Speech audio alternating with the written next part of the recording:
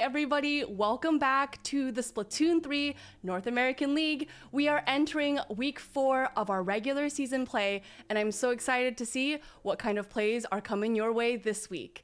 I'm joined today with Popgun and Saf, two of my absolute favorite commentators in the scene. Popgun, how are you doing today? What are you thinking about how the league has been going so far? Well, first off, I'm happy to be here, but I'm also really nervous about the fact that I'm not playing for Team Ghost right now, and I think they're going to absolutely crumble without me carrying on the front line. So, Team Ghost, you're going to have to pick it up while I'm doing whatever this is. But I'm happy to be here. The league's been fun. It's been exciting watching ladder kind of fall into place during the last couple of minutes there, and we got the top 8 teams that we do. So, I'm happy to be here. Thank you. And you know, I'm happy to see you here on the commentary desk today because I'm Team Skeleton, so if Team Ghost is gonna lose, then maybe Team Skeleton has a better chance of winning in that case. Now, Saf, I know that you're so super involved in the community, and I just am wondering, how is the community feeling about this league now that a couple weeks have gone by with regular season play? You know, Mel, I feel like the chatter that we've seen on different social media sources has just been ablaze after every ladder format, after every top 8 piece. Like, everybody just has a piece of the pie that they want to share and also take part in. So that's been really fun to learn about. And also just, I appreciate listening to other people's opinions on how things went, how things could go in the future. So I just like that we have kind of... if you will, we have a lot of hens in the hen house chatting it up about what's been going on these past few weeks. Yeah, and you know, I love to be just a fly on the wall, making sure that I'm kind of staying in touch with what people are saying overall in the community, and it's been really great to hear a lot of positive reactions to the league so far. So, before we begin today's weeks of action, let's check out the schedule for the remaining weeks of the league. Every Friday at 10 a.m. Pacific, we're premiering the Splatoon 3 North American League show. You can catch next week's episode on the 31st. Ooh, very exciting. A very special day, right? And with every episode of the show, you can totally check out some of the clips from last week's play and along with other fun things. We also have every Saturday at 12 p.m. Pacific, the Splatoon 3 North American League, and you can catch the top 8 live streams every Saturday at 4 p.m. Pacific as well. You are here right now catching event number 6, and you can catch event number 7 on the 1st as well. And before the weekend ends, make sure you join the Splatoon 3 North American League Sunday Scrim, where you and perhaps a bunch of your friends can get together and play a little salmon run before the weekend concludes. And all of this culminates to the Splatoon 3 North American League playoffs on December 13th and December 14th. Be sure to block off that weekend. There's going to be a live stream at 12 p.m. Pacific on both days. It's going to be awesome. It's going to be cool. And you're going to see a lot of really great Splatoon. So, before we begin, let's go over the tournament format as well. Teams will be awarded points toward their event score based on their leaderboard placement in the ladder round and top 8, if applicable, of each event they participate in, which means that as you participate in this league and in the ladder portion of the tournament, you can earn yourself points, and if you happen to make it to the top 8, you can earn yourself an additional number of points. So, before we continue, we want to kind of talk about a little bit of the placements from the past week. So last week's standing, week 3 standings, we see a lot of really regular teams for this league. Popgun, do you see any standouts from last week's standings? Well, I'm just going to say the leaderboard is going to be completely different with how this week ends up here. Let's see. It's Shrimple, Halcyon, Gourmet Race, Hypernova, and Fofofo are not. I don't think any of those teams even signed up for this tournament. So we're going to see a lot of teams being shifted around when it comes to whatever is the result of top 8 tonight. And speaking of shifting around, we can take a look at our season standings as well, which we can notice that some of the teams are shifted around. Saf, are there any teams that you're looking out for with regards to the league as a whole? Dude, it's all for me. It's Triggerfish Zone Supremacy. It's TZS. I've been rooting for TZS for so long. I always appreciate when they show up and do their best, and there's a lot of good friends on that team as well. So I'm a TZS stan all the way through. And additionally, I really like seeing Ball Up Top coming out here. I feel like Ball Up Top has been somebody that has kind of clawed their way through the ranks with different online tournaments and whatnot. So it's also nice to see those folks show up too. Yeah, and we love to see different teams, a variety of teams making progress through the league. And I think that's just the benefit of having a league system to begin with. All teams have an opportunity to, as you mentioned, claw their way to the top. Now, before we begin today's tournament, let's review some of the rules and stage list. So our top 8 tournament today is a best of 5. The higher seed will choose the mode, the lower seed will choose the stage. After the first game, the winning team will choose the mode and the other team will choose the stage. All game modes will be available to select. However, each game mode will only be selected one time per match, which includes Turf War as well. And as for the stage list, now, at this point, we've seen every single stage played at least a couple of times throughout the league, and I know that the 3 of us are looking forward to seeing these stages many more times to come. With that being said, let's talk about the bracket. So, as we can see, a lot of familiar faces for this bracket so far. Popgun, I know that you mentioned while we were preparing for this stream exactly what some of these teams had to go through to be able to get here. You know, it's funny. We were looking at the season standings. FTWin wasn't even in the top 16. Well, they've only played 1 week, but they're a true underdog story, and it'll be really heartwarming if they find a way to get a win here. By the way, that matchup against Moonlight, those 2 teams have been playing a lot in other tournaments leading up to this. This will be the first time they've met head-to-head, period, this week. I think this is the first, this entire season. I think this is the first week they even signed up both at the same time. So that's going to be a one you'll to keep an eye on for sure going forward. Oh yeah, awesome. And I think those are really 2 strong teams to definitely keep our eyes on. And Saf, any teams that really stick out for you for the bracket for this week?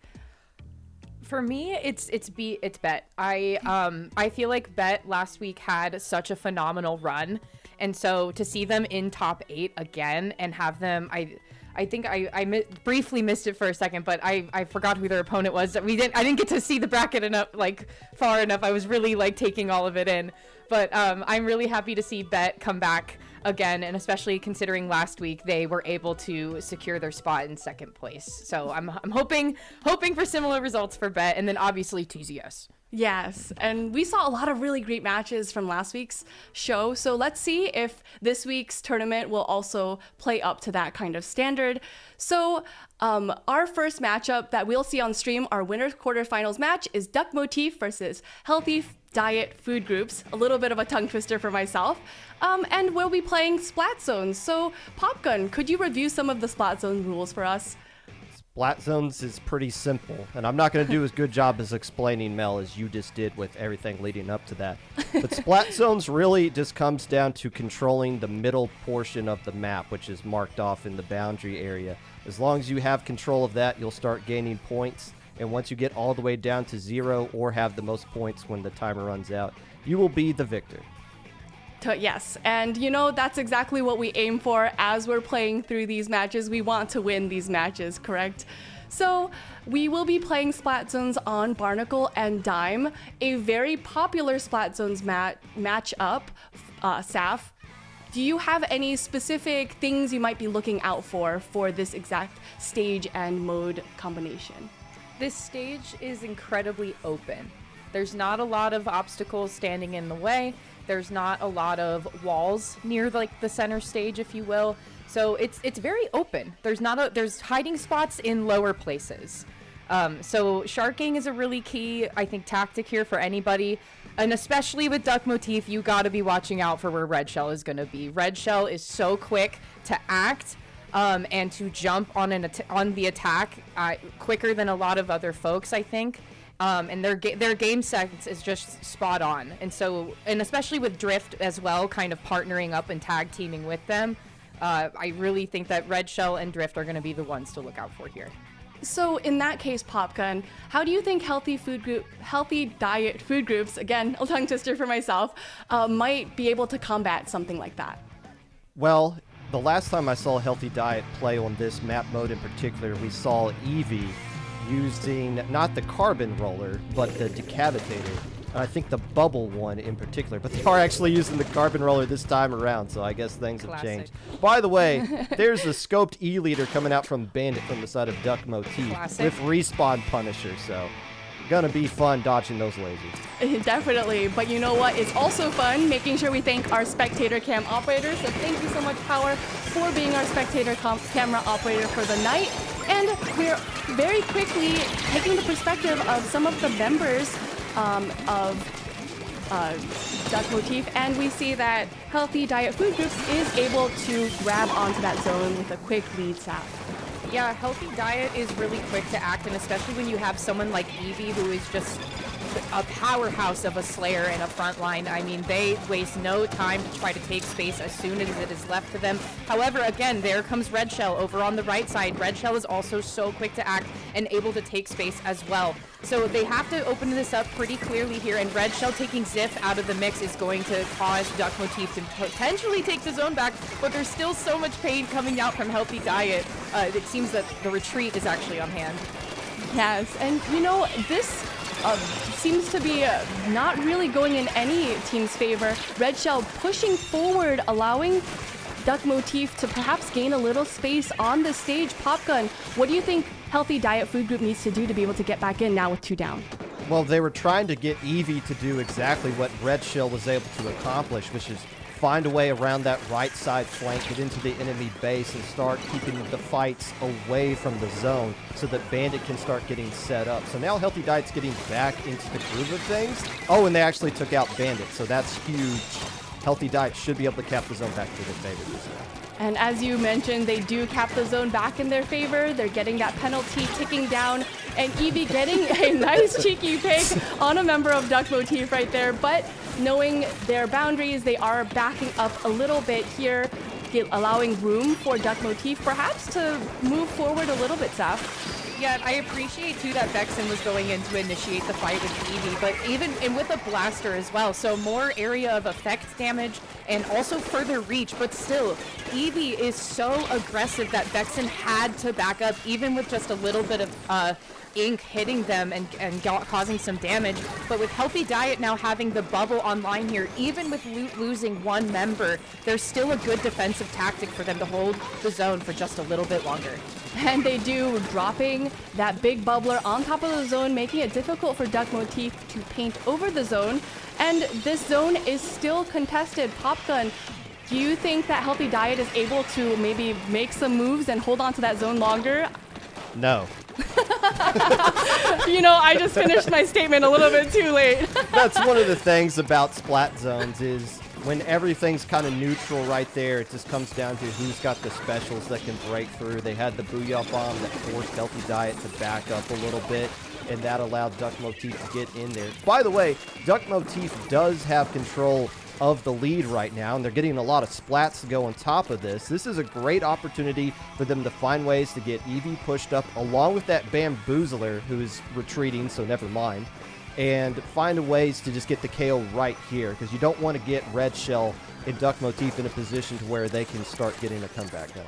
Yes, and you see that the positioning for Healthy Diet Food Groups is going to be very key to be able to not let that happen. And with only 5 points left on the board, can Red Shell bring this to neutral? Not quite. The game does go to Healthy Diet Food Groups. I think that this was a really standard Splat Zones matchup. Wouldn't you agree, Saf? I appreciated that Red Shell not only threw the Ink Storm to kind of lead the cavalry to get back into the map, but then I appreciated the defensive Booyah Bomb to kind of shut that down right away, which is exactly textbook of what you should be doing. But I think, too, as Popgun kind of mentioned earlier, Red Shell was kind of successfully doing what Eevee was trying to do, but then in the turnaround of all of it, Eevee was still there to consistently take 2 members down. So it seemed to me that Duck Motif was a little bit staggered in trying to get back in. And there was even a point where you could see 3 members in those final seconds trying to come back in and do something. And there just wasn't enough resources available. So in other words, maybe Eevee was just doing the job of being upfront, sharking, and doing it really well in order for healthy diet food groups to kind of capitalize on that strategy. As you should. And Yeah, as you should. honestly, I think that's such a great strategy to take. And as we move into our second round, it will be Clam Blitz on Umami Ruins. Now, Saf, Clam Blitz is kind of a unique mode. Wouldn't you agree? I would agree. I feel that in comparison of all of the modes, I feel that Clam Blitz is the most robust. There's a lot of different things and tactics that you can do that will oddly work in your favor, even though you kind of shrug or scratch your head at the fact that, like, was that even supposed to happen? I don't know, but we have to run with it anyway. And when we run with it, we have to know some of the rules for Clam Blitz. So, Popgun, what exactly are the rules for Clam Blitz?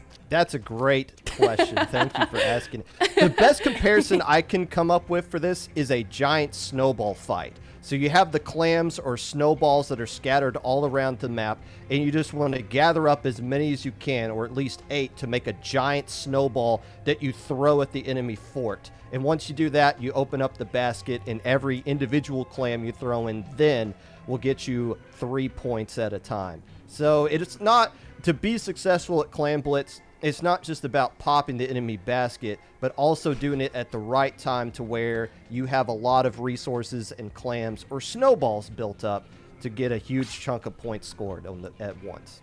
And it is such a unique mode that we really have to consider the different strategies that teams might use in order to be able to move forward into the enemy territory to be able to pop open the basket. So Saf, what kind of strategies might we expect to see on especially a map like Umami Ruins? Well, once again, Umami is also pretty open. I think if Red Shell was to swap into a different brush and potentially use the Zipcaster, I could see that taking precedent over using the other octo brushes, because there are some surfaces that Red Shell could easily attach to and kind of get in to the front line really quickly, and it cause a little bit of a disruption, also a distraction. Great tool to be using for that.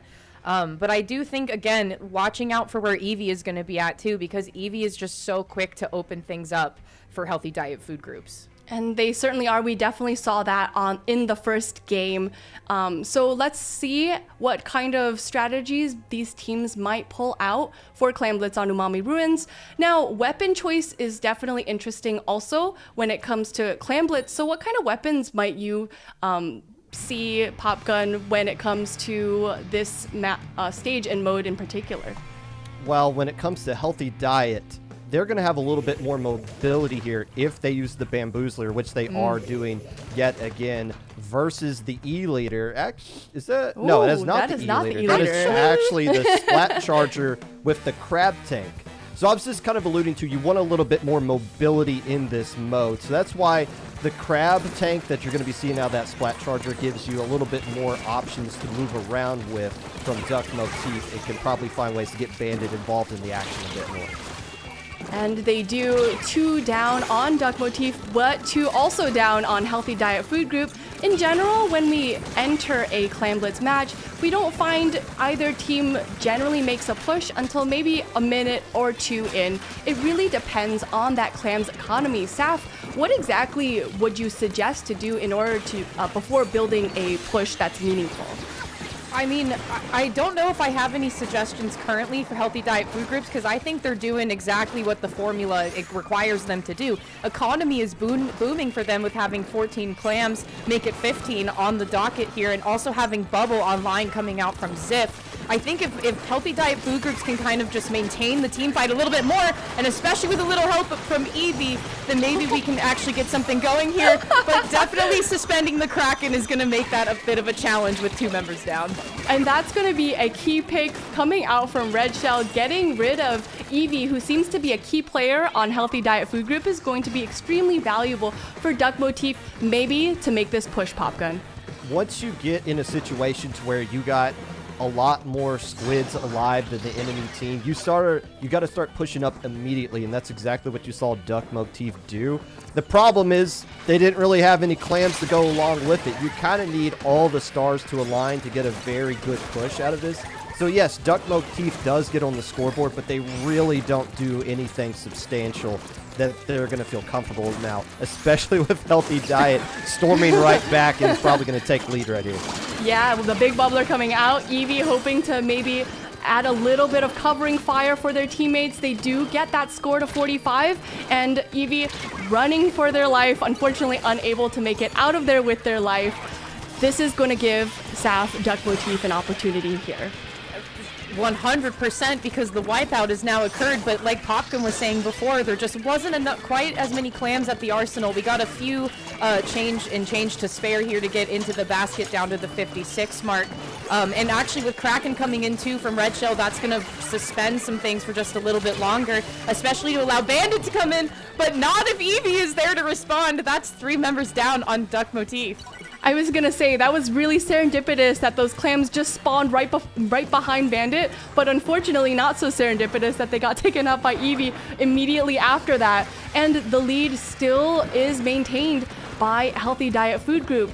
Now, this game is really close, Popgun. What do you think each team should really focus on in order to perhaps gain the lead if you're Duck Motif, or maintain the lead if you're Healthy Diet Food Group? It's not how you start pushes, but it's how you finish them. Like if Healthy Diet pops the basket here, which it looks like it won't really matter what they do if they get wiped out during this push. They need to keep enough of their players alive at the end of this to where they can hold control of mid, gather up all those clams so Duck Motif doesn't have a free pass right back in the mid, and that's exactly how they're ending this push. They don't add any points to the board. It doesn't matter. They still have control of mid. And I think that's extremely important to consider positioning, to consider how much turf you have on the stage. And with 2 down now on Healthy Diet Food Group, is this Duck Motif's opportunity to push, Saf? It could be, Mel. It could be, especially now that you have Cooler online. You have a little bit of a boost coming to the members of Duck Motif, and especially with allowing the space for Bandit to come a lot more forward. Blop was kind of caught between a rock and a hard place, and so was Eevee. That's 2 different members going down, and there goes the power clam. Duck Motif is going to turn it around. And they do turn it around. They bring the score to 32. Are they going? I think at this point, maybe their strategy is to play it safe, not allow too much space to go. Red Shell sharking, getting that nice pick on that member of Healthy 2 on Healthy Diet Food Group. And now the Kraken comes out, Popgun. What's going to happen here? Well, Red Shell is going to keep Healthy Diet back in their own spawn, and it's going to allow the rest of Duck Motif to push up and get control again. Again, you saw during that push from Duck Motif, Red Shell could have ran in, thrown a few more clams, and got splatted on top of it. Instead, backed up, stayed in control mid, got a couple of splats, and that's going to lead to a likely Duck Motif victory right now. And with 1 second on the clock, they just need to get that 1 clam in to end the overtime. Duck Motif does take the match, or the round, from Healthy Diet Food Group, putting the score at 1-1. I think that was such a nice game of Clam Blitz. It didn't feel super chaotic. It felt very measured, and both teams felt very measured in the way that they approached this, Saf. Yeah, and I actually want to touch on something that Popkin said. Red Shell had a phenomenal risk assessment, because there was so much more that Red Shell could have done, right? Like, they were kind of biding their time in, like, order of events of what else could be done. But at that point, it's kind of like, okay, actually, I think me staying alive is going to be more important than trying to push the score just a little bit further. And I think that's something really valuable to think about, especially when you're playing a team game like Splatoon, where you have to really think about what we're giving and what we are taking at each step of the way. So I think that's a great point that both you, Popgun, and you, Saf, have brought up about Clam Blitz. So as we're waiting for our next mode, I think, do you have any predictions, Popgun, of which team may come out on top? Of who's going to win the entire set at this point? Just this, yes. The whole thing, whole enchilada. I'm going to. It could be a coin flip at this point. I mean, going into this one, I felt like Duck Motif was the favorite, and they just won a game, so obviously it's tied 1-1. But Healthy Diet is a team that desperately needs this win, infinitely more than Duck Motif does when you just look at the points that are on the board. So I don't know. I have no idea. I'll flip a coin. How about that? We'll go with that. Sure. And so they're going to be fighting quite hard for their chance to have a spot on the leaderboards for the season.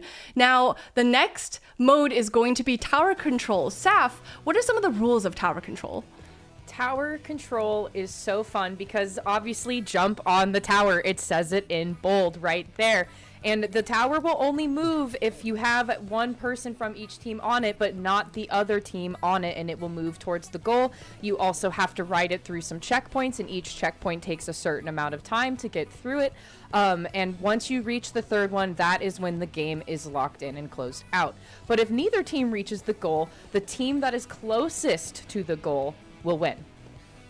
So yeah, awesome. Thank you so much. So we are going to be seeing tower control on Mako Mart, a mode and stage that we are not unfamiliar to with the progression of this league. Popgun, do you have anything notable to say about Mako Mart and tower control?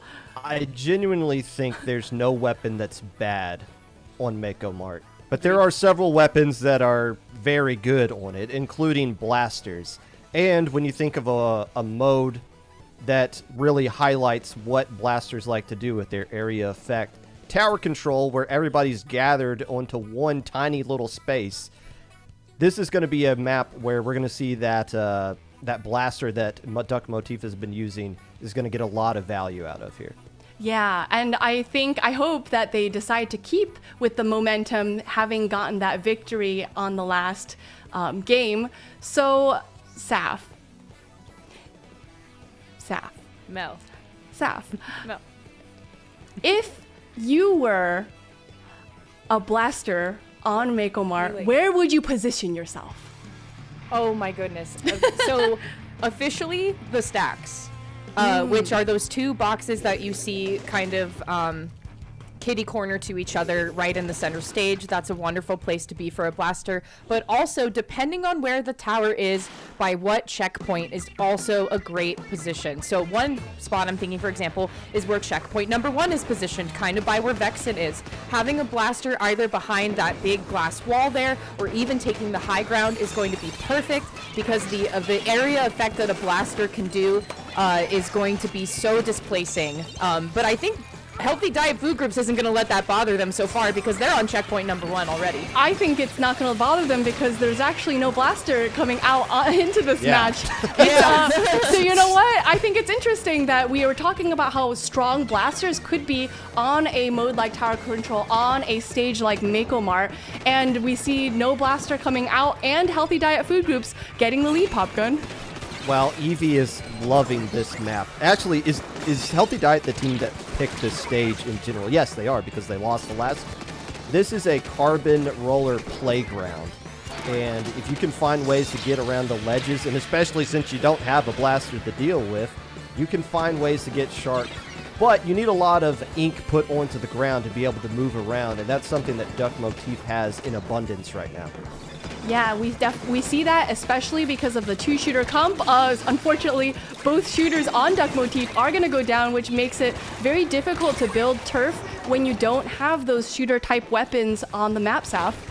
Yeah, but I think that it's not going to matter too much at the moment, because Bandit is going to be pushed up and having so much reach with that Scope E-leader. That's 2 members of Healthy Diet going down. Duck Motif is going to sail their way to checkpoint number 1 here, and with a lot of help with that Killer Whale as well. The Killer Whale just going to displace all the members of Healthy Diet Food Groups. The Wave Breaker coming out to kind of help with the assist as well, but it seems like Duck Motif is kind of having slippery fingers of staying on that tower, because the score... Okay, I was going to say, the score is just tied right now for a little bit. We're at a stalemate. That's why I think it's extremely important to be able to break the checkpoints, even if a little bit of sacrifice is necessary, because when you can break those checkpoints, you no longer have to move through the checkpoint a second time. But 2 down on Duck Motif, this is Healthy Diet Food Group's opportunity to perhaps make a counter push right here, Popgun. And they're taking their time, waiting for the right opportunity to start pushing up right now. And Eevee shutting down that cooler. So they're not going to have any cooler to go into to give them an opportunity to bounce back in after getting splatted. And they're kind of just having to rely on Kraken's, on Red Shell's Kraken to shut down everything from Healthy Diet, which it just so happens to do. A lot of the special... the audience wants to see specials being used. Can we stop canceling them, please? You know, it's really interesting to see all of these members of, honestly, on both sides being able to take out these specials.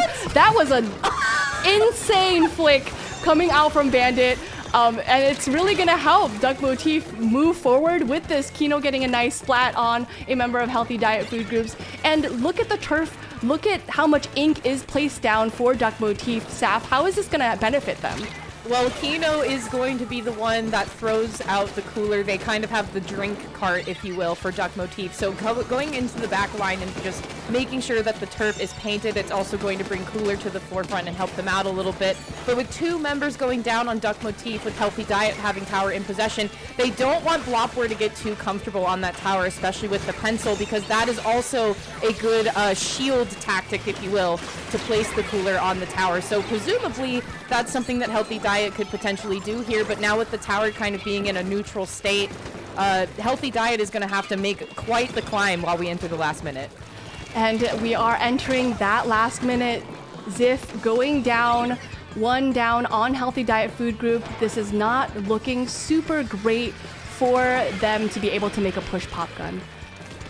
Well, offense can be the best form of defense right here. That's what Duck Motif is trying to do. Keep the tower on the enemy side of the map. They don't have to really push it to get to that second checkpoint, but it does take time off the clock and slow down Healthy Diet's push to get to that first checkpoint. They haven't even cleared the first checkpoint yet, and the problem is they haven't been able to get to that drop area on the left and create a path for the tower to kind of gently guide in there. And on top of that, you're in the perfect sight line for Bandit's E-leader. So they have to find a way to displace a whole lot of stuff in about 12 seconds if Healthy Diet wants to win this one. And with 10 seconds left on the clock, Vexen moving in, getting double on and this is going to be Healthy Diet Food Group's last opportunity, but with 3 down, it just does not seem likely. Duck Motif does take the victory on this match, on this game. Wow, that was a really interesting match, and we talked a lot about being able to maintain turf coverage. And we talked about this through the Clan Blitz match as well, that we don't want to overextend Saf. So we saw that a lot in Duck Motif's strategy for this game. Yeah, I wanted to shout out Kino again because they definitely had a little bit of downtime to kind of work with, and so Kino took that opportunity to go and ink the back end of the stage, and I think that overall was going to be beneficial because then you can have Cooler just kind of in your back pocket and ready to go for when the push was going to happen again. But also, I want to call out near those last few seconds with Red Shell activating the Kraken, because I feel like classically a lot of times we'll see Kraken jump and put itself on the tower in the final seconds to kind of hold on, but I appreciate that Red Shell was kind of just circling the perimeter to call out anybody from jumping onto the tower in those final seconds. I think it was really interesting, actually, the way that Red Shell used that Kraken Royale. And as soon as that Kraken Royale was popped, all members of Healthy Diet Food Groups kind of scattered. And I think that allowed Duck Motif to be able to build space on the stage and to maintain that turf coverage that we were talking about. So our next matchup, which is going to be possibly Duck Motif's winning game, potentially, is going to be Rainmaker on Inkblot Art Academy. So Popgun, what exactly is the Rainmaker? His favorite game. Interesting that teams chose to save Turf War for last, which is going to be the amazing dessert at the end of this 5-course meal. Rainmaker is essentially a rugby match. You're just going to grab it and move forward, get splatted, pop the Rainmaker shield again and grab it and just keep moving forward. There are checkpoints here in Splatoon 3, one checkpoint that you have to clear before you can take it to the enemy base. But it is one of those modes where if you get wiped out, you're pretty much in a very bad situation. So you always want to find ways to keep at least one player alive, because you never want to give complete map control to the enemy team who has a Rainmaker in their hands. Yeah, and you know what? I just wanted to also mention that because we're playing on Inkblot Art Academy, Saf, this is not a very big map, very big stage. So how do you think teams might overcome that kind of shortcoming? I think it's going to really come down to who is going to utilize the different obstacles in the way, because unlike some of the earlier stages that we were witnessing before, Inkblot has a lot of obstructions. There's a lot of structures. There's a lot of different pieces of surface area that you have to maneuver around in the turf that you have. And so, especially with something like the Rainmaker, where it just a giant lob shot through the air and an explosion at the end of it, it's going to be super beneficial to make sure you utilize the environment to the best of your ability. And we are entering Game 4 of our first match winners quarterfinals. We will be going again to Rainmaker on Inkblot Art Academy. So Popgun, what do you see about these weapon comps? Well, I see Bandit dropping the Respawn Punisher E-Leader in favor of the Rapid Blaster Pro.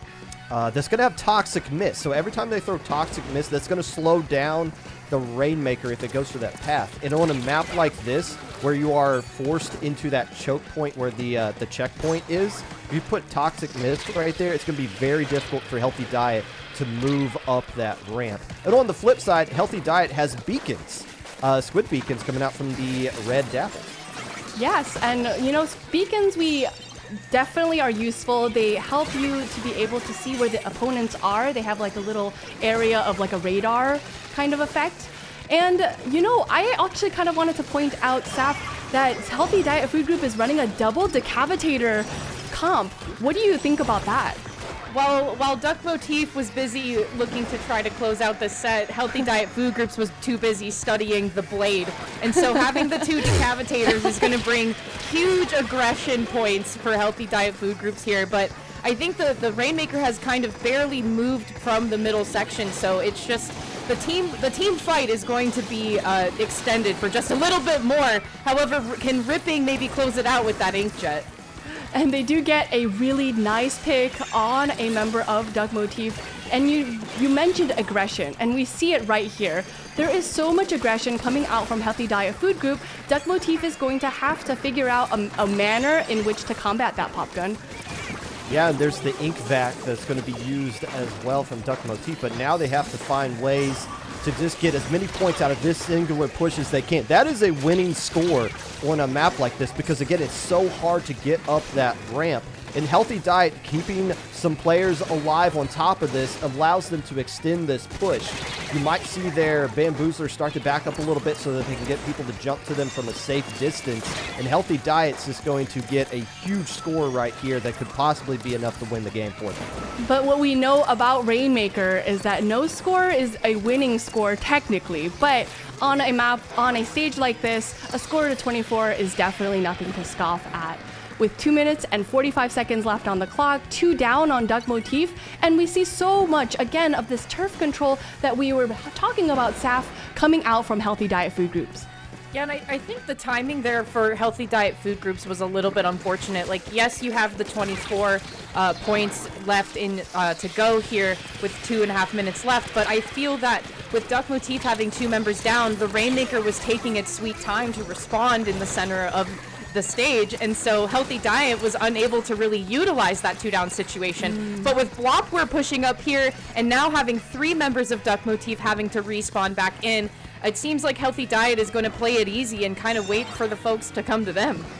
And what I really do like seeing is not leaving the Rainmaker unattended. So we do see, did the Rainmaker end up in that corner of death, as I like to put it, Popgun? Yes, and I have a sneaky feeling that Healthy Diet is going to keep the Rainmaker there for the next 1 minute and 40 seconds on a map like this. A good strategy, actually the winning strategy. You got a huge lead. Let's just take it to the side of the map where it's the most difficult for Duck Motif to do something with. Some might call that stalling. I call that a game-winning play. And it certainly was until Bandit pulled out that ink vac, allowing Duck Motif to get that first checkpoint. The Kraken Royale coming out from Red Shell, hoping to get a little bit of space for Duck Motif to move in, Saf. And when Duck Motif needed him most, Bandit pulled out the ink back to prevent the stall from Healthy Diet Food Group. So that checkpoint pop is going to be huge for Duck Motif entering into the last minute here, and just really need to hold firm on mid, especially when you have a lot of Healthy Diet Food Groups getting spread out on that top elbow area that we so lovingly call bats. Yes, and and now Healthy Diet Food Group decided, okay, that strategy didn't work. So let's go the back route and drop it exactly where we planted it before Popgun. Yeah, just set up shop here, 30 seconds, and yeah, they're gonna get splatted. They realize that, but the thing is that it's just so far away. It's gonna take Duck Motif a long time. First, they gotta pop it. This is really just the last push that Duck Motif is going to get out of this, and that's why you see players start the shark for Healthy Diet, because they got the specials they need to close this out. Or I could be wrong. They might not pop it at all and grab it. They have to use the ink vac just to pick it up. Are you serious? Oh, but we have the Inkjet coming out. Inkjet taking out the ink vac. Kino holding on desperately for that Rainmaker. And all the specials coming out. It really does not seem like a very fun time for Duck Motif. Healthy Diet Food Group playing this whole game very strategically does get the win. Now it's 2-2. How did you know, Popgun, that we would get to a game 5? Yeah, I just flipped the coin and just rolled with that. Who picked that stage, by the way? That was the losing team that picked the stage, right? Healthy Diet picked that. Correct. Smart choice by them. They understood the win condition, as people like to say nowadays. Get a huge lead and then take it to the nice little corner right there. I can't believe they couldn't pop that. That is ridiculous. Sometimes the inking power just isn't enough to be able to pop that Rainmaker, but they were able to get it, just not able to get it out of that corner. Now, Saf, as we enter our Game 5, we will be going to Turf War. So could you explain to the folks at home what exactly are the rules to Turf War? Yes, I would love to explain the rules of Turf War. So Expand the Territory is the name of the game. You have a few minutes to do this. You have to cover more turf than your opponent to win. But that being said, is that it's really easy to lose ground pretty quickly in the span of the 3 minutes that you have. Yes, and we have talked time and time again about that last 30 seconds, the prime last 30 seconds. So we will be keeping an eye out for that. We'll be entering Crab-Leg Capital, which I think is a really interesting choice for a stage as far as Turf War goes, Popgun. It all comes down to who is going to be bothered to paint their own spawn. That's something we've been seeing lacking out of some teams coming up to this week. But you want to just take your time getting up to mid. There's no rush. You don't get any bonus points for painting the enemy side of the map first. You want to make sure you get your side secure. And then, when Saf read the rules for that, Saf didn't say anything about the last 30 seconds being more important than the first 2 minutes and 30 seconds. So I don't buy into that myth. I might be proven wrong here. But I love a game mode because it's so easy to explain. Just hold the ZR button, and you are focusing the objective by doing that. And you're just being a great team player by doing so. And, we've talked a lot about different weapons that teams might choose. Weapons that might be a little bit uncommon to see in the other 4 modes. Saf, what kind of weapons might you think some of these teams might pull out for this? I think as long as there's 2 good turfing weapons, I think the other 2 players can kind of do whatever they want. They can kind of mix and match. I say this because I really don't anticipate Red Shell changing off of a brush. I don't. I just think that that's pretty permanent. And I think Blop as well changing maybe to having the Bamboozler I think would be more beneficial. But I mean, Kino obviously was on the Ends app before. I'd imagine they'd stick with that. Maybe we'll see some super chumps. I'd be appreciative of a good chump. You know, we don't really see too many super chumps, but that's not to say they won't show up. Now, I think Crab Leg Capital is such an interesting stage for Turf War because there's so much graded area. Popgun, how do you think the teams are going to utilize those graded platforms to their advantage? Well, I don't think we're going to see any Splatlings being come out here, but this is a good map for stuff like that. But I do think you're going to see the Chargers battle it out up top on those catwalks to make sure who has control of the skies and is able to put a lot of paint and a lot of pressure on the enemy team. Or I guess we could go with Blop not using the bamboo and opting to go with the traditional, I think required at this point, missile spammer that we're going to be seeing with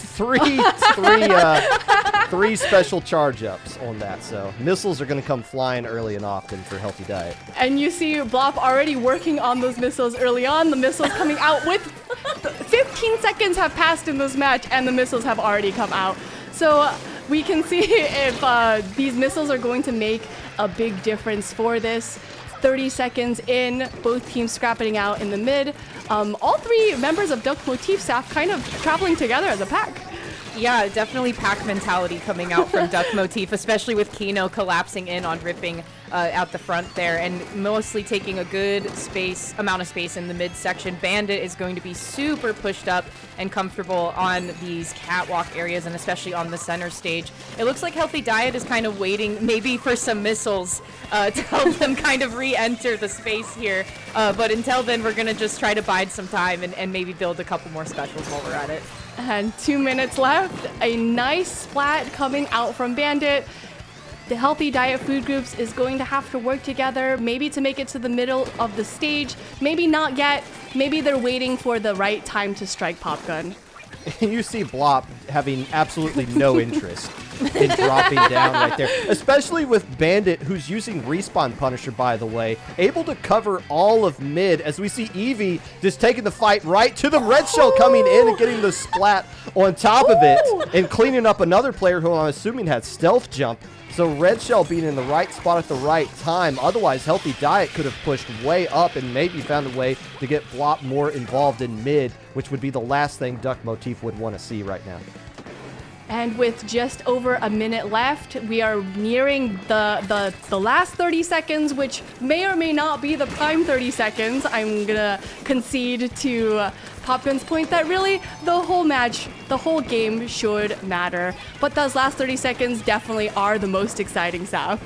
Yeah, I feel the power of manifestation is super real because look at Blop. Blop is now coming down to the center stage, or close to it, I guess, and trying to take a fight with Vex in there. And Bandit still firmly holding the midsection with 3 members going down on Healthy Diet food groups. And Vexen has been in a phenomenal position on this top right side here. I think it's really, as we said, only a matter of time before Duck Motif can hopefully close this out here. But I'm hoping that with a little bit more help from their friends, aka Bandit and Respawn Punisher, that maybe we can hold them off for just a little bit longer.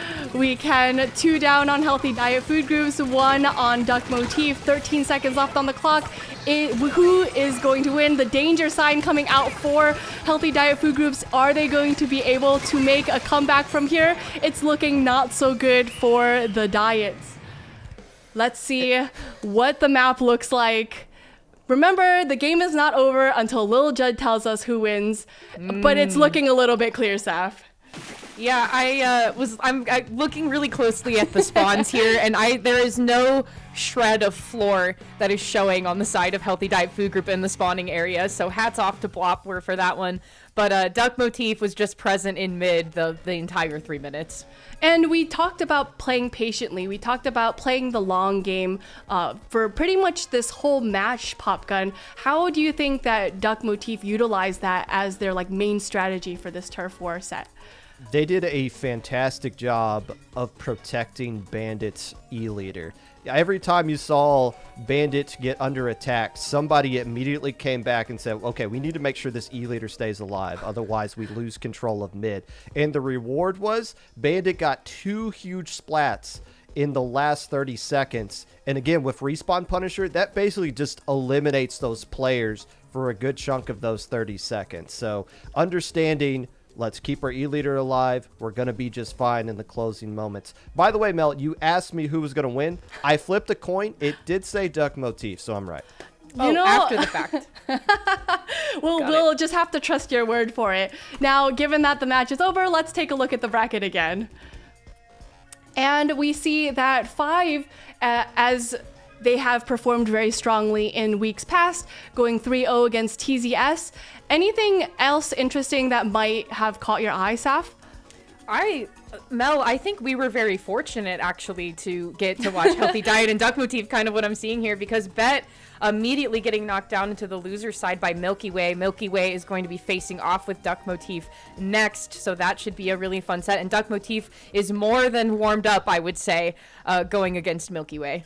Yes, and we have heard from the word on high that our next match, the winner semifinals that we will be observing, is 5 versus FTWin, 2 powerhouse teams in North America. Popgun, what do you expect to see from here? So this is going to be the 3rd matchup between these 2 teams so far in the season. They played 2 matches against each other in week 2, 5 winning in the latter stage, FTWin getting revenge on them in the top 8 stage. So when you look at the teams that have the best firepower available to win the entire season, it's FTWin, 5, and Milky Way. And if you want to throw in a 4th team, let's throw Duck Motif in there. So, hey, it's perfect with how winter semifinals is lighted up. But FTWin and 5 are going to be teams that are going to be playing against each other a lot as we are just now reaching the halfway point of the season. So this is just another chapter in the book these 2 teams are going to be writing. And we've seen FTWin performing at this stage for many events. But we noticed a little bit that FTWin's roster is not quite the same as it has been historically. Saf, how do you think that's going to impact their play? I think we're going to see some impact, but also I think we are leaning into kind of the early days of FTWin, because with this week we are substituting Sam out for Shaq. And I think that is so exciting for the original FTWin heads out there, because Shaq was a part of the original roster. And getting invited back into the league and getting to play with FTWin in the league, I think it's going to be something really special. And yeah, I think it's especially special, because it's that good. Yeah, it's so good. Because I know that for a fact that these members of FTWin, a lot of them are friends, and just an opportunity to get to perform on a stage like this, to be able to play Splatoon together with your friends, is just such a nice feeling. But we will be revisiting Rainmaker again, and I know Popgun, you love Rainmaker, so and both of these teams play quite aggressively. How do you think that's going to fare as far as this next matchup is going to be? Well, I don't know what gave you the impression that I liked Rainmaker, but I'm not going to argue against that. We're just going to roll It's written all over your face. Yeah, you just seem like a Rainmaker kind of guy. You know what I mean? No, I don't, honestly. But I think that's a very heart-racing kind of mode to have in a game 1 of a potential best-of-5 match that these teams are going to be going up against here. Winning game 1 is so crucial, even though we just saw Healthy Diet win game 1 in the last match, and then they ended up losing it.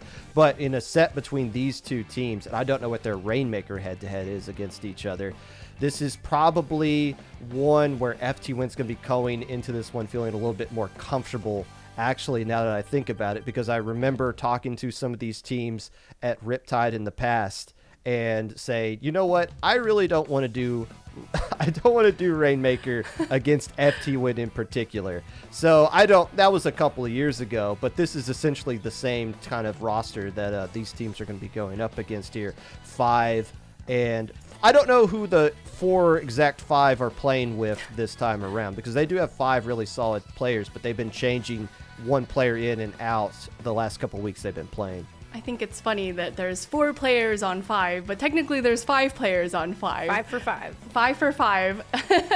So while we don't know what the stage is yet, is there any stage that you're kind of hoping to see, Saf? I'm actually so glad that you asked me that, because I am thinking Humpback Pump Track. Oh, yes. I love watching FTWin play on Humpback Pump Track, and it is especially because they are so good at controlling that elbow where first checkpoint is.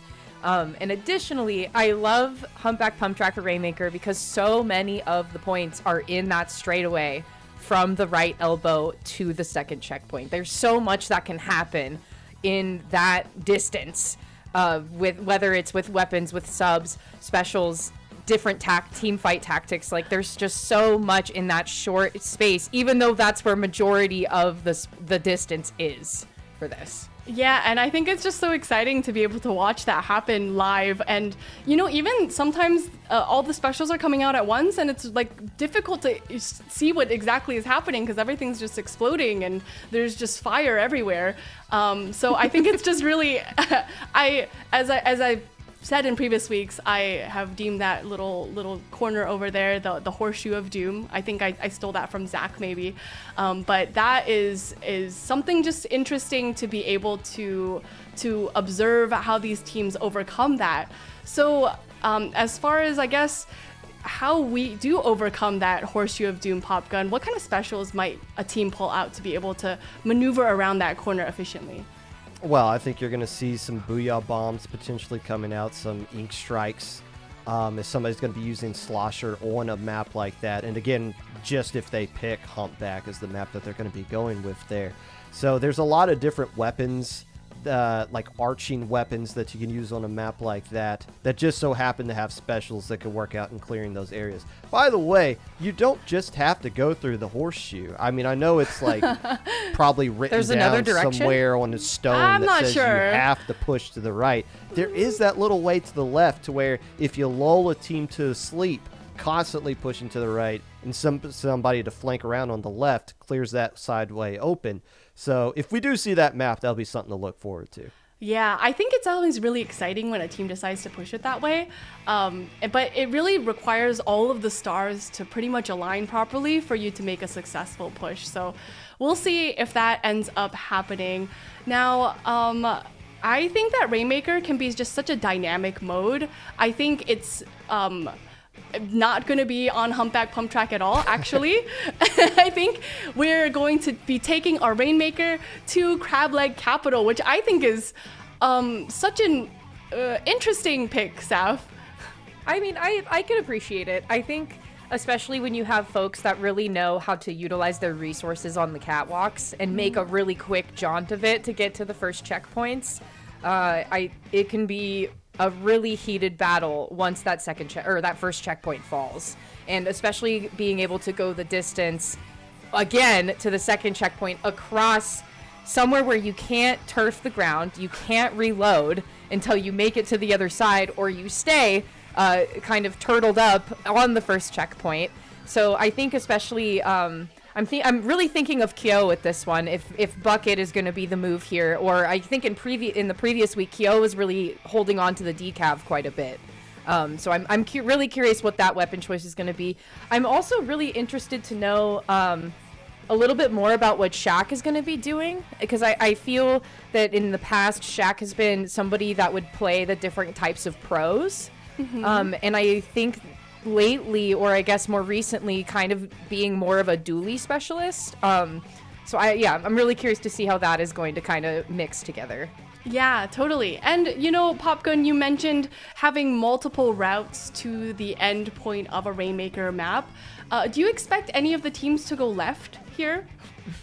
Well, I mean, right? it's a much more viable option to go the two different routes that you have here versus other maps where it's like, okay, it's so clear cut that we should be going this way, and then maybe consider the opposite way. But yeah, as Saf was alluding to, the catwalk area on the right can be a slower path, a more, not so much a risky path, but one that's going to take a while to get a lot of points, versus the route on the left where you have to make a jump and you're basically in the enemy spawn at that point, but you can move so quickly and get a lot of points very fast.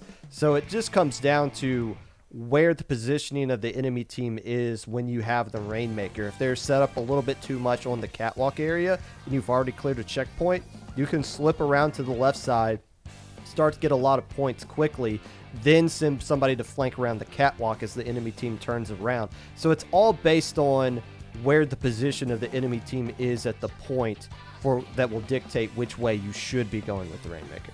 Yeah, I think in that way it's pretty similar to Humpback Pump Track. When the stars align, when the positioning of the team is just not there, you might want to consider taking that Rainmaker to that left path. But there is a lot of tribulation that comes from taking that catwalk as well, Saf. So let's see as we go into this, Saf. Let's see if you predicted Kyo's weapon loadout correctly. I'm holding my breath. Yeah. Okay, yeah, the bucket, the slosher is going to be a really key pick here for Kyo. And actually, Sam is here. So Sam is playing today. Okay, I was mistaken. I thought that we were not going to be seeing Sam very much here. So I'm really actually happy to see that, especially the Stamper pick. Sam has been a phenomenal Stamper through different tournaments throughout, but also especially in this league format here. But that's not really going to matter because what the heck? I mean, 5 is already quick to cap the first checkpoint. And I don't want to be remiss and miss out on thanking our spectator cam operator, Power. So thank you very much for giving us this awesome action to look out for. 5 trying to make that left push happen, but I think the positioning was just not quite there for FTWin for 5 to make that push successful, Popgun. And look how quickly FTWin is responding right here.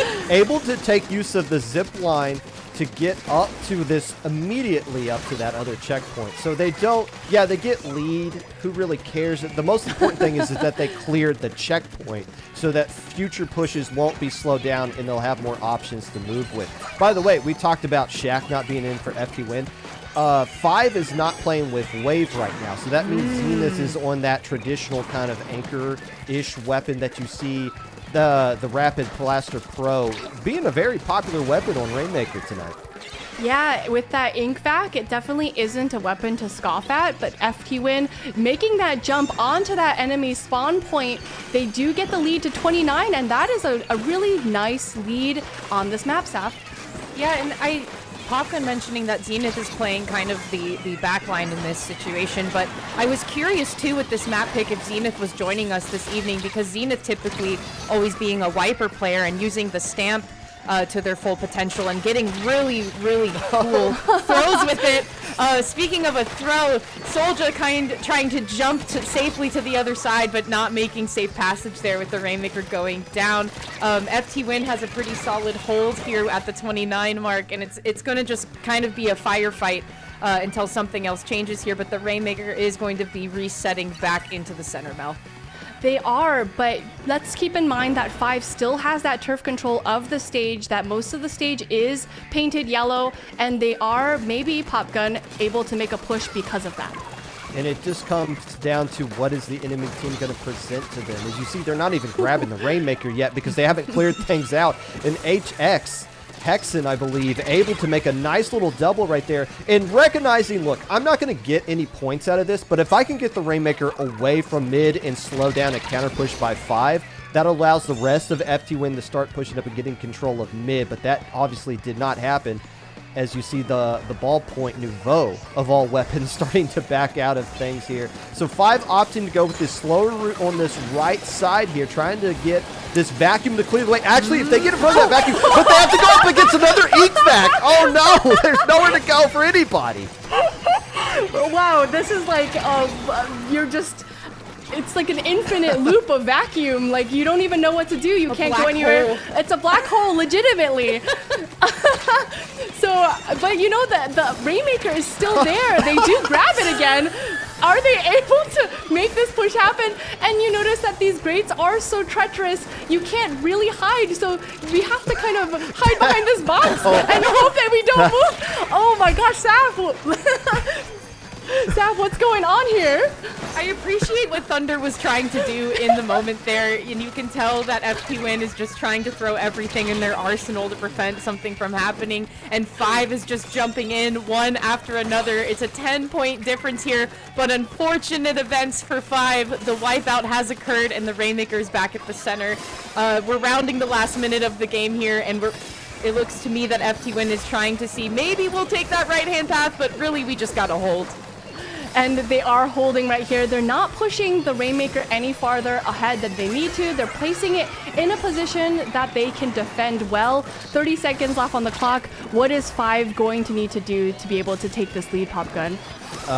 Get the splat on Kyo before the 25 seconds run out, because Kyo's just going to make sure they get splatted in a spot that's in the enemy spawn right here. And there's a lot of purple or maybe dark blue ink that's just all over the place that Five is going to have to find a way to battle through. And oh, by the way, here comes Sam, the samurai, zip casting through everything, keeping the distraction away.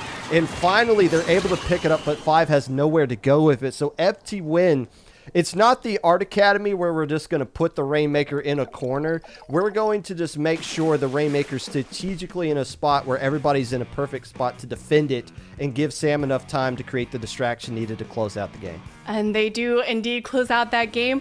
I think what was really interesting was how FTWin decided to use that ink vac. Now, typically we've seen teams use the ink vac to guide their Rainmaker to the pedestals, but FTWin decided to use that ink vac more as a defensive mechanism instead of as an offensive mechanism. I saw the ink vac coming out when they were trying to stop the members of Five from maneuvering. I saw This Way coming out, trying to signal to the other members of FTWin, like, hey, I got someone caught in my ink vac, come get them. And I think that's such an interesting usage of that special, Saf. Yeah, it's kind of changing the ink vac from being traditionally more in the back line of things to acting almost as a skirmisher role, and assisting with the fight, and then hoping that the frontline player will come in and kind of close the deal for them. I want to touch again on what Sam was doing, because the distractionary tool of the Zipcaster came at the best time, I think, for FTWin near the end there.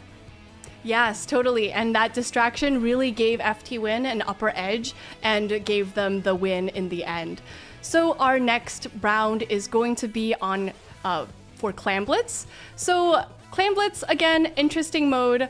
What kind of map would you like to see these two teams play on, Popgun, for Clan Blitz? Let's go to Art Academy. Why not? Art Academy kind of got the wrong end of the pick in the last match that we saw these two teams. Let's get this map an opportunity to shine on a mode like Clan Blitz. Is this the map they're actually going to pick? I have absolutely no idea. But me personally, I would love to see that. And by the way, did we just gloss over the fact that they were having a little party on the catwalk there to vacuum fight?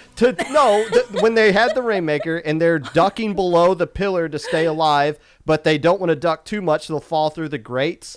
That was poetry in motion, and it took all the seriousness away from the entire set for me. I'm sorry, but still. No, totally. I think it's just when you want to just dance with your friends and you have nowhere else to go but on that catwalk, and you don't want to fall through the catwalk, you just have to do what you can to be for survivability.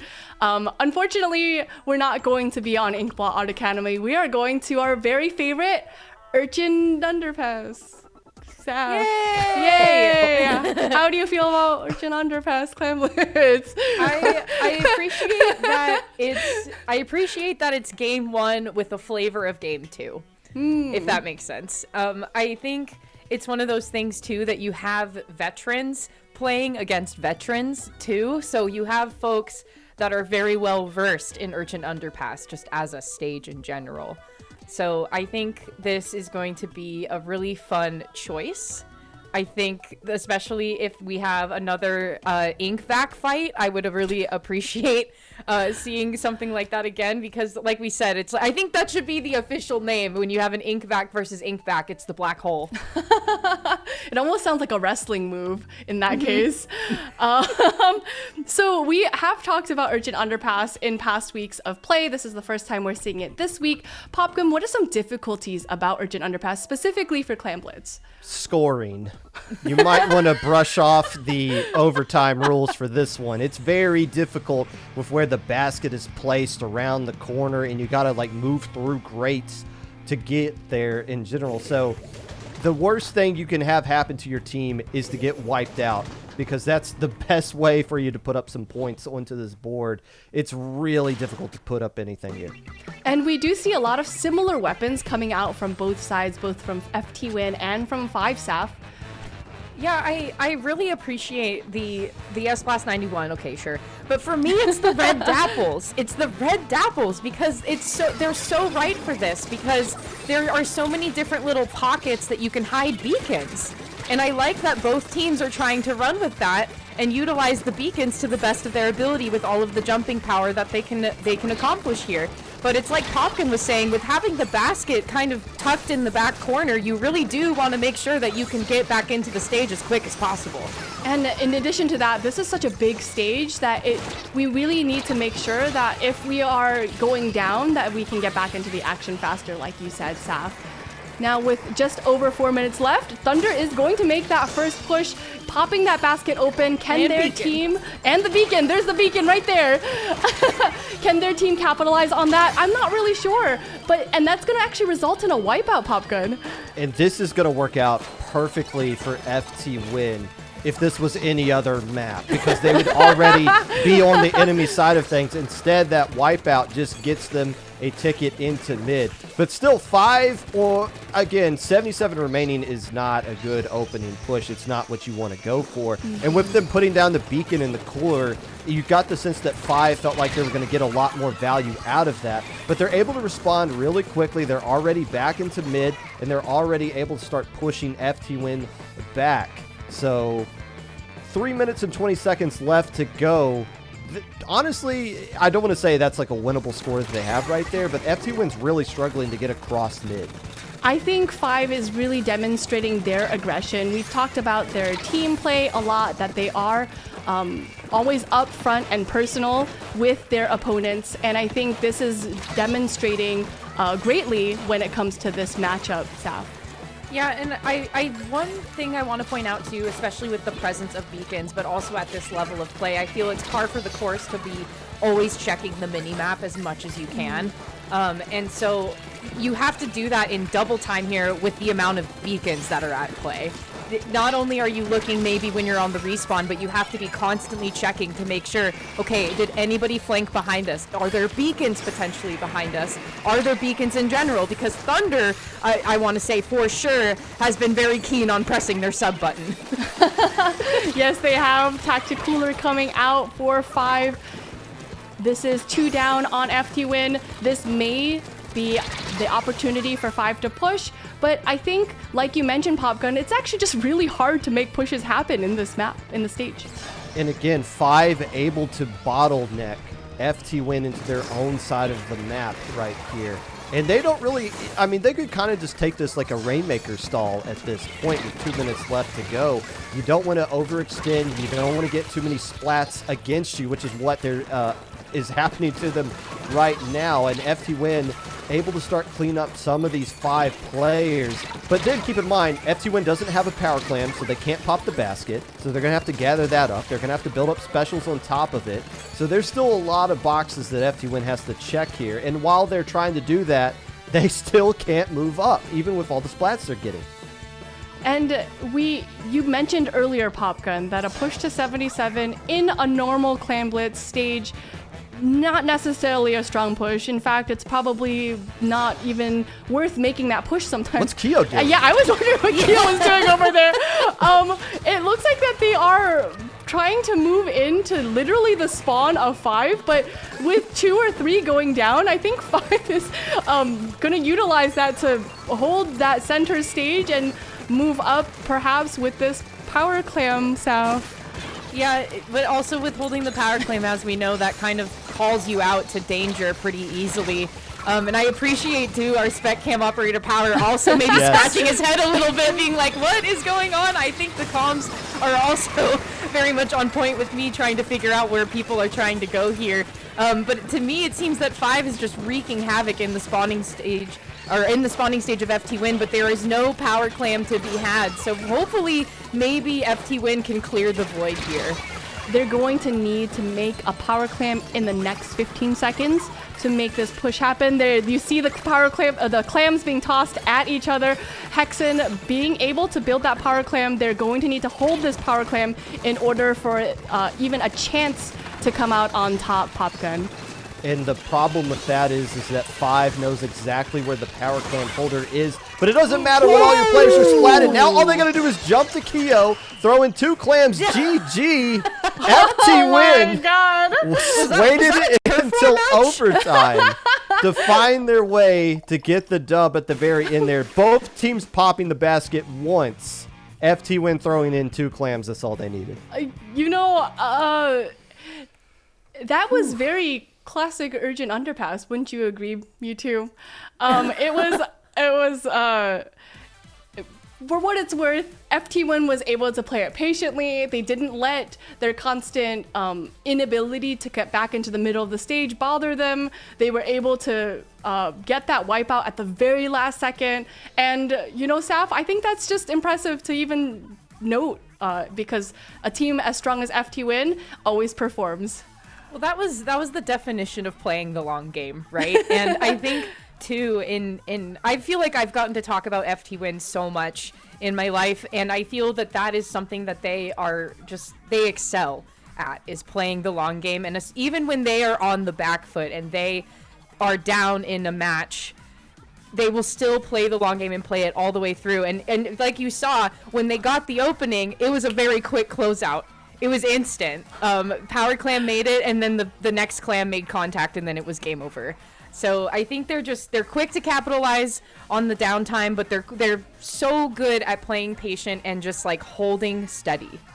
Yeah, and I think that it has been seen time and time again as FTWin performs, as they fight it out in tournaments that they have participated in, and I think it's definitely something to say, Popgun, because I think that a lot of teams, as they play together, as they practice together, they maintain that kind of level-headedness as they work together as a team. Yeah, and you talk about a stage like this. Nobody has been on stages like this, and stages bigger than ones that they're on right now, than the players from FTWin. Either the current players or the older players that are sitting on the bench waiting for their opportunity to get in, which I'm sure Shaq is trying to do right now. But that doesn't take anything away from 5, who has tons of experience on this as well. But they're now down 0-2. They've had for that map, a huge lead, I guess you could say, in Game 2 in that Clam Blitz one. They never really got themselves established in Game 1, so now they're at Splat Zone's Art Academy, a must-win for them if they want to stay alive in this set. And you see Zenith going to the heavy edit that's going to be providing the cooler. And by the way, the first time in this set that we have seen the Snipe Rider make an appearance. It's finally here. I think that's so interesting, given that a lot of teams, their backliner, their anchor players will select the Snipe Rider to be able to build that tactic cooler and get their teammates back into the action a little bit faster. Now with 15 seconds, 20 seconds into the match, 5 does take an early lead on the zone. And we do see 5's positioning kind of sick with it. South, what do you think they're doing right here? I don't know, but that was Soldier going sicko mode over on the top platform there. I mean, barely tapping somebody with that last fling of Bucket Ink, and it was to their success, and also escaping from danger at the same time. So already down to the 50-point mark within the first minute of the game, Mel. 5 is looking to maybe, dare I say it, reverse this sweep. Let's not speak too much, because we all know what happens when commentator's curse comes out. But we do see them in a great position to be able to win this match, specifically the Crab Tanks battling out in mid. Ooh, and getting a nice pick on Sam. I don't know. This is going to be maybe FTWin's last opportunity to get this zone, Popgun. Are we sure Soldier's okay? Like, they're my goodness, they played. And almost is just staring down a triple that they don't get on the stat sheet right there, with all 3 FTWin players scratching their head saying, what happened right here? You know, Soldier has been talking a lot about not really being happy that Five hasn't won any of the weeks that they played in up to this point, losing to FTWin and Milky Way, and has been saying that they want to win this entire season. So being down 0-2 in round 2 in winter semifinals, the FTWin clearly did not sit well with them right there, and they took their aggression out on FTWin. I think that how they got wiped in game 2, they kind of rolled up their sleeves there and threw a lot of punches. Soldier went insane on that. I don't think they got splatted at all. Yeah, and I think when you don't get splatted, that just means more time on the stage, more time to put down turf, more time to get the picks that your team maybe could utilize to position themselves. And I don't think Saf in that whole game, Five ever moved from that middle or even to the base of FTWin. Oh, definitely not much. I mean, and especially too, it seemed to me that time was the enemy for Five because Soldier was staring down the barrel of getting a triple right in the final seconds. And they probably were like, just a little more. Just give me 10 more seconds. Just give me 10 more seconds with them. And that would have been such a fun thing to see on stream as well. And, FTWin deciding on the mode for the next match, the next round. We are going into tower control, which I know that for a fact we cannot select the same map twice, same stage twice, so we won't be seeing tower control on Inkblot Art Academy. But Popgun, what is your favorite of the map pool to play tower control on? That's still available? Yeah. I mean, we can't do Tower Control Art Academy just for fun. I don't think you're allowed to play an entire set without Tower Control Art Academy being present. So you're going to have to settle for the next thing, which is Mako Mart, and probably is the one that they're going to be picking here. And we did talk a little bit about it in the last match that we did see tower control on Mako Mart, and we mentioned blasters. Now, Saf, we didn't get to see any blasters in the last match when we revisited the stage and mode. Do you think we might see a blaster come out this time around? If I think it's that on depends on Sam. I think that depends on Sam because Sam was holding the S-Blast 95 in that last game, and I was like, really, I was kind of like, oh, okay, like that's a good pick from Sam. But then honestly, we were just watching Soldier all the way down to the final bits of it. So I would like to see more of that blaster gameplay from Sam, hopefully. And even though we are not going to be on Mako Mart, we're going to Museum del Foncino, I still expect that a blaster could be really strong Popgun in the context of this stage as well. Yeah, and I expect players to be using that as well as Soldier coming back out with the Slosher yet again. We talked about Kraken being used by Duck Motif and Red Shell at the end of their tower control game. It's what we like to call a GG special. As in, as soon as you use it, GG's game's over. Soldier's going to have the Ink Strikes, which if you use them at the right time when you have the lead, automatically you have to get off the tower, which is going to end the game. Kyo's going to be bringing the same exact thing as well. So Slosher versus Slosher here. It's going to come down to who can eliminate the other Slosher first as we're going into overtime. As we do, 10 seconds in, and Five gets to tap the tower first, but that doesn't necessarily mean very much. But we do see that positioning for Five, Crab Tank coming out from Thunder, is going to really make it so that they can be successful in their push staff. Yeah, and I do want to note again with Sam playing the blaster, I would think that Sam would play blaster honestly on any other tower control map than this one, because to me, Zipcaster here would seem like the more advantageous special because there's so many vertical options to choose from to attach yourself to. So I am puzzled by the pick, but also I'm not a top player, so there's obviously maybe more context that I'm missing here for how FTWin wants this to go. But I think so far, Five is really good at holding the middle section, and they're really good at collapsing in on this right-hand side. The tri-strikes from Kyo, though, are going to shut that down pretty quick. They do shut it down pretty quick. FTWin able to maneuver back to the middle of the stage, and Thunder utilizing that Crab Tank in a little bit of an uncommon way, rolling up and rolling away from the action. Now, with 3 minutes, a little over 3 minutes and 30 seconds left on the clock, Popgun, I think this is going to be FTWin's push.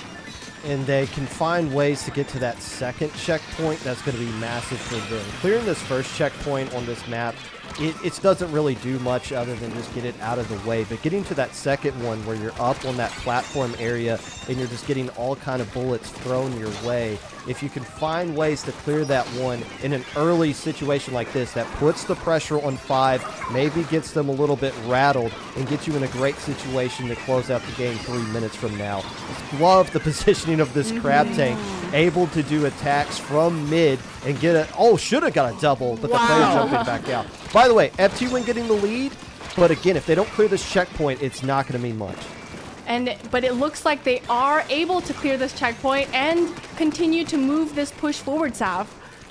Yeah, the tactful movement coming from Goss is going to be really scary moving forward here if we if 5 gets to continue on in this best of 5 matchup, because holy smokes, how do you have that much damage on you and then you successful make the jump out without exploding midair and going down? So I really appreciate that type of level of commitment from Goss to try to do as much as they can before leaving the situation. So 39 points for FTWin as we getting close to entering rather the last 2 minutes here, and FTWin is not holding anything back, Mel. They're not, because this is if they want to end this set. If they want to end this set well, they're going to need to do exactly that. Hexen hopping off the tower quickly, getting a nice splat on the member of 5 right there. And they're going to, wow, what a crab tank placement, Popgun. And nice being able to hop off the tower knowing that somebody else is going to be hopping right back on. FTWin working as a team right now, making sure everybody gets into the right position necessary. Still, the push seems to have been stopped from now. 1:20 left on the clock, and you're only down by 1 checkpoint if you're 5. It's going to take a while for that tower to get back into mid, but there's still plenty of time for 5 to get something going here. But it comes down to, can Thunder get the crab tanks popped in the right spot to where they can take advantage of it the same way FTWin has been doing? They are, but we see that there is a lot of turf on the ground from FTWin. But we'll see, 2 down on FTWin, 1 minute left on the clock, Saf. I think that Solja is onto something here, because they saw what Vexen brought to the table and they were like, hey, wait, what if I can do that too? But there is a crab tank on the line here coming from Hexen, and they're able to barely escape danger. Not really finding too much value with the crab tank, unfortunately, and it does cause 2 members of FTWin to go down as we are about to close out the second checkpoint if you were 5. But the tower is soon lost, and it just seems like nobody can really solidly stay put until Solja has to be the last one to jump back out. So FTWin narrowly holding on to the lead there. That could have been dicey. It could have certainly been dicey. And, only 15 seconds left on the clock. 5 does not have that much time to make this counter push happen. They're going to need to stay on the tower, Popgun. Soldier went absolutely insane right there. Didn't get splattered there in a whole run. And now they need to do that yet again. I wonder if these strikes are coming out a bit too early, though. Are they going to get back on tower in time? Kind of, sort of, not really. The crab tank in the perfect spot. So FTWin able to use the ink strikes as a way to buy time for the crab to get into position. The true GG special right there. And 5, man, Soldier did everything in their power to try to force that tower to that second checkpoint. But FTWin not falling for the tricks, not realizing, okay, look, we can't splat this person. Forget that. Let's just get the tower and get everybody else. Let's hold on to it. And again, having such a huge lead allows FTWin to be more patient on their defensive side of things, not feed into anything, which is kind of ridiculous because I believe FTWin stands for feed to win. They didn't do that at the very end right there and still found a way to win. What's better than 1 GG special? 2 or 3 or 4, right? So I think it just leaves, it says something about their expertise to be able to, hey, oops, I accidentally threw my tri-strikes a little bit early. Could you cover for me? Yeah, no problem. I got a crab tank. I got you. And, to be able to work together with your team as a unit as well. So given that set, awesome set, both teams played well. Let's take a look back at our bracket for the top 8. So 5 gets knocked into losers quarterfinals. In our other match for winner semifinals, we see Milky Way going 3-0 against Duck Motif. That will bring us to our winners final, FTWin versus Milky Way, a tried and true rivalry between two of the best North American teams that we will catch in just a moment. But before we continue with the action, I think we are going to revisit a little bit of Riptide. We're gonna go check out what K-Bot is doing and see what's going on there. We have one more thing. Of course. It's a little game. Oh no. It's a name that stage game. Oh, yeah? So I'm going to show you a picture of a stage in Splatoon 3, and your job is to tell me what stage it is. Ready? Humpback Pump Track. It is Humpback Pump Track. Humpback Pump Track. Humpback Pump Track. Humpback Pump Track. Humpback Pump Track. Humpback. Pump Track. Humpback is correct. Museum. That looks like Barnacle and Dime. Oh, that's Barnacle and Dime. I love those fountains. Barnacle. It's Barnacle and Dime. Barnacle and Dime. Good. Is that Barnacle and Dime? That's Barnacle and Dime. Okay. Manta Maria. Manta Maria. Manta Maria. Manta Maria. That's Manta Maria. Manta Maria. Oh, that's easy. Manta. Manta Maria. That's Manta Maria. Okay. Scourge. It is not Scourge. No. Umami Ruins. That is Umami Ruins. Umami Ruins? Umami Ruins? That is Umami Ruins. Correct. The Hot Springs one. Oh, I can picture it in my head. No. Oh gosh. Eel tail? No. Oh, I know what it looks like. It's the one where there's that big ramp and then you meet in the middle. Brinewater Springs. Is it Brinewater? Brinewater There we go. Springs. All right. Brine water? It is Brinewater Springs. Got that one. It is in Or Splatoon 3. This stage is in Splatoon 3. I don't know which one you're thinking of. Oh, okay. Then I think that one is probably. Oh, that's Brinewater. Brinewater Springs. There we All go. right. We got there eventually. That's the thing. Oh, that's the timer. Wahoo World. It's the timer. Is that Wahoo World? Oh wait, no, that's Wahoo World. The Wahoo World timer. I love that timer. Wahoo World. Wahoo World. Wahoo World. That is Wahoo World. Wahoo World. Wahoo World. Okay. Back on track. Yeah. All right. Next up. This one's a tough one. Oh my God, is that museum? Museum del Poncino. Museum. That one's museum. That one is Museum Alfonsino. It is not museum. Oh, shoot. Inkblot Art Academy. Inkblot Art Academy. I want to say, is that Inkblot Art Academy? Inkblot. I'll go with Inkblot. Inkblot? Yes. Lock it in? Yes. Okay. It is Inkblot. You were right. Okay. Wow. I do not look at these stages at all when I play the game. Robo Ramen? Is that Barnacle and Dime? I don't know. Flounder? Ooh. Is that museum? And that one is Museum del Alfonsino. That's Museum d'Alfonsino. Is this the museum? I don't know. What is it? It's Museum de Alfonsino. It's actually museum. Dang it. Okay. Is that museum? Probably. This one is museum. Okay. Oh, see, you tricked me, K-Bot, with the zoom in. I was like, museum. Is that museum? This is Museum de Alfonsino. Oh my god, this is way harder than I expected. Who are you? I know I've seen that grass texture before. This one's rude. Sorry. Flounder? No. Mahi resort. I'm thinking urchin. I want to say no. Then is that Inkblot? Is that Flounder? No. That's not Flounder. Undertow Spillway.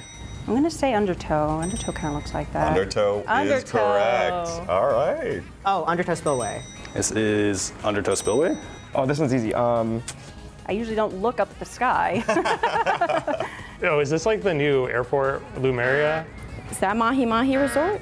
I'm going to say, I don't think it is, but I'm going to say Mahi. Hagglefish. Oh, Hagglefish. Hagglefish Market. All right, we're back on the board. Hagglefish Market. Hagglefish Market. This is Market. Hagglefish. Oh, that is, The Flounder Heights. That is Flounder. Is this Urchin Underpass? Urchin Underpass. Urchin Underpass. And that is the corner in Urchin Underpass. What am I even looking at? How are y'all getting these pictures? Whoa. What are we doing? I'm just gonna keep saying Flounder until I get it right. Flounder. Oh, Robo Ramen. Oh, that's Robo Ramen. Robo Ramen. Robo Ramen. Oh, Robo Ramen. That is Robo Ramen. Oh, that's Robo Ramen. Oh, Robo Ramen. That is Robo Ramen. Robo Ramen. All right. This is Robo. Robo Ramen. Yep. Oh, there's ramen. There's Robo Ramen. There's the bowl. Robo Ramen. Robo Ramen. Robo Ramen is correct. Yes. Okay. That's Robo Ramen for That's sure. Robo Ramen. That's all of them that you got. Yes. Which means we're on to the bonus round. Bonus round? Oh no. Got an extra 3 here. Extra 3. All right. Oh, that's a Lemuria hub. Lemuria? Is that Lemuria? It is. Nice. Right underneath the bridge. Yes. Is that Eeltail Alley? No. Is this somewhere on Eeltail? It is not. It is not. Marlin Airport? It is Marlin. It is Marlin. Don't, excuse me? Yeah, let's put one wall with some plants on it. I'm gonna guess Bluefin, but I'm not confident. Incorrect. Incorrect. God, Bluefin Depot. Bluefin Depot is my guess. It And is not. It's not. Is that crab leg? Yes. Nice. Let's go. Cool. That's it. Okay, just one down. Got it. Not Yeah. bad, not Not bad at all. Yeah. Thank you. Hey guys, welcome back to the Splatoon 3 North American League. Again, we are in week 4 of regular season play, and we've seen some pretty incredible things so far already. Popgun, do you have a favorite moment so far? Incredible's one way to describe it. Silly nonsense is also another way to kind of indicate some of the things that we've been seeing today. But that really plays into the theme of what Splatoon is. Just good, silly fun. And, well, it's also fun when you see people play it as seriously as they have been, and what you're about to see in this upcoming set as well. And as we mentioned, our upcoming match, we have Milky Way versus FTWin, 2 again of the top powerhouse teams in North America. I'm really looking forward to this specific matchup, and I'm sure you are as well, Saf. Yeah, this is the classic Clash of the Titans, if you will. This is it through and through, and especially if you take note of the Riptide roster from earlier this year, you also have these two head-to-head in Riptide later on down the bracket as well. Obviously with a little bit of roster differences, but mostly the meat and potatoes of the team is mostly the same. So it's exciting to get to see them come to the stage like this, and especially with so much experience at hand as well. And I think just to speak about that experience, since both of these teams have been at the top for so long, they're so familiar with each other's play as individuals and as a group. So I think that's something to look out for when it comes to this upcoming match, which our game 1 will be on Tower Control Undertow Spillway. I think for this is just such an interesting pick for a stage, mostly because there's just not that much room to work with. So Popgun, given that there's not that much turfable ink in the middle of that stage, how do you navigate that? Well, really with tower control in general, you just want to have ink around the tower as it's moving along. And as long as you have that kind of space around the tower cleared out, you're going to be fine. But the more you have in general along the left and the right side of the map helps contain the enemy team and helps you kind of get a better visual of where flanks are coming from. And these two teams, very familiar with each other. FTWin was 2-0 all time in matches in this season against these teams. They played in week 2, where they were able to beat them twice in top 8. However, they've played twice already today. Milky Way is 2-0 in the latter stage against FTWin, where these two teams, both of which have won an entire week up to this point. It's no surprise that we're going to be seeing them going up against each other here in winners finals and likely in grand finals as well. Is this a prediction? Is this an official prediction? No like coin toss or anything? Manifestation. Sure. we'll roll with that. All right. Unless it doesn't happen. Then you never said anything. It's awesome. So given that, we'll edit it in post. So Saf, how do you personally feel about Undertow Spillway? I think Undertow Spillway is a very fun map, and stage. It is a very fun stage, and I think what makes me say that actually is a really late and great team called Cherry Limeade. I loved watching Cherry Limeade play on this stage back in the day, and that is because they have done some pretty interesting tactics in order to win Rainmaker. Obviously, that's not the case here. We're playing tower control. But it was because of a game that Cherry Limeade played, I think, a couple years ago that made me really lock in to be like, this stage is very fun and it's very viable. I think that's such an interesting point you bring up because we've been in the Splatoon community for many years at this point, and we've seen so long.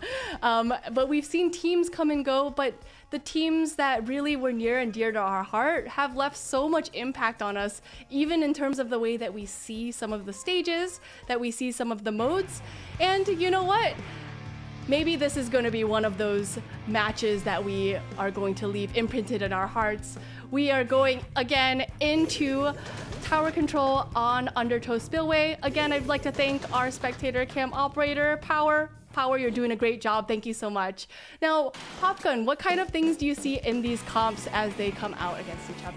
Well, I don't think Power's going to be spending too much time going on the Snipe Riders here unless they're going to be hopping on the tower. But we do see Snipe Riders coming out yet again from both teams this time around. Now that we're on a map in a mode where it makes a little bit more sense for those things to be coming out right here. But it really just comes down to who can splat the enemy Snipe Rider. We've been seeing some Snipe Rider players get some really insane splat assists to times where they're getting splatted or just not getting splatted at all. So it really just comes down, can you displace the enemy anchor player and find ways to advance because of it? And they are really focusing on that 3 down on FTWin. Jared moving up with their teammates, and this may be Milky Way's opportunity to move up south. Yeah, and I want to note something back from Riptide again. Consistently, when I have seen FTWin and Milky Way fight against each other, their weapon pools are almost identical, give or take one weapon. And you're seeing that at the top bar here as well. You have 3 for 3 of the same, with a little bit of a flavor change with the Forge Pro and the S-Blast 91.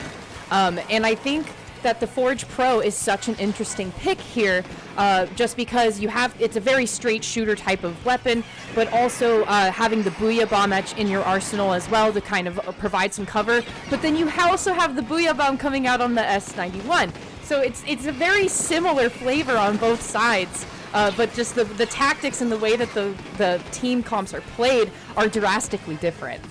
Yes, both teams very well aware of that GG special, the Booyah Bomb, a classic on tower control. Now, FTWin taking a minor lead, 3 minutes left on the clock. Are they going to be able to make it through this checkpoint, Popgun? Possibly they should, because Kyo is providing everything that they need to get across it. Plus they have the Booyah Bomb that's been coming out right now that's once again going to make sure that Q can't approach the tower with the Snipe Rider. So clearing that second checkpoint is massive on a map like this. We haven't even gotten across the halfway mark, and it seems like Milky Way might be able to find a way to start cleaning up some of their side of the map and start pushing forward if this crab take can get a splat or two. But FTWin has already gotten what they needed out of this push, which is that second checkpoint. And we do see that Kyo was kind of lingering around that tower, and that gives an opportunity for that tower to stay on the side of Milky Way, which makes it a longer path to move back, giving FTWin an opportunity to turf up and maintain the center of the stage as they have been here. Now, with just a little over 2 minutes left on the clock, Kyo getting a nice pick on Jared and another on Bran. This may be FTWin's opportunity to just hold on to that lead, or maybe even make it a bigger lead south. Yeah, it seems to me that Milky Way is kind of spinning their wheels here, trying to get something established. You have all 4 members getting respawned back into the stage, but then immediately losing 1 or 2 very quickly. And as I say that too, Kyo is on the backside of Milky Way. The Tower is going to be moving forward, but Kyo is going to be there to respond to whoever tries to spawn back in. And once again, you have a very delayed few members down on Milky Way, and FTWin is just not letting go. That pincer tactic always works in the favor. We had members of FTWin both in front and behind many of the members of Milky Way, which gave them an opportunity to get that pick and be able to stop a push from happening. Jared popping the crab tank. Is this crab tank going to be enough pop gun to be able to hold on to this position right here? It does not. I mean, I like the position that they're using there, trying to create like a pincer with the crab tank with the rest of the players from Milky Way going up front.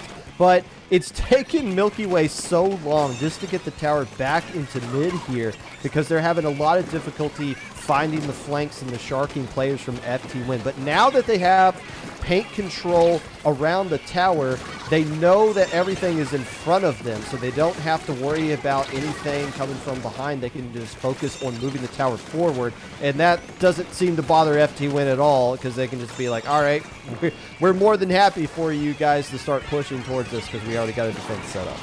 And they do, and Kyo historically also still being kind of a nuisance for Milky Way in their base most of this whole game. And with only 5 seconds left on the clock, Milky Way South is going to need to stay on this tower. I don't know if that's going to be possible, Mel. You have both GG specials, make it 3 at the ready. The cooler's going to come out, the crab is going to come out, the booyah bomb is not going to quite take the crab tank out. But as I say that, there's still 2 members of Milky Way there, and the lead is lost.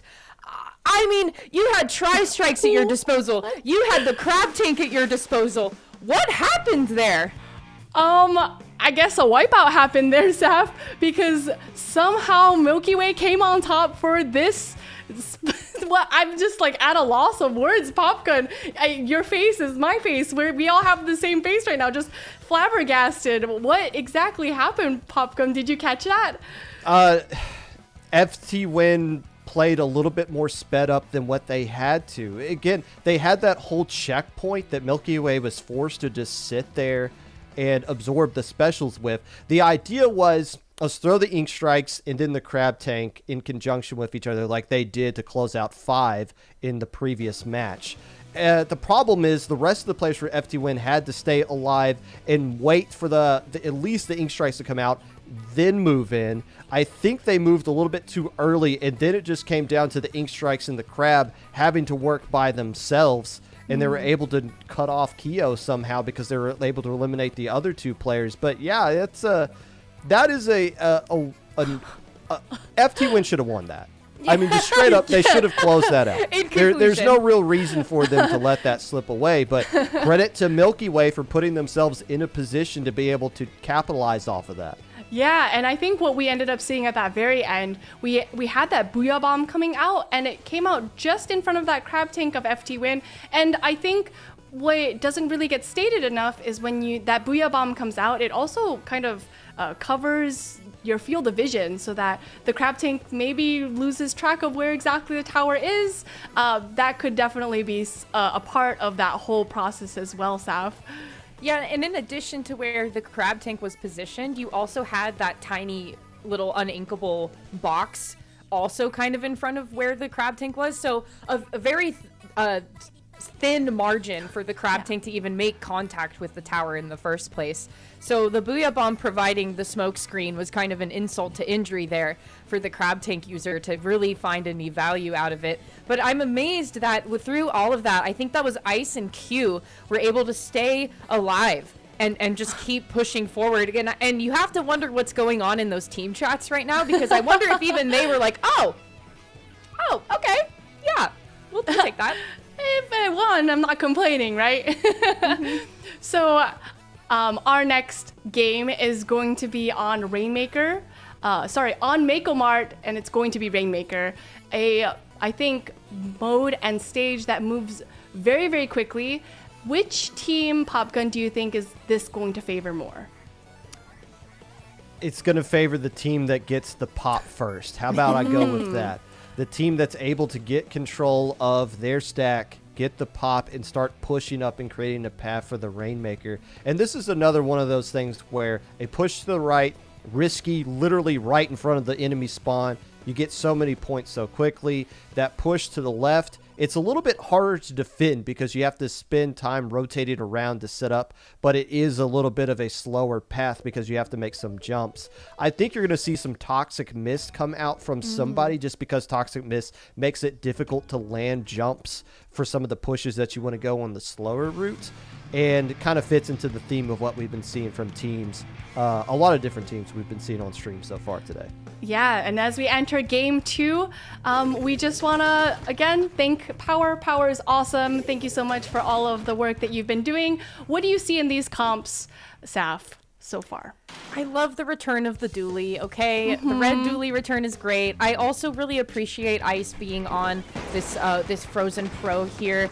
A lot of bomb power on the side of Milky Way, but still it's going to be FTWin that's going to be the first to get the pop. And Cooler coming out before 15 seconds have even happened yet. This is looking really tasty for Milky Way. Or excuse me, FTWin. It is looking quite tasty, but they're going to have to grab that Rainmaker. The Ink Bat coming out, giving a little bit of support to Kyo as he's running it to that first checkpoint. He's able to make that dunk, not without going down as well. Popgun. That Ink Vat kind of caught me off guard. That's not a 52 gal, what we've been seeing a lot of. That's a 96 gal that is being used by Biscuit, I believe. So yeah, the vacuum, the Ink Vac being a very popular special, being used on Rainmaker across many different modes now. But again, the first checkpoint falling into FTWin's favor. They were the team that got the opening pop, and they're getting a lot of splats on top of this as well. FTWin picking up basically where they left off last game, kind of dominating early and often. The question is, can they close it out this time around? It looks like they're going to have another opportunity to push. They might go to the right with that vacuum leading the way. Yes, they do, and that is 2 down on Milky Way, giving Hexen just an open opportunity to make that push almost to the pedestal. Now, I think what should be noted about Mako Mart is that it's actually really difficult to dunk the Rainmaker into that final pedestal. Why do you think that is, Saf? I think it's just because the spawn is right there, and not only that, but you can easily fan out from the spawn and cover so many angles to that look at that pedestal. So there's really there's a lot of space to work with if you're the one that's on the ground, but having the bird's eye view coming from the spawn is going to make that all the more advantageous for you. It is Bran grabbing that Rainmaker, making it past that first checkpoint, but they have to make it past that Ink Vac. But Kyo is pushing up. Zip Caster coming out. All the specials coming out now. Q getting a nice pick on that member of FTWin that was chasing her. Let's see if Milky Way is... they're really just deciding which path to take, Popgun. I like Sam not going for the Rainmaker in that situation and trying to go for the splat against Q. I mean, obviously loses that 1v1, but still kind of recognizing if we take out the defense on the back end, that makes it a little bit easier, not just to shut down this push right here, but to capture mid as a whole.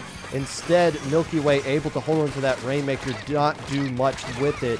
They do clear that checkpoint, though. There's 2 minutes left to go, and there's no such thing as a lead in Rainmaker until the timer hits 0. So Milky Way accomplished something with that push. It's up to FTWin now to see what they do with this next 2 minutes. 2 minutes left on the clock. Triple Ink Strike coming out. Zipcaster coming out. FTWin is utilizing all of their specials and the Tactic Cooler, grabbing a quick drink. Yeah, right? Grabbing a quick drink before going to that next stop. They're utilizing all these specials to make a little bit of space, but Ice getting a nice pick. The Ink Vac going down on FTWin. This may be an opportunity for Milky Way to utilize these splats and move forward, Saf. Yeah, that was an unfortunate timing there for Sam, I think. The beacon getting broken and then revealing where their jump position was going to be afterwards. So that's going to be Milky Way having the Rainmaker in possession. That first checkpoint has been popped, so it's just trying to break our way through as far as we can to the second one. If they can break past just a couple points to get the lead, that's going to be looking really good for Milky Way, but FTWin is on the defense. That bottleneck is just not doing Milky Way. Make it 3! Oh, there's a 3! Oh, wow, that was okay. And a wipeout for on the side of Milky Way, which is going to give FTWin an opportunity to move this Rainmaker into the prime location, Popgun.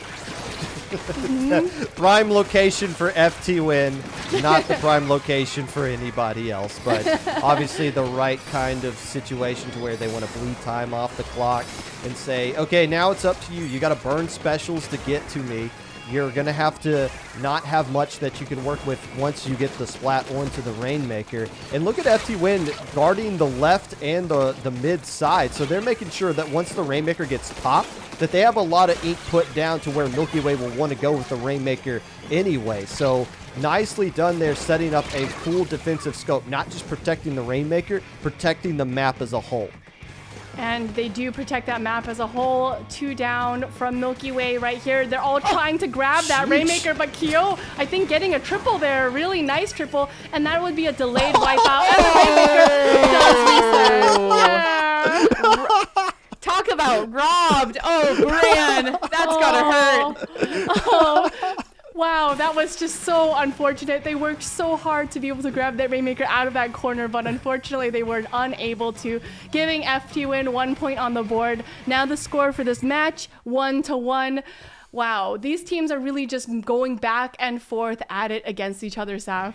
I really appreciate the 2 endings that we have had thus far in this match, because at first we blinked, and then Milky Way took the lead in the tower control game, and then with here Kyo getting a phenomenal triple splat, but then the timing was just not on Milky Way's side, and the reset happening right before Bran's eyes. He barely even had his fingers out there to touch it and just to barely grasp it, and before it resets to the middle with only like 2 seconds. I mean, what are you even supposed to do with that? You kind of just have to brush it off and say, okay, go next.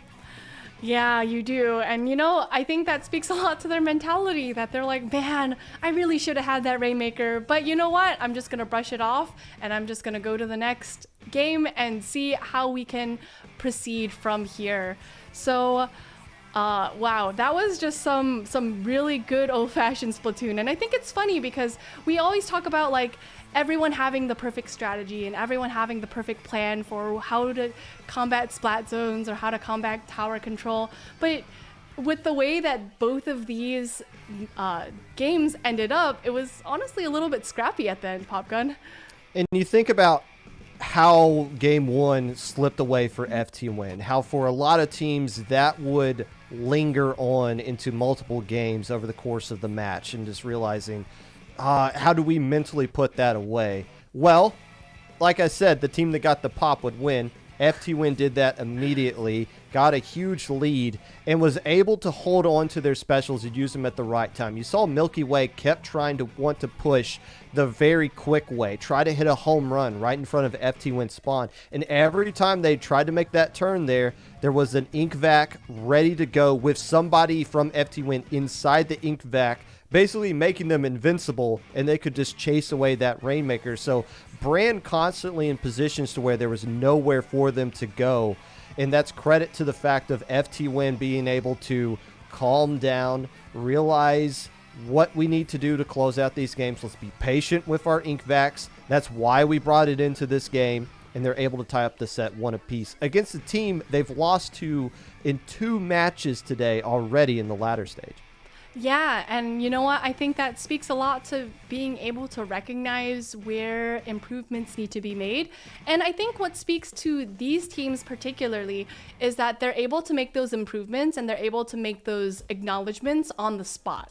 And I think a lot of teams, they need a little bit of VOD review, they need a little bit of coaching, but these teams, FTWin and Milky Way, those players have been at the top for so long, they understand what needs to be made, what changes need to happen immediately, and I think that speaks a lot to their expertise staff. Yeah, a lot of the tactics become second nature, I feel. Sometimes you're making moves or doing things and you're not even thinking about it. And I'd imagine that is a very similar story for both FTWin and for Milky Way, and especially both of them being under the spotlight of really high stakes tournaments in the past.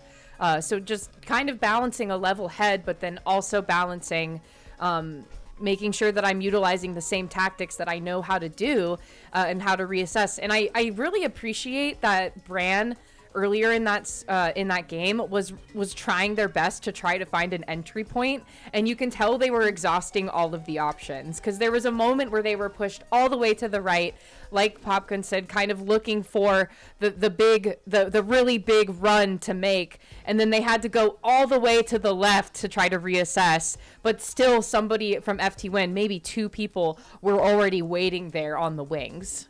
Yeah, and you know what? Sometimes it just do be like that. You just are running into the jaw of the enemy, and you just have to deal with it as it comes. So our next game, again, 1-1 in this match so far, is going to be on Clamblitz Museum Delfonsino. Now, we've seen this mode and stage played a lot throughout the weeks of play, and we've seen some really close matches on this so far, Popgun. We have, and Clamblitz is one that we haven't seen so far in this rotation, but it's one that both these teams are very familiar with, and especially going up against each other. It's going to come down to, yet again, because I expect Snipe Rider to be showing up for both teams at this point, who can keep their Snipe Rider the safest and who can start finding ways to activate their Snipe Rider, getting them up into the enemy side of the map. You can attack from the mid spinner, but there's several ways that you can start pushing up and get onto the enemy spinner up on their plat as well. So once again, it just kind of comes down to the boring answer of who can eliminate the pencil the quickest. Totally. And you know, that is their job as the backliner, as the anchor, to be able to position themselves in a way that their teams can come back, that they throw out those tacticoolers and they're able to get their team back into the action quicker. So, Saf, as we head into this next game, what do you see in this comp that maybe is a little bit unique, or maybe not so much? Well, Jared, for one, is going to put the Splat Dualies away for a little bit and opt to play the Splash-O-Matic. Still holding on to the Crab Tank, a little bit of a quicker bomb throw, having that burst bomb in his pocket.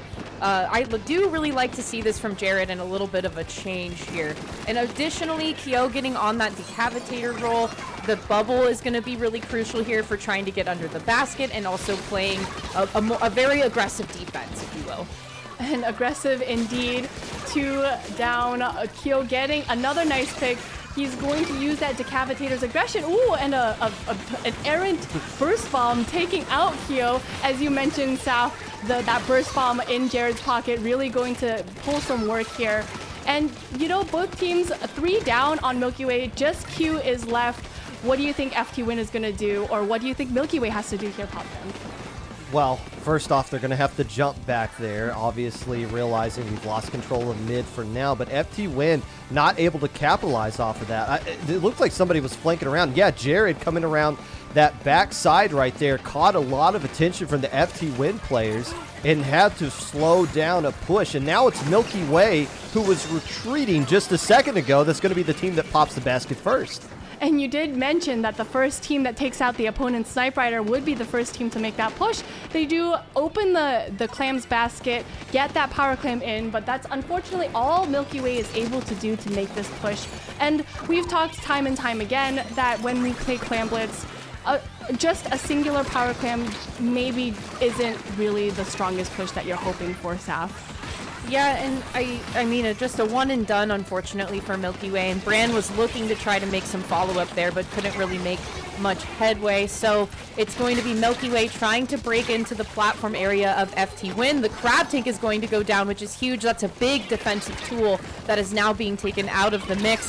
However, Biscuit is in a great position with the Snipe Rider on the top ledge there to try to follow up, which forces Milky Way into the wipeout. Kyo with that bubble, and a very aggressive bubble at that, to get the basket pop. And they're just going to need one more clam to be able to take the lead, but it seems that maybe they were not able to get that singular clam in as well. And since Milky Way was able to make it to 80 first, they maintained the lead at 80, Popgun. Very uncharacteristic pushes coming out from both teams, or I guess I should say good defenses coming out from both teams. Not not losing too many players when the pushes are coming out. I mean, Kyo was in a perfect position, able to pop the basket, had the bubble set up, but they couldn't find ways to throw one singular clam in there. That's credit to Milky Way for shutting that down. But look, the basket's not even closed yet, and FTWin's already trying to push up. Kyo getting eliminated yet again, and still, though, FTWin struggling to find ways to get anything going offensively, but it's not due to a lack of effort. Not at all. But you know, this may be the opportunity for FTWin to move forward.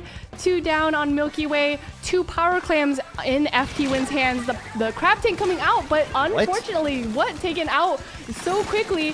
This may actually, this is going to make FTWin hesitate a little bit. And they do get that 1 power clam in, but are they able to make any other push happen, Saf?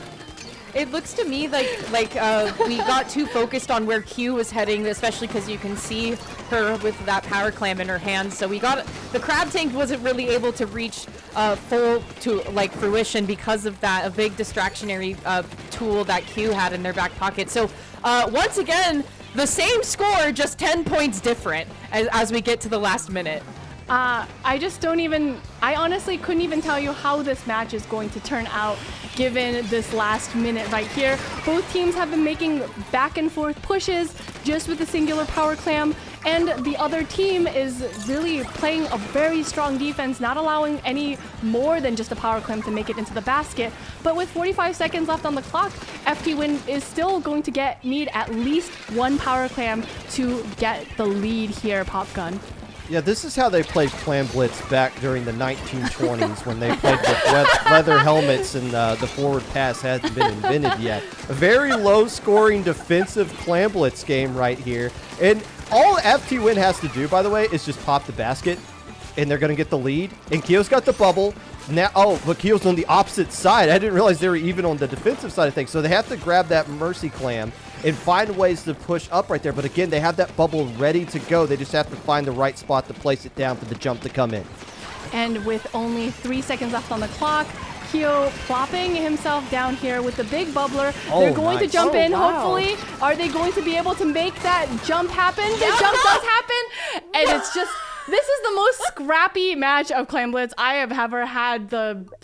It's not fortune, it's not misfortune, just the existence of seeing. And I think, wow, just going back and forth, throwing that power clam in, and just giving the turn to the other team, I think just something is to be said about that, Seth. Well, I think while to Popgun's comment of playing in the 1920s, I think that Kyo fast forward to the 50s with that bubble tactic, because not putting it up all the way at the top, but just a little bit to kind of get in close enough onto that platform so that if people wanted to jump up there, they have a little bit of a defensive maneuver to utilize there. But obviously, Kyo, with a lot of success, able to break in under the basket area and was able to allow the jump to come in the last few seconds. I mean, every single game so far has really just come down to the wire, like right down to the end. It's definitely been an interesting match for sure. All of these 3 games have ended in some interesting way, very uncharacteristic of that mode or of that mode on that stage that we typically see as commentators. So I think it's been really interesting as a commentator to see these kinds of things come out, Popgun. So we all knew Kyo was going to pop the bubbler. The 2 scores that FTWin had was Kyo using the bubbler right in front of the basket. So the 3rd time, while moving to that spot, you think Kyo's just going to climb up there and pop it again. No, uses it to use the ledge with the portion of the bubbler extended enough to where Kyo is protected after making that jump up there. And all they have to do is super jump in and pop the basket. A nice little mix-up from everything else that they've been doing up to that point to get them the win, sneaking in through that left side. By the way, we're using terms like interesting and silly. It just dawned on me, this is the last week before Halloween. So I see what's going on here. There's a lot of tricks going on and not a lot of treats from everything we've been seeing up to this point. That was bars. This only that scratched my brain in the right way. Yeah, we're in for a long night of shenanigans. I have a feeling of. You know, I really do like it. It's because none of us are playing Splatoon right now, so we need to make up for the tricks and the treats in some other way. And this is it. And I think it's been really, really fun and exciting, honestly, because we see very uncharacteristic Splatoon being played, and that's something that's we always vie for as commentators. Now, I think something else a little bit uncharacteristic, we are going to our game 4, but we are not going to Splat Zones, which is very interesting. I say interesting, it's a very heavy word right there. Perhaps? Spooky for competitive players not to immediately go to Splat Zones. We will be going to Turf War, Saf. Why do you think that Turf War is getting selected before Splat Zones? I don't know. It's a little scary though. I'm spooked. Needless to say, I'm spooked. But I think I appreciate that we want to just get Turf War out of the way. And I'm really curious how that is going to change weapon compositions. I really do think that the Reef Flux will come back from somebody. I'm not sure whose hands it will be in, but it will come back from somebody. And I would imagine, to Popkin's great excitement, Snipe Rider is here to stay. Nothing more scary than a Reflux playing on Turf War with only special charge up, building those missiles super quick. And we will be seeing Turf War on Hagglefish Market. Now, I think this is a really nice map, honestly, to play Turf War on, because there is a lot of turf to work with, Popgun. And you question why they're picking Turf War before going to Splat Zones. I wonder if it has something to do with the fact that FTWin, who won that last one, so they're the team that would pick the mode, feels like they have a better control of this versus the team they're going up against. And they would know best because if my math is correct, this will be the 17th game these two teams have played against each other so far this season. Not today, not just today, but this season in general. So maybe they feel like, hey, we always get the win on Turf War. I don't think that FTWin doesn't feel confident in Splat Zones, but I think they feel like, hey, we got 2 wins in a row now. We should have won that first game. This should have been done 3-0. Let's get them on the run right now and close this out with Turf War before we go to a mode they might feel a little bit more comfortable on. Yes, and we are going in to our 4th game of our winners finals. Again, Milky Way versus FTWin. Let us see how these comps will change staff. Do we see that beloved Reflux? It's front and center, Mel. I mean, twice, not just once, but twice, and you have 2 flavors of it to boot. And you know, they are quite nice. They do provide a little bit of different usage, as we see Ice doing his due diligence and painting that spawn, building those missiles. Like I said, Popgun, nothing more spooky than a quick 15-second missile into the match. I mean, if we want to make like a tier list of spooky things, it might be up there for sure. But again, that just means that you're not really going to have much area to ink at your spawn when you need those missiles at the end. So you're going to have to start creating opportunities at mid. But both teams keeping that Snipe Rider is going to make sure teams just can't automatically push up. It's going to keep everybody honest and on their side of the map until they get the splat or the missiles that are going to chase away the enemy Snipe Rider, allowing you to start taking control of mid. Yes, or we want to maybe even keep an eye on some of those specials, the triple ink strike coming out from FTWin and a triple ink strike in return from Milky Way. 2 down on FTWin. This may be Milky Way's opportunity to just push up just a little bit, Saf. Yeah, and Jared is going to waste no time doing just that, but with Biscuit and Sam kind of double teaming and taking them out of the fight, that is going to cause some space for Sam to work with. The Booyah Bomb's going to come out and maybe hold a little bit of space there, but with 3 members in the back court for Milky Way, and you have Jared on the crab tank looking on the left hand or the right hand side, it's going to be kind of calling out Sam to take that fight, in which they find success in doing so, which is going to open the door potentially for Sam to get a really nice flank. Sam unfortunately doesn't quite follow through with that flank. They do go down, and that is a nice pick from Q. Jared doing what Jared does best and pushing up, maybe creating a little bit of nuisance for FTWin. Just 1 minute left on the clock. What do you hope to see, Popgun? Well, look, we always talk about the last 30 seconds. Well, how do you set yourself up to be successful for the last 30 seconds? The answer is controlling the alleyways on both the left or the right side, the flanks. That way you can attack and swarm the enemy side of the map and then go back to mid if you need to. Milky Way has both flanks right now. That's going to set them up for a good position at this last 30 seconds here. And they are. That FTWin is going to have to play a little bit scrappy. They're going to have to get the picks in this last 30 seconds. Are they able to do it? Jared having to jump back, not quite back to spawn, but still back and allowing FTWin to build a little bit of space. This is still going to be anybody's game, Saf. Yeah, the Booyah Bomb displacing Brand is going to be really major there, having to push them all the way to the alleys. But like Popgun said, the flank have been firmly held onto by Milky Way. So just trying to throw out as much pain as you can. But I mean, if you have 3 members down, that's a lot of turf that can work in FTWin's favor at the closing mark. I am not really sure. Whoa. You are completely right, Saf. That was excellent analysis right there. The exciting thing about Turf War is that sometimes you look at that map and you look at that stage and you're like, I really wonder who's gonna win.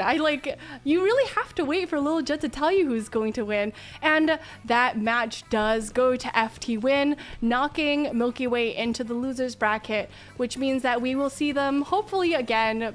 They are down, but not quite out. I think having FTWin pick Turf War as that counter pick was a really good choice, Popgun. It didn't look like a good choice for the vast majority of that game. I'm not going to lie. And yeah, Turf War will get credit for being... Wait, who actually won that one right there? Whoa, they actually won by 5%? Okay. I'll trust your math on that, little Judd. But Milky Way did everything right. They controlled the right kind of spots. There wasn't really anywhere for FTWin to go in those last 30 seconds until I think Milky Way overplayed their hand just a little bit too much instead of just saying, okay, well, let's just wrestle back and forth with mid with you. It seemed like they went all out to try to push up along those flanks. FTWin punished it and was able to just get the right amount of ink down at the very last minute to push everything into their favor. Milky Way played better for the vast majority of the 3 minutes, though, but it only matters to what you do at the very end. And that's credit to FTWin taking advantage of Milky Way being a little bit too greedy there at the end. Yeah, totally. And we've seen a lot of really great plays. So let me take you back to that Clan Blitz match. And Popgun, it was about that time that Kyo made those plays. So if you wanted to take it away. Yes, so before Kyo was able to pop the bubble at the very top right there. But everybody knows that's the same play they're going to be doing right here because FTWin is running out of time to pop the basket. So they have no choice but to try to do this play. But Kyo opting to use the bubble right here, which gives enough coverage to squid roll off onto the wall into the enemy. It is still protected, and all they can do is throw a sprinkler at it like that's going to do anything. Jared trying to roll back, but jump right in and able to pop the basket. Beautiful play right there. And again, mixing up from what FTWin had been doing offensively up to that point.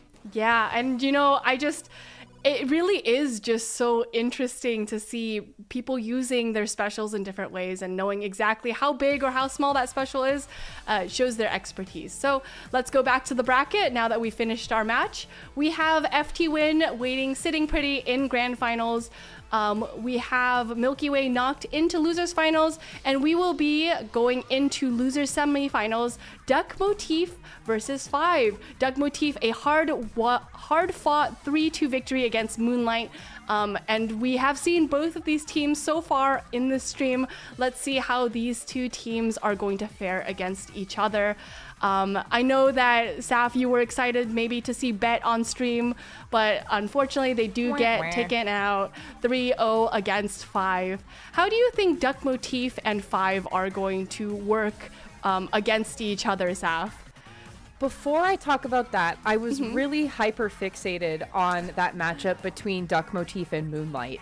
Of the very decisive 3-2 with Duck Motif being the successors in that. And I'm just rattling around in my brain what could have happened in that piece of the bracket to have Duck Motif being the successors there. So I think, so moving right along, I think Duck Motif has been excited for a chance to go against 5. I think that 5 is sitting in a really good position right now, considering where we are at so far in the season, with so much time left too. And I think the more practice that Duck Motif can get against these higher powered teams, the more likely a better outcome is going to happen for them down the line. So I'm really hoping to see Duck Motif really like bring their best, and if something a little bit detrimental happens, like how do we go back to the VOD review and fix the mistakes? How do we patch the holes? Yeah, and I think that just speaks a lot to how this league is structured in a way that teams are constantly looking to see how they can improve against teams around their own skill level, how they can improve against teams maybe a little bit above their skill level, or maybe teams that have been a little bit more experienced in the competitive scene. So it's really interesting to see how these teams, again, come back week after week, and Duck Motif is a prime example of that. So our first game is going to be Splat Zones on Barnacle and Dime, something that we've already seen before Pop Gun, but we obviously are entering this with Duck Motif again. But how do you think the dynamic is going to change now that they are facing off against 5? Well, Duck Motif just has to settle back down after playing yet another Game 5, going the full distance in matches. A lot of Splatoon that they've been playing so far today. But Duck Motif getting that win against Moonlight, that is their 4th. They are 4-0 against Moonlight in the league.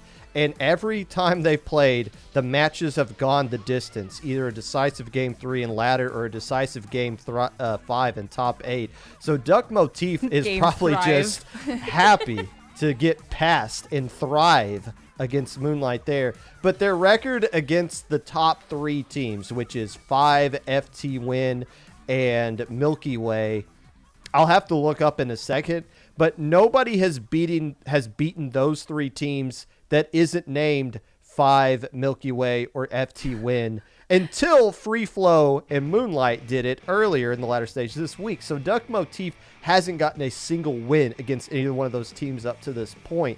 But yes, when they're scrapping against the teams that are at the tier right below that, they're finding ways to clutch out wins, like we saw against Healthy Diet earlier, like they just did against Moonlight. But now this is the true test. You're likely to be a top 8 team with how successful you've been in the first 4 weeks, but are you going to be a team that's going to threaten to win the whole season? This is going to be their first test here in week 4.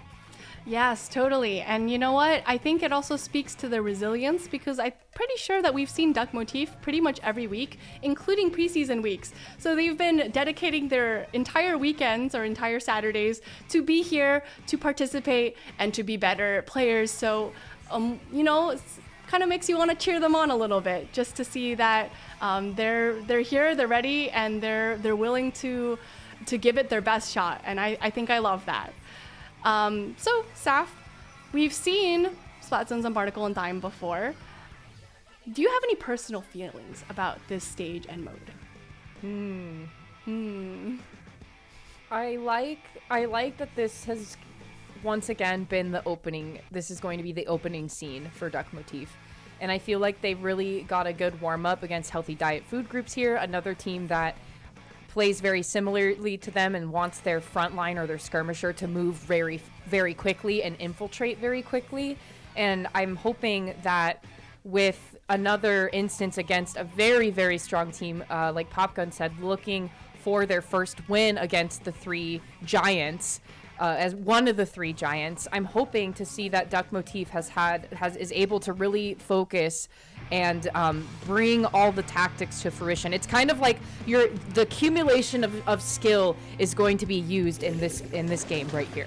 And they are, what? Wow. That is such an interesting decision of weapons. But before I pass it off to Popgun, again, I would like to thank our spectator cam operator, Power. He's doing such a great job. We've caught so many really great plays. Thank you so much, Power, again. So Popgun, what do we see here on Duck Motif's side? Well, Red Shell using the Octobrush with the Zipcaster is not a surprise.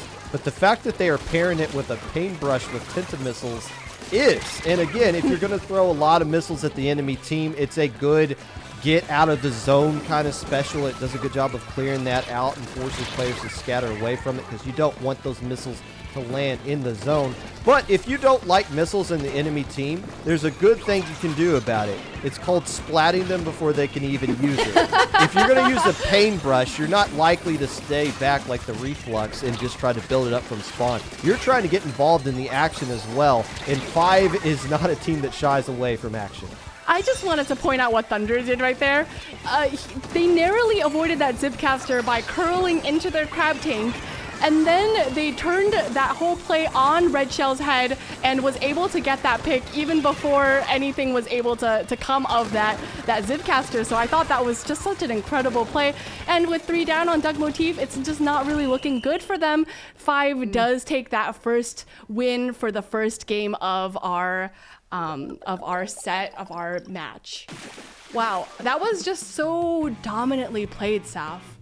Yeah, one thing I really would like to bring attention to is that the amount of flexibility that Zenith has been showing us today is more than I've ever seen come from her. And I really do and I say this because I've historically, whenever I've gotten the pleasure to watch Zenith play, it's always been wiper tactics. It's always been Splatana wiper, throwing the stamp in the craziest positions and ways and hitting people. Like you're kind of like, how did that even work? How did you even do the math to calculate the arc of how far you need to throw the stamp for it to make landfall next to somebody or hit somebody directly? So getting to see this flexibility from Zenith on a lot of backline and midline has been really a treat to get to watch coming from them. So 5 having such a firm foothold the entire time in that match or in that game, I'm really curious to see what Duck Motif is going to try to do to follow up. And maybe the double paintbrush, the octobrush paintbrush, maybe that wasn't it. Back to the drawing board. Saf, you're telling me that you don't keep a protractor on your desk as you're playing. You're not measuring the arc in which you're throwing that ultra stamp. That's the not parabola. You're not putting in the equations at all. No? Okay. Just me? No, I'm just kidding.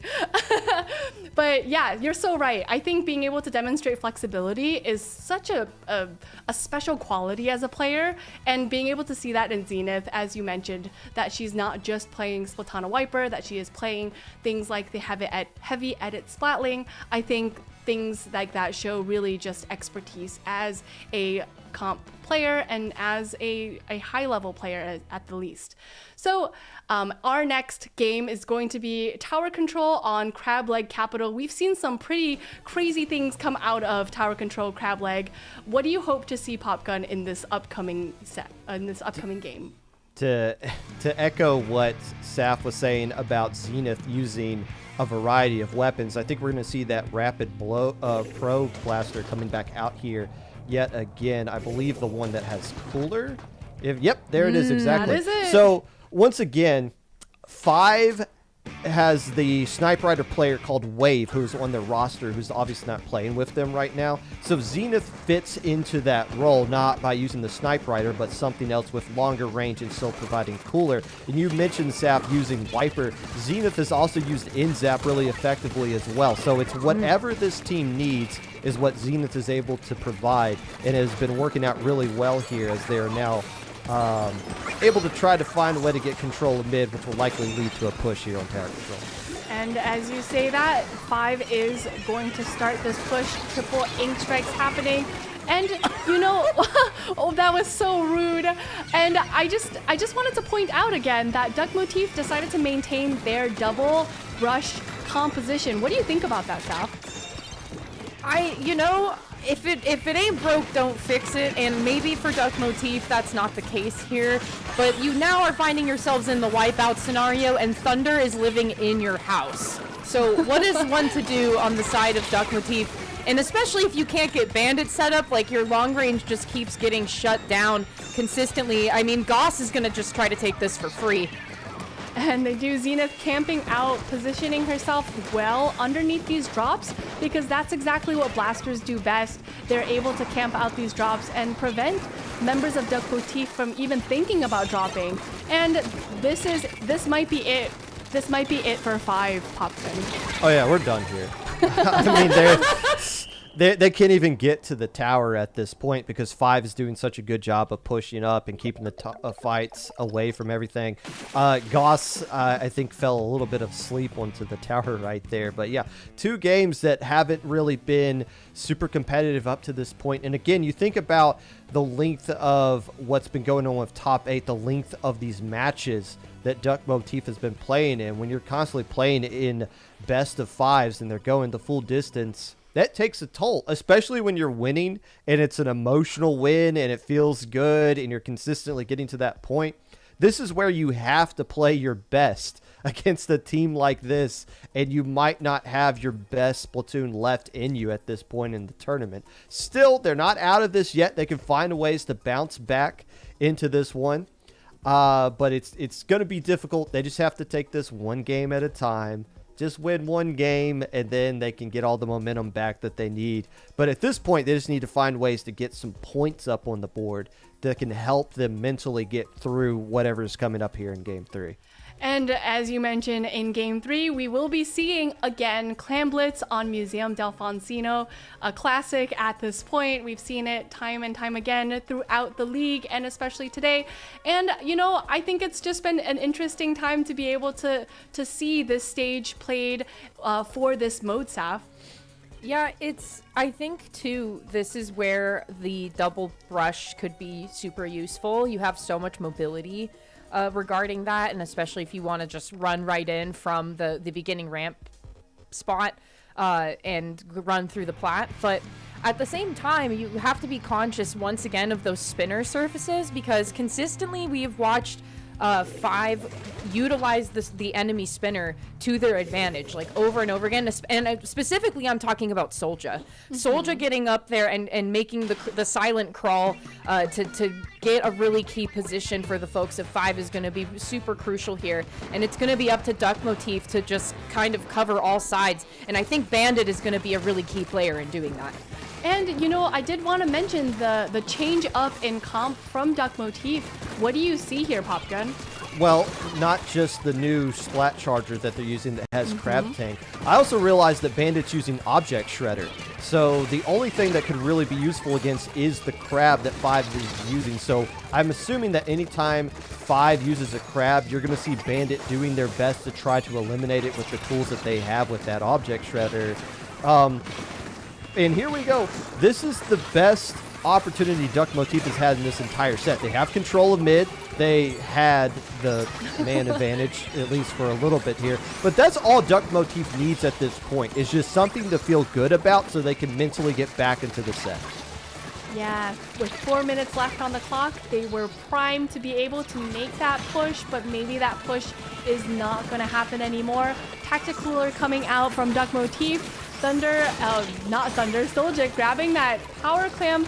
This might be 5's opportunity to push instead, Saf. Yeah, I appreciate Thunder using their crab tank to kind of defend, and they've stayed alive long enough to have that clam make contact with the basket, and an additional 2, in fact, and some change down to the 37 mark for 5, and we still have so much time left to go, and plenty of economy with having 4 in change in somebody's pocket here. But Solja's going to try to keep themselves back, but Vexen is going to close the gap really quickly, and it's just Zenith left alive, backing up onto the platform. Red Shell's going to enter in, and wow, a very long shot by Red Shell. That's going to open a lot of doors for Duck Motif here. It is. You see that all members of Duck Motif are on this platform. Red Shell getting another nice pick. And this is going to be the opportunity for Duck Motif to get themselves on the board. They get 2 power clams in. They are able to get a couple more clams into 51, but unfortunately, not enough clams to make it into the lead, Popgun. It doesn't matter, though. Again, this is just what they needed. Something to feel good about. That was... I mean, they don't get the lead back there, but think about all the Clamblit games we've seen so far today. That was one of the best pushes we've seen in general from any team up to this point, even though 5's has been better, and now they're immediately right back.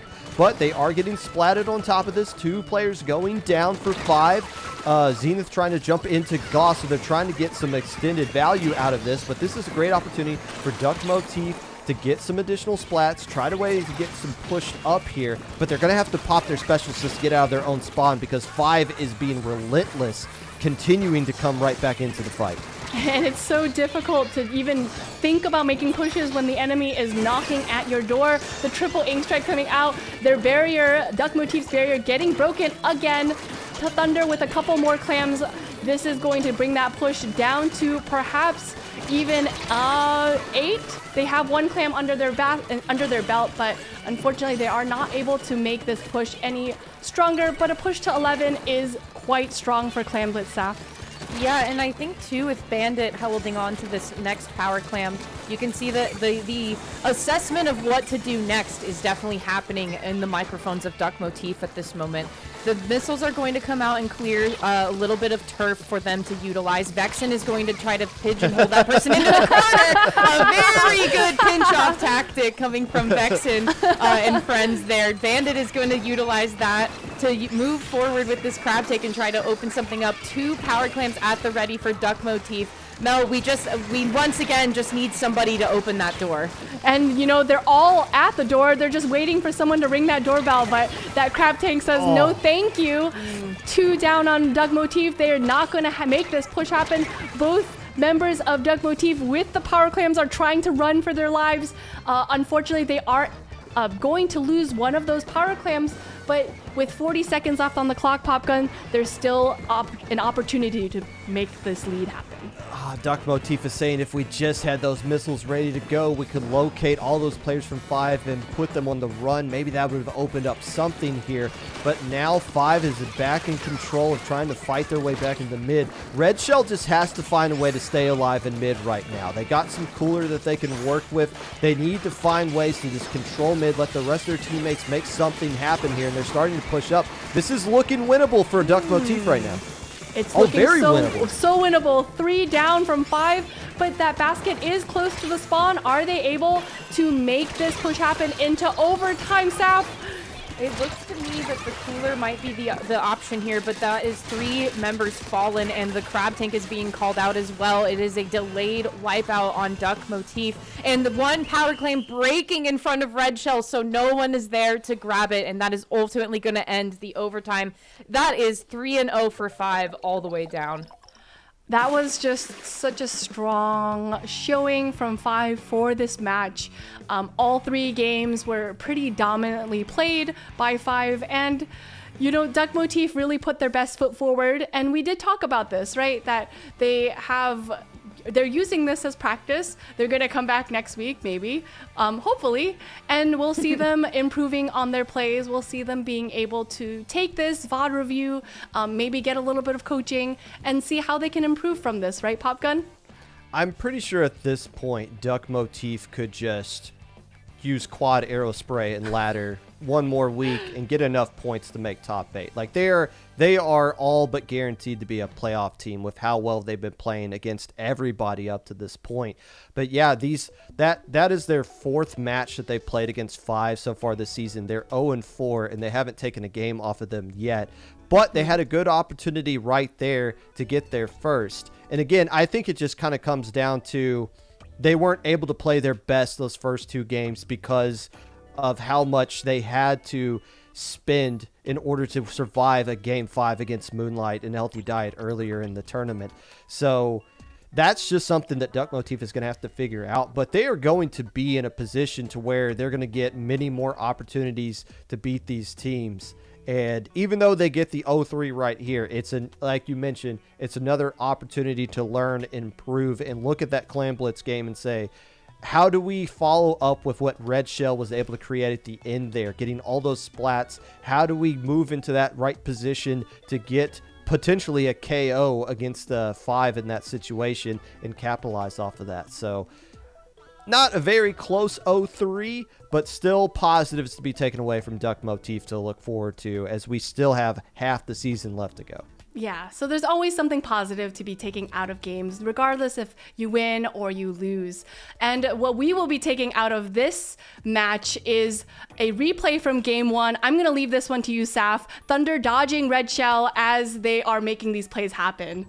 Yeah, this was a really quick closeout here, and you could see Red Shell coming in hot to try to get Thunder out of the way. The crab tank is going to last for just long enough for Thunder to actually survive and redirect their tactics and taking Red Shell out. Red Shell, I think, was hoping for a little bit more of the ink to provide for them when they made landfall in their Zipcaster form. But unfortunately for them, Thunder was able to roll out of harm's way and actually take them down as they were falling off as well. So that's got to feel pretty good and just really quick thinking. Yes, totally quick thinking. And you know what, Saf? We got to do something fun when we were recording something about our lockers. So let's take a look at this video when we were talking about some of the lockers of both you, myself, Jordan, and Prochara.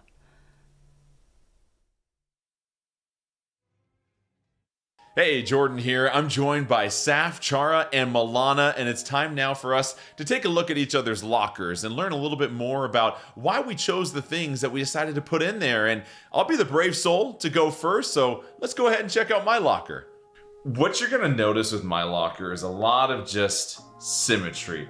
My life is very messy. I have 4 young boys, so there is very little space anywhere that is clean, that is sorted, that is organized. And so just having an outer locker that's got a little bit of accoutrement, but also just tidy is exactly what my soul needs.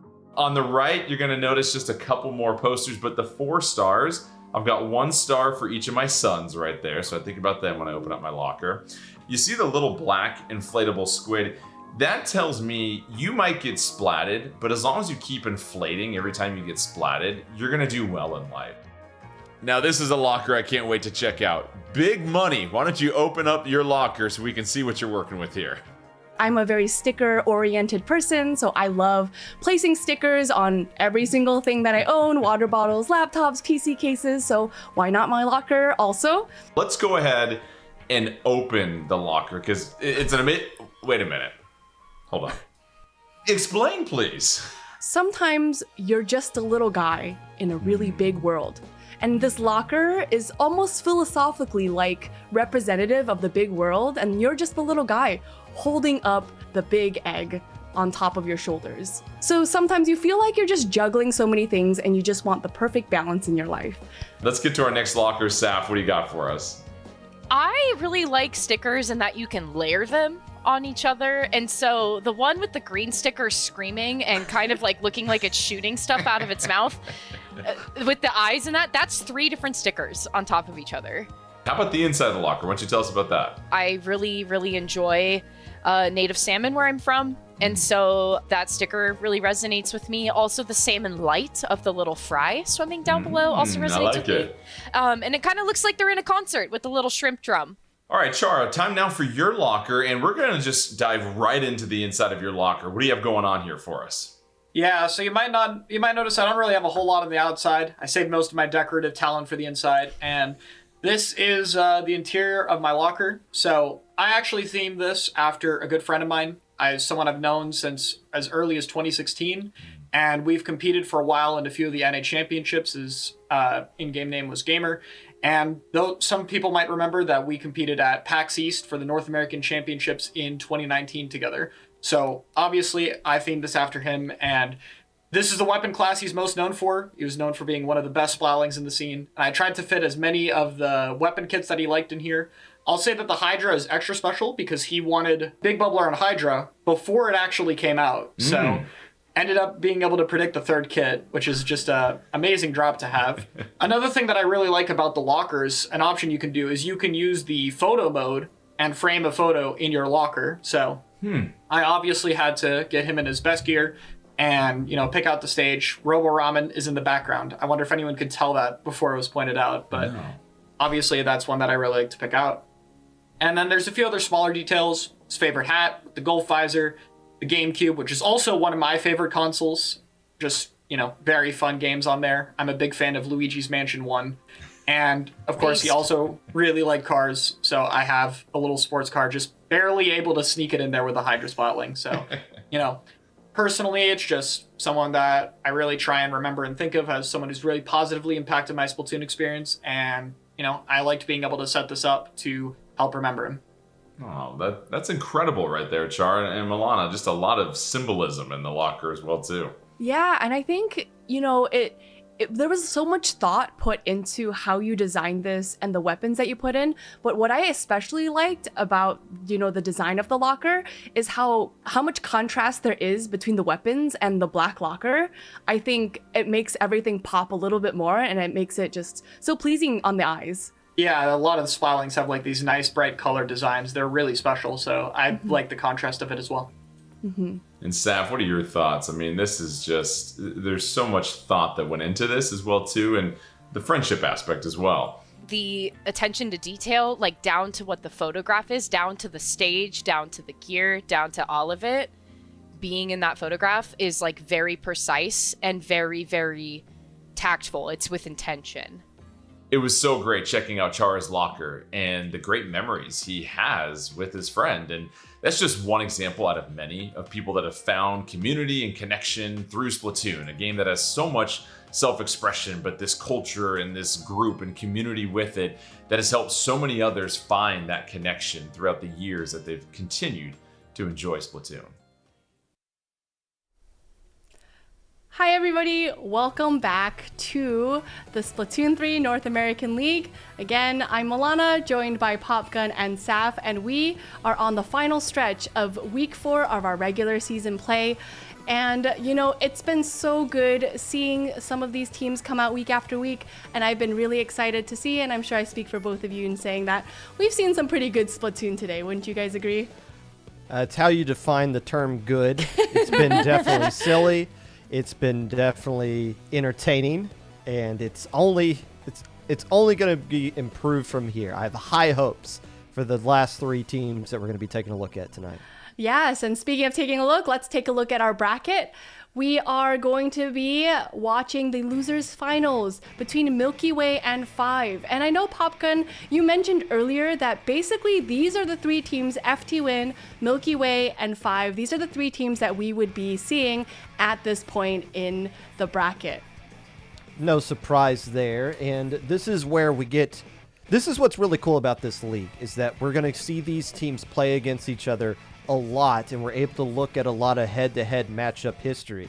So FTWin is the team that's on a bit of a losing end against most of these sets against Milky Way and FTWin. Their current record in matches against Milky Way is 1 win to 3 losses, 7-10 in games. So this is one of the main teams that FTWin has been looking at in their quest to try to become the #1 team and separate themselves from the pack.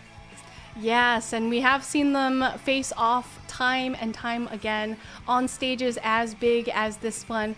And, I'm just looking forward to seeing how maybe these players have adapted to each other over the years and how they are going to use that adaptability, Saf, to be able to move forward in this league.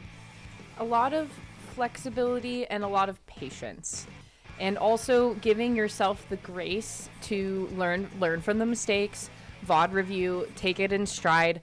And this is quite honestly one of the most interesting love triangles that we have had in the Splatoon world, I feel, because this is also a very similar top 3 group, that, if you will, that also came from Riptide. These were the top 3 groups, give or take some players for sure. But these were the top 3 folks that were here at Riptide as well, and they are coming now to this big North American League stage to tell the story once again, or even tell the story again. The story is still continuing. It's ongoing. We're in book number 2 or 3, perhaps, at this point. It's becoming a full trilogy at this point. Right. And you know what? The story's not over. The story can be rewritten. And these teams have just so much history with each other. And it's just really nice to be able to see them face off against each other. And I think just speaking about Riptide, seeing the kind of sportsmanship that comes out between players and teams that are so familiar with each other is always just a little bit heartwarming as well. So our first game is going to be on Clan Blitz at Inkblot Art Academy, one of our very favorite stages to be played and continues to be one of a competitive favorite stage, Popgun. Of all the times we've seen Inkblot Art Academy make an appearance here, I cannot believe we haven't seen tower control on Inkblot. We've literally done everything else but turf war. It's oddly refreshing. And by the way, you two are being way too nice. Love triangle, heartwarming? You got the wrong holiday. This isn't Valentine's Day. We're talking about Halloween here. There's nothing more Five would love at this point than to be able to knock out Milky Way at this stage of the tournament and then roll up their sleeves and get a rematch against FTWin. No love lost between these three teams here. Maybe they are going to have to pull out some of their best tricks in order for this to happen, Saf. Sorry, I had to. It was just like easy pickings. So Saf, what do you think might happen between these two teams? We know that Milky Way tends to be a little bit more measured than Five. How do you think these two teams are going to interact with each other on the battlefield?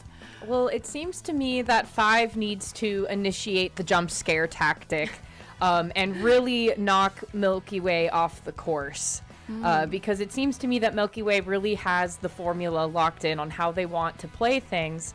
And Five is the one that is kind of being the, not so much the underdog, but they are the smaller angle of the triangle, if you will. Because to me, FTWin and Milky Way are the ones kind of taking up more space. So I think Five really needs to jump scare and spook the folks of Milky Way into changing course. And let's see if they do as we enter our losers finals between Milky Way and Five. And again, just a quick shout out to our spectator cam operator Power, who has done an amazing job so far. We've seen some really great Splatoon, some really silly, as Popgun would say, Splatoon action. Now, as we enter this next game, Popgun, what do you see initially? If you were to take the comp that Milky Way is using right now and showed it to someone 2 months ago, you would have thought Milky Way was memeing. I mean, look at what they're doing here. They're doing the Tri-Slosher with the splatter color screen.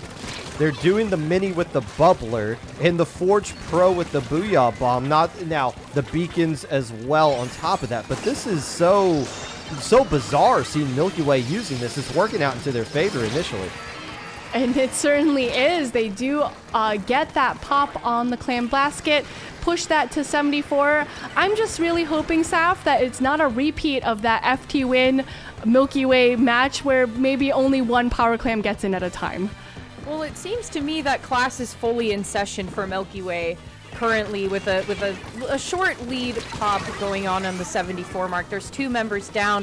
Five is looking to break through the wait list, if you will, to get into the classes that they are looking for. Much to Popgun's dismay, he's still going to have to be on the wait list for the tower control game that we want to be seeing on Inkblot. But Five is really unable to capitalize on those 2 members down of Milky Way. So Milky Way is going to actually try to reverse the scene here and take 2 members down themselves. They do. 3 members all just gathered together like homies over there by the stacks.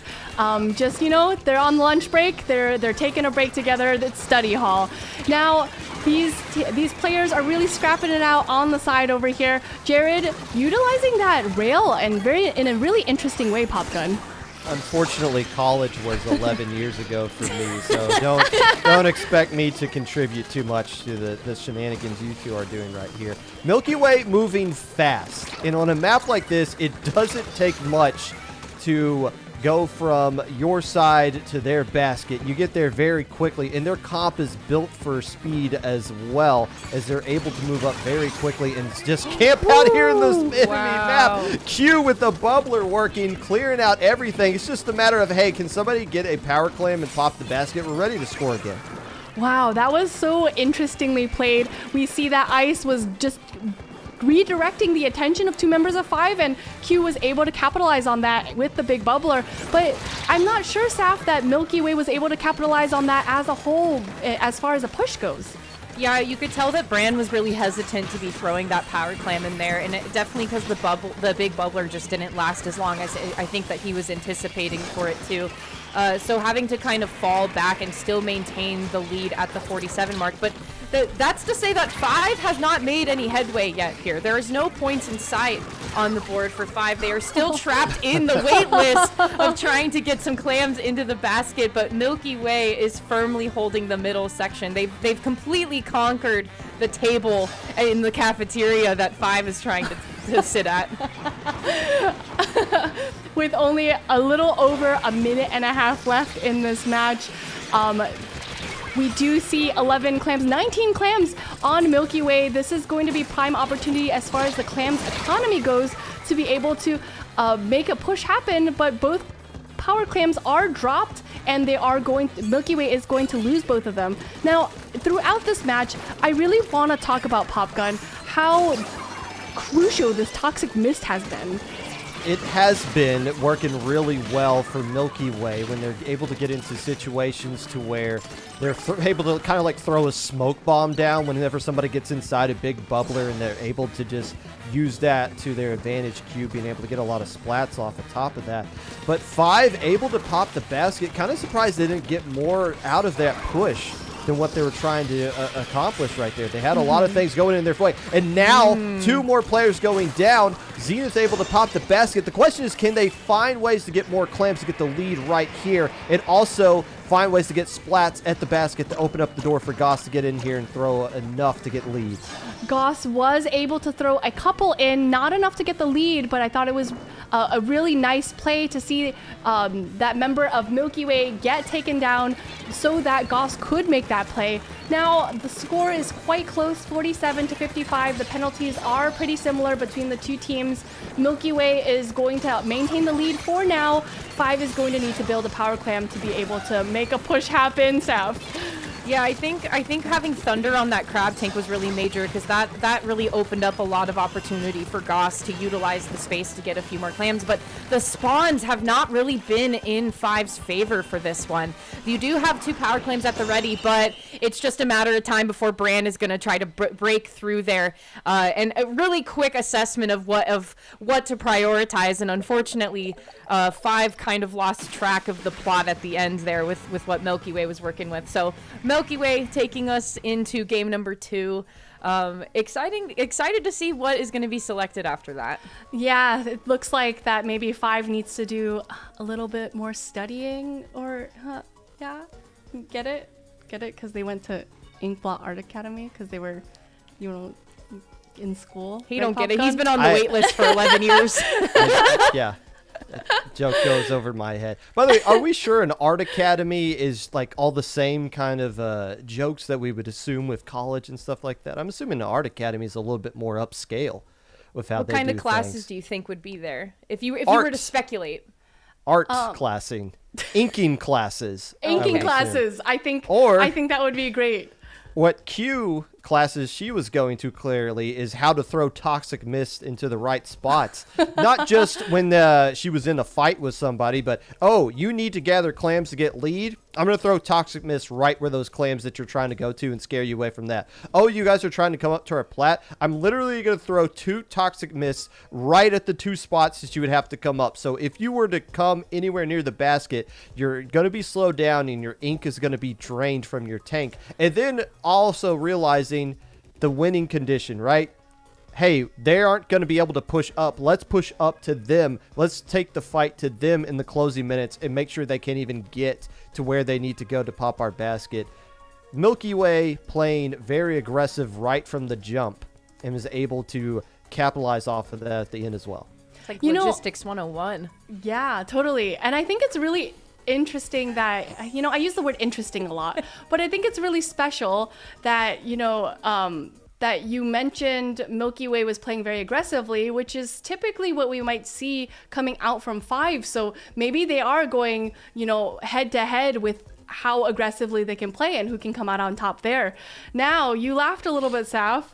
We're going to tower control Makomart. How does that make you feel? 3rd time's the charm.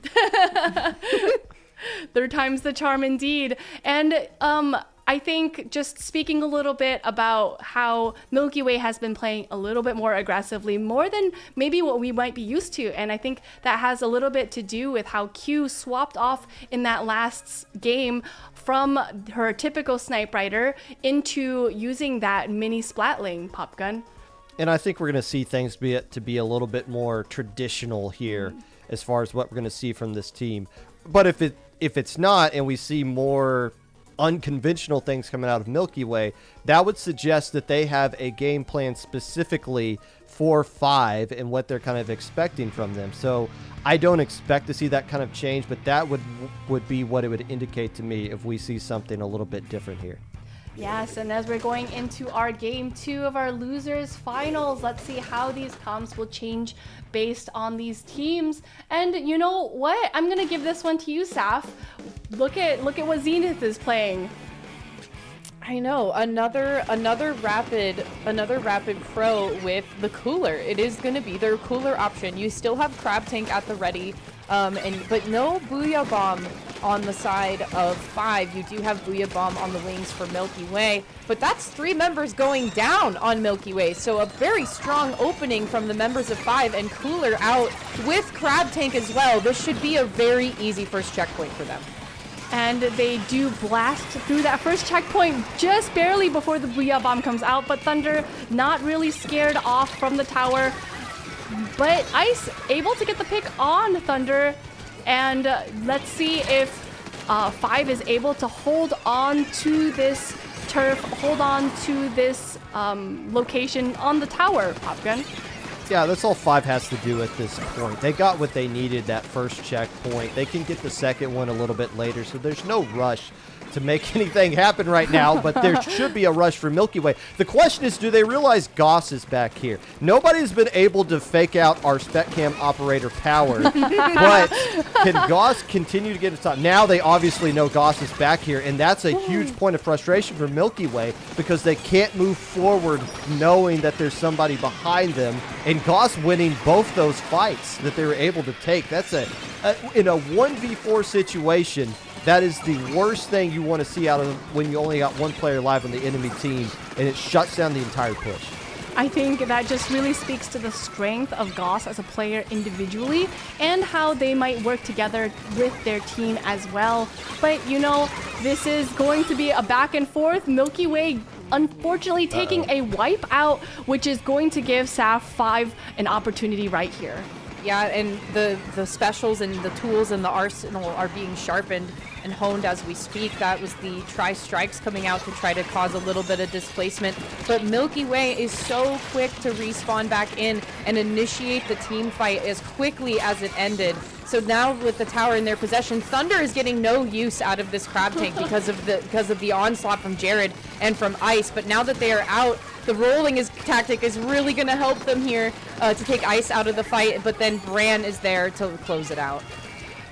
With just 2.5 minutes left, the lead that 5 has is not necessarily the lead that you want to see in tower control, which means that maybe they might be incentivized to push the tower a little bit farther than anticipated, Popchun.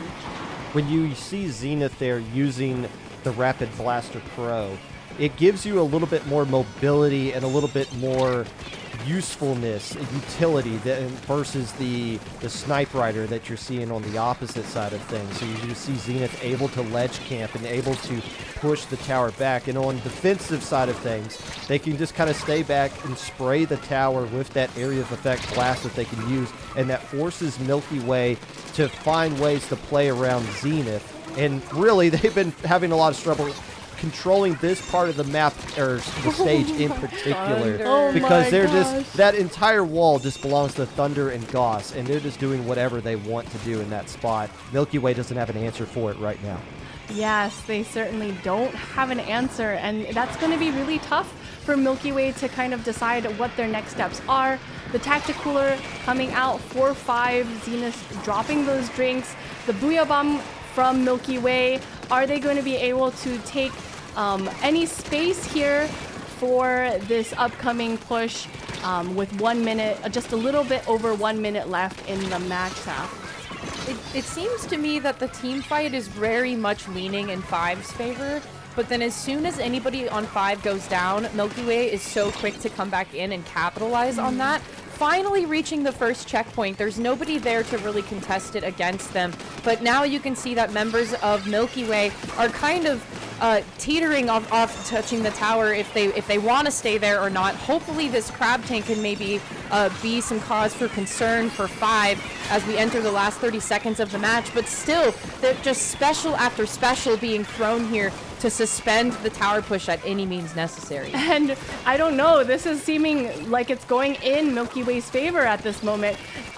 Milky Way members positioning themselves really well to be able to prevent 5 from moving back to the tower, and a push to 51 is still the lead. With only 10 seconds left, 5 is going to have to stay on the tower, Popgun. It's not the situation that 5 wants to find themselves in. You see Goss trying to flank around deep on that right side, but I don't know if 5's going to be able to buy enough time for them to get something going right there. They had to get onto the tower, but there was no opportunity to do that. The GG special and the Booyah Bomb being thrown and saved right at the perfect time. But Milky Way able to hold on for that final push right there, to wait out the strikes, knowing they didn't have to get that checkpoint cleared immediately, and instead wait out the strikes, then let's hop up top and make sure the fight stays away from the tower just long enough. And man, 5 played so well for the vast majority of that game, but they didn't do enough offensively to where they could relax on the defensive side of things. And once the flanks got shut down, the main tool that was working into 5's favor got taken away, and ultimately Milky Way was able to withstand things in the end. Yeah, and I think one of the things that we have to consider is that when we're playing a game mode like tower control, that we want to be able to move forward in front of the tower. Even if the tower is not moving, we want to create space around the tower so that it takes the opponents a little bit of time, even if you get wiped out, even if you have to proc that tactical special to be able to come back into the action a little quicker, that you use that time to be able to move back into the center of the stage, which in that case you would meet your opponents there. So as we move into our game 3, which potentially could be our last game of this match of losers finals, we will be going to Splat Zones on Urchin Underpass, which I think, again, my favorite word, it is a really interesting pick, Sav. I appreciate this pick, and that is because I believe 5, no, it was FTWin, I think. FTWin playing this game in Splat Zones earlier, I think, in the competition, in the tournament, really brought forward some interesting, there's that word again, tactics to be used. And one thing I'm hoping for sure is just bring back those beacons.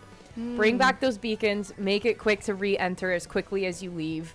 And don't revolving door, right? Like, don't stop it from spinning. Keep coming back in and trying to maintain. There's so many good spots to hide. It's really going to come down to like sharking tactics and also making sure that you can reach the gap, jump over to the other side without getting splatted, but also not getting splatted in the zone either. The zone on this one is an interesting shape. Interesting for sure. It is in this little divot in the ground, so both teams are going to have to really be cognizant of this zone shape as well. So as we enter our next game right here, Popgun, we do see an interesting pick from I believe that is Milky Way. This is such a no-brainer stage pick for 5, because this is a map where you can't use Snipe Rider on. I mean, you can if you want to, but there's just so many different walls and awkward angles where Snipe Rider is just not good here, and you never see anybody use it. So if Q is giving us a lot of issues, let's go to a map where she cannot use Snipe Rider against us. The problem is Q has already won a game using this very mini weapon earlier, so I get the idea, and I think it is the right idea, but Milky Way's prepared for it.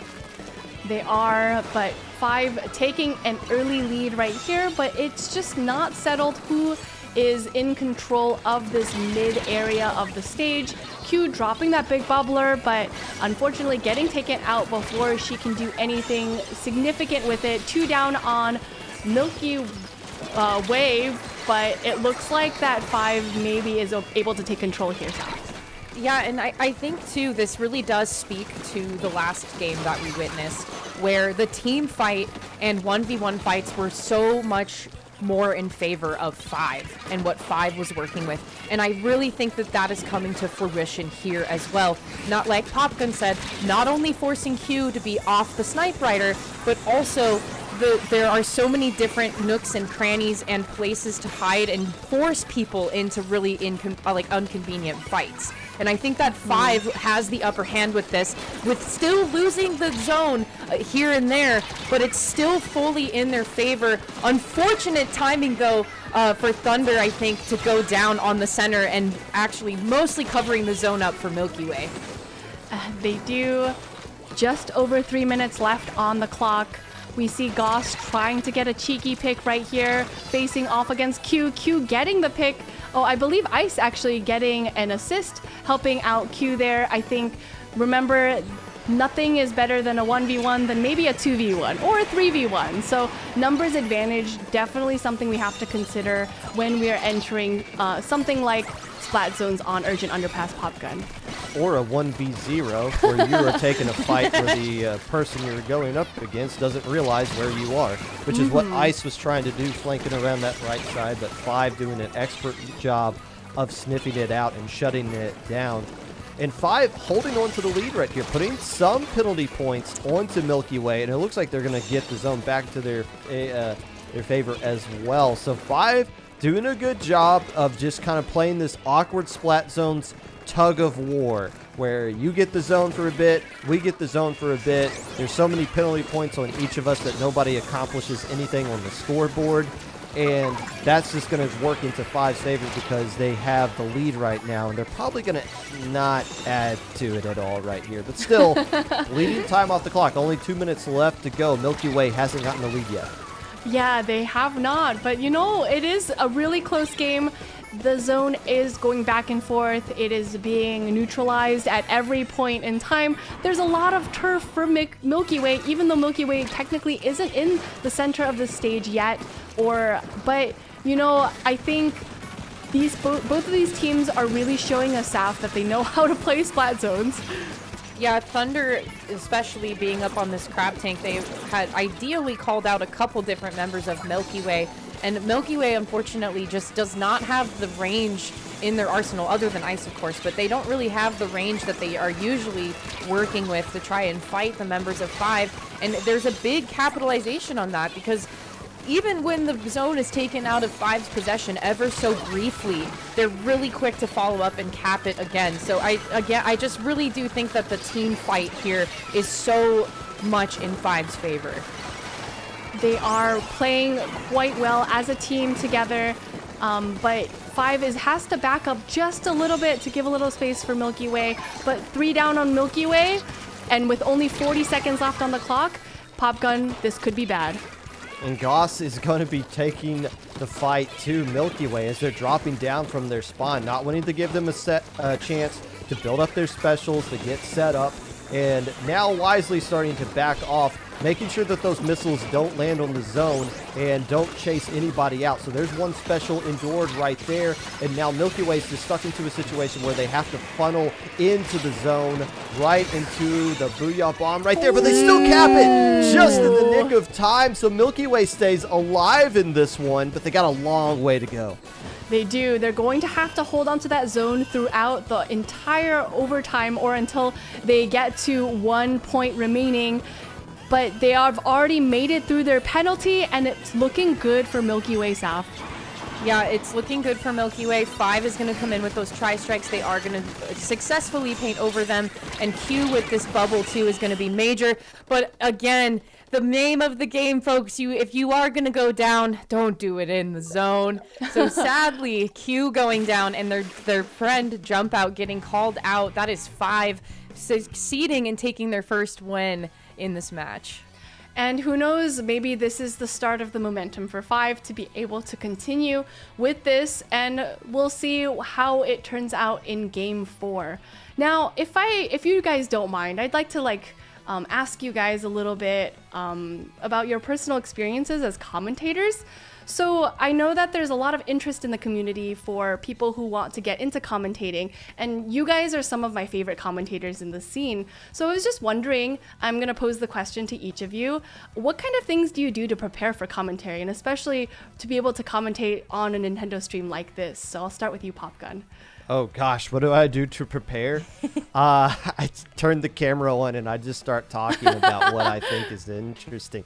Okay, look, if we're going to get into the commentary discussion, what I like is people who are genuinely themselves. And that's really hard to do. So I mean, yeah, you want to do some matchup history. You want to look into like the teams you're going to be talking about. But what I really appreciate is when somebody can find ways to be not who they think somebody should, like who someone expects them to commentate like, but just be themselves. I think that translates really well. I wasn't prepared for that question as an example, but I still was able to give an answer for it anyways, because that's how I was prepared. Pulling this is from the master resume. A pop quiz, you know what I'm saying? How about you, Saf? For me, I think I do like to review some of the past week's stats when I can. But honestly, for me, I watched, especially for today, how I prepared, I watched a lot of the past week's episodes. And I feel like that really helped me because listening to other people get hyped up and like their anecdotes, analysis, jokes even, if you will, things like that really resonate well with me and make me feel like that I can get into the spirit and the headspace. And I think it also helps to when you get to be with really wonderful people that are experienced and that you can riff with and joke and giggle around with. And I feel that in this broadcast tonight with you and Popgun. Yeah, I've been having a really good time, and I'm sure you have been having a great time as well, Popgun. I can tell it in your He's facial thrilled expression. to be here. Don't let him fool you. So awesome.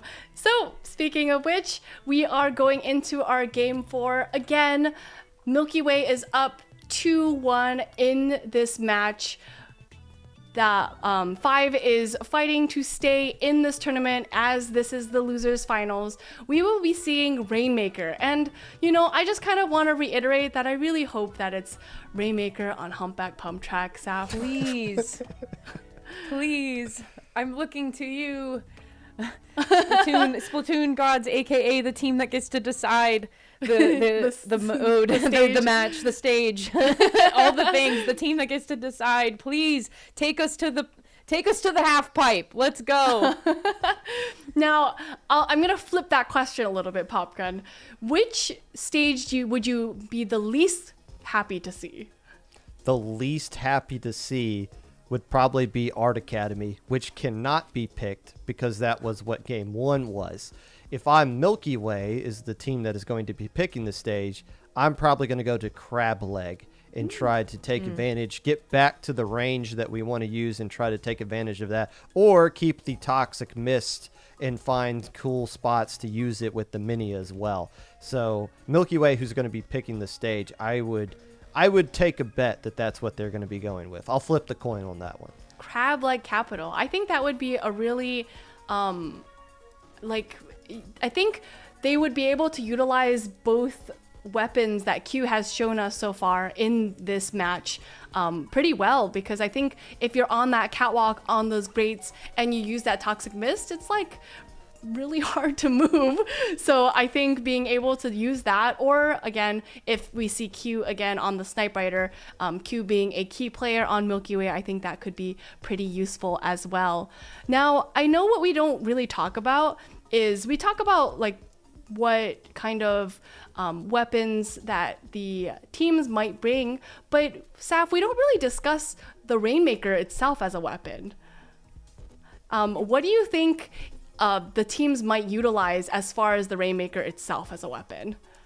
Well, it depends on the stage, obviously, how you want to move it forward.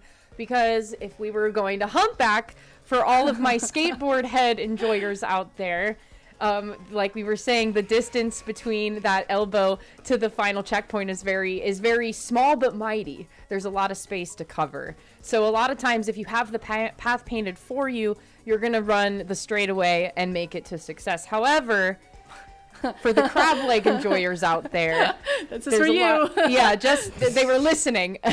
For the crab leg enjoyers out there, there's I feel that the Rainmaker as a weapon comes into play so much more, especially on the catwalks, because there's nowhere to hide. You either have to like jump off, you have to squid through the grate and get back down into the turf, and go behind a corner. But otherwise, it's so open. There's not a lot of places to hide. Yeah, and you know what? Like we said, Popgun is a coin flipping man.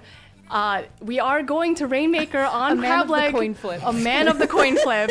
We are going to Rainmaker on Crab Leg Capital. Something that we have seen before and we might see again later on. Who's to say? Now, knowing the play styles of both these teams, again, we might see them push left, we might see them push right, but regardless, we are going into our losers finals, Milky Way versus 5. Let's see how this turns out. Let's see these weapon compositions right here. And this brings back bad memories for 5. Remember, this is a game they lost against FTWin earlier in this tournament, using basically the same comp they were using last time. In Q, not going to be using Toxic Mist this time around, but still going to be comfortable using that pencil and is going to have plenty of range to work with when they get up on that catwalk area. One player instantly going down for 5 as Milky Way gets the pop, gets the opening splat, and now they're going to be trying to get that checkpoint very early in this game. They're moving towards that right side checkpoint, having to cross that catwalk. And as Saf mentioned, if you're being accosted on that catwalk, there's no other option but to drop. And this is going to give 5 Saf an opportunity to make a push here. Yeah, talk about opportunity. That was 3 members of Milky Way going down. That left the left side wide open for 5 to take that first checkpoint. But very quickly, Milky Way is here to respond. We're having a seafood boiled dinner on the side between Jared and Thunder. Both crab tanks, though, actually ending at the same time. So Thunder finding, transactionally, Thunder finding a little bit more value out of the crab tank to get used. And now you can see that Ice using those missiles is going to cause a little bit of a delay for 5 to move forward. So finally, Milky Way is trying to mirror the scoreboard. All members of Milky Way putting out their specials. Bran with the triple ink strike, using that box as leverage, but getting stopped mid-air, but not before pushing that score to 37. Popgun 37 is a pretty strong push. We're talking a lot about how you have to walk across that grade area right there, but there are little spots that you can ink so that you can swim and kind of give yourself a boost through that. It doesn't get the KO, obviously, for Milky Way, but it does extend their lead pretty significantly to that portion of the map. Credit Ice for opening up that push by causing a flank on the opposite side of the map where the Rainmaker was going, but there was a little bit of distraction right there. So kind of a textbook push by Milky Way, gets them 37 remaining. The good news for 5 is they've already cleared this first checkpoint, so there's nothing that's going to be stopping them with 2 players down from trying to get lead other than Jared's crab tank. Yeah, I was going to say nothing but Jared's crab tank is going to stop them, but the members of 5 are still hovering over this elbow right here, which is still meaning that, you know, Zenith is going to grab that Rainmaker, the triple ink strike coming out from Soja. Oh, wipeout! Oh, this is looking not good for Milky Way. And is Zenith going to get the dunk? They are able to get the dunk. Q not able to stop that dunk from happening. And this is going to a game 5, Saf. Popkin, I hope that the last line of defense being the sprinkler didn't scare you too much.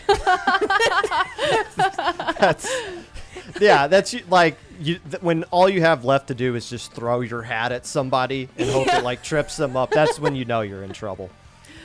Yeah, that was honestly a really unfortunately timed wipeout. I think generally when we see wipeouts happen in Rainmaker, more than other modes, it tends to go really fast, maybe even to a knockout. And that's exactly what we saw here, Popgun. And I didn't even see what happened, to be honest with you. I just saw players get erased. And yeah, unfortunate for Milky Way, but very fortunate for 5, who is finally pushing this match to a game 5. Keep in mind, they were down 0-2 about to get swept out. And now they're pushing it to a game 5. They got a lot of momentum behind them. And guess what they get to go up guess what mode they have to go up against now? The mode that Milky Way just lost to FTWin on in Turf War. Yes, so we will be revisiting our game 5. We are going back to the market, to Hagglefish Market, and we will be playing Turf War. And this is, classic Turf War. We have, again, a lot of turf to work with on Hagglefish Market. We might see Saf's favorite weapon, the Reflux. And, I'm hoping that maybe we do, Saf. You know what? I brought my reusable bags this time, so I'm ready to be a little bit more sustainable. And I'm hoping that Reflux can add to that narrative as well, because you get a lot of bang for your buck. What can I say? There's a lot of paint that can be put down. There's a lot of turf to capture in the spawning area, for example. And I do think that Snipe Rider is also here to stay, because those canopy spots and positions are great for .Q to get set up. There is also the instances of the elbow side where there's like an additional canopy that you can't quite jump onto, but you have a clear shot of one of the alleyways and the high ground at that as well. So who's to say? Milky Way was pretty close, but those last few seconds really do count, and how much effort you put into taking the spawn really counts. And I think we should definitely consider how 5 has been playing and how they've been getting a lot of picks. They've been getting a lot of splats overall per player, and I think that's going to make maybe a big difference when it comes to this. So as we enter our game 5 of Losers Finals, Milky Way versus 5 once more, we are going to Turf War on Hagglefish Market. And Popgun, what do we see here as far as comps go? Well, we're going to see 2 players stay in their spawn, make sure they get it inked up perfectly, immediately fire missiles at each other, as is tradition. The missiles are not going to land in anybody. Oh, wait, what happened there? Excuse me, that's not part of the script. Somebody already got splatted. That's Brand going down for 5. Will that mean anything in the last 30 seconds? Who knows? But still, the key, like I said before last time on this map, make sure you control the sides and you have them for the last 30 seconds. That's going to make things go a little bit smoother towards the end. And as we control the sides, we just have to be mindful that we don't want to overextend. And because when we overextend, we can be punished pretty drastically as the match continues. Right, Saf? Right, and I think with Jared on the pit here, and they're like leaving so much space to work with from Q to enter with the crab tank and take the middle section, it's really easy for Jared to call out where the players of 5 are going to try to locate. Brand was trying to look in to respond to that, but not really finding and making any headway, unfortunately. So the members of 5 are going to spread out and distribute their resources here, and it looks to me like it's kind of just going to be a stall until we really get closer to the game ending. But for Soldier, that might not be the case with taking one member down and looking to try to take the fight with Ice, but they are going to jump out. Jump out into more danger, actually. Unfortunate. Just a little bit unfortunate. Zenith also going down. Q moving up, covering a little bit of the turf. Triple ink strikes coming out. Both teams are just using their specials to try to move themselves back into a good position with just over a minute left. Popgun, what needs to be done? This is looking eerily similar to Milky Way's game against FTWin earlier in this tournament on this very same mode and stage.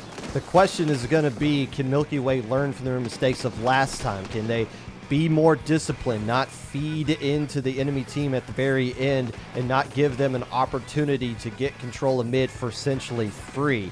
As we now approach the final 45 seconds here, going to be a very critical end to this match. And it's so interesting because we see Jared popping that crab tank over on that right side. All members of 5 congregating towards the middle, which might give Milky Way an opportunity to paint up the sides, like you mentioned earlier, Popgun, to be able to prevent any flanks from happening. Goss holding on to that Tenta missiles.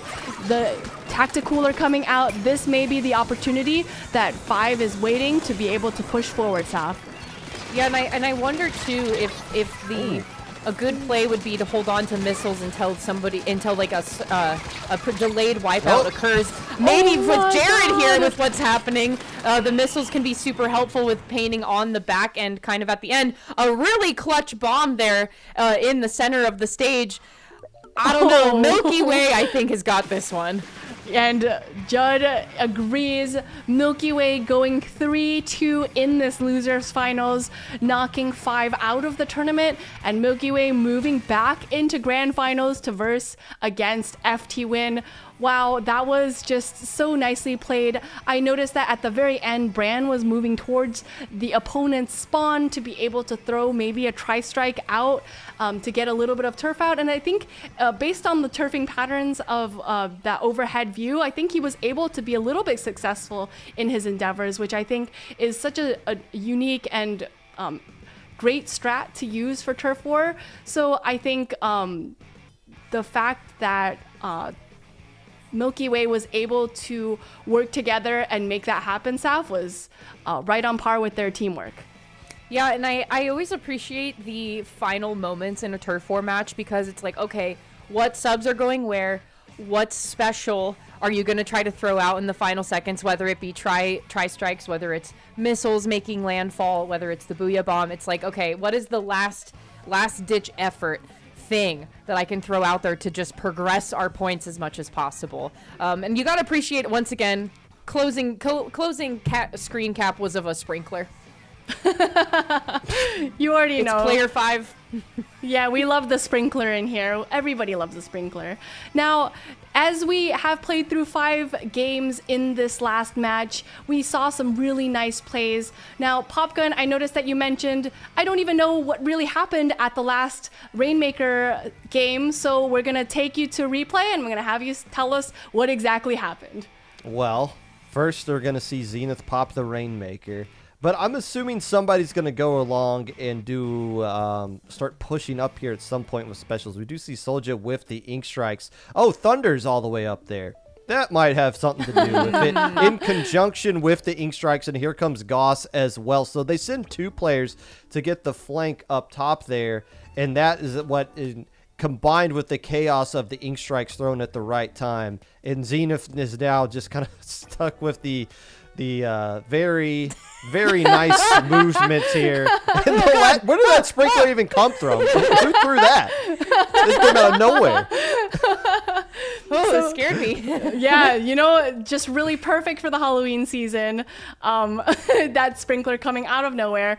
So as we are wrapping up soon this week of play, let's head back to the bracket. Let's take a look at who is participating in our grand finals. Again, we have a rematch between FTWin and Milky Way. We've talked extensively about both of these teams. Saf, how do you think Milky Way maybe might change their strategy to be able to combat FTWin in the way that they weren't able to before? Well, I definitely think they're going to have to maintain the momentum that they were just given from the losers finals match against 5, because FTWin has gotten to take kind of a bit of a break here. They've gotten to maybe stretch their muscles, stand up and maybe go touch some grass, potentially go get some water, use the bathroom, just, take care of a couple errands, some housekeeping items before they have to come in and reinitiate a fight with Milky Way. But Milky Way is coming in fresh from the action. And 5 being a great warm-up to start that off. I'm hoping that Milky Way is able to keep the wheels turning for themselves going into to this fight with FTWin, especially because FTWin was able to knock them out 3-1 and knock them down into the losers final seat. So hopefully Milky Way being fresh from the battlefield will be a helpful tactic on its own. Well, Milky Way is going to have a long race to run. If they want to win today's tournament, they're going to need to win grand finals one time, but not just once, they have to do it twice. So they're going to have an extreme uphill battle to run. Now, we talked a little bit about momentum and being able to keep up that consistency. Popgun, what kind of advice do you have for maybe players who find themselves in a position like that where they have to play many, many more games for just a chance to win?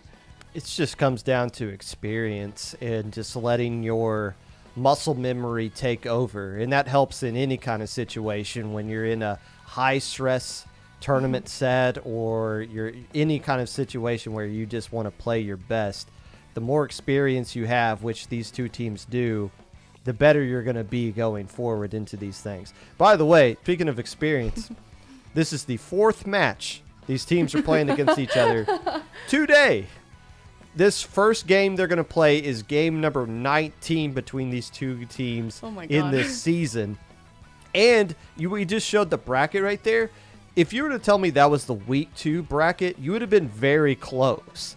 It's very similar because 5 lost to Milky Way on a turf war in losers finals in week 2, just like they did just now. In week 2, Milky Way took FTWin to a game 5, where FTWin ultimately won, not giving up a bracket reset. So history is starting to repeat itself, although Milky Way would love to find a way to change that. Just remember, like what Saf said, this is a trilogy, but the novels are still not done being written. So who knows how this match is going to turn out as far as this matchup versus FTWin and Milky Way are going to go. Man, we've seen a lot of really good, silly, fun Splatoon today, haven't we, Saf? Adjectives. Yes. I also it also feels like we've seen this episode before, right? Because like 19 different occurrences of fighting the same people. It's like, okay, that's in a tournament sense. But then you also think about on the back end when people tend to scrimmage each other for practice. It's like, okay, how many times? So is it really 19? Or is it a little more than that? And like, but just not what we have officially on record here. And I think it's worth mentioning that like these folks have played each other over and over again in different scenarios, whether it's they get to be at the comfort of their own home and play online, or they get to be at real bigger events like Riptide and play directly across from each other on the main stage with an audience. It's like the Twitch audience becomes real life, or the live stream audience becomes real life. And so having to try to deal with the pressure of that and play the same folks over and over again, and you still want to come out on top continuously. And I think that's what I like about this matchup between FTWin and Milky Way, is that it's like it's different every time. Sometimes we see a rerun of the episode, and like that's fine. Looking at you, week 2. But I appreciate that it's the skill level is very much toe to toe.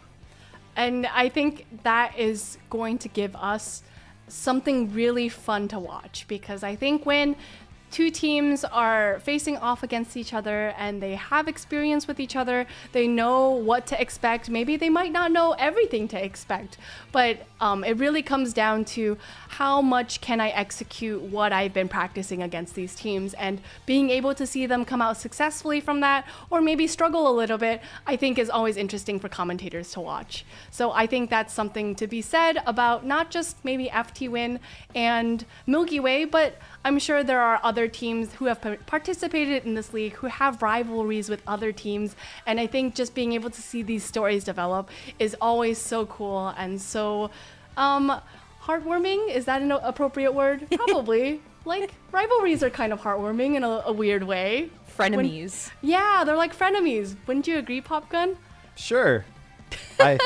He's my frenemy. I'm not going to push back against that narrative at this point. We'll go with that. Yeah, they're happy to be with each other. You know what? They're both happy that they got a lot of points out of this week, so that's all that really matters. But it's no secret that these are the top 2 teams in North America right now, and to see them consistently when they both sign up at the same week, it's these 2 teams playing against each other in grand finals.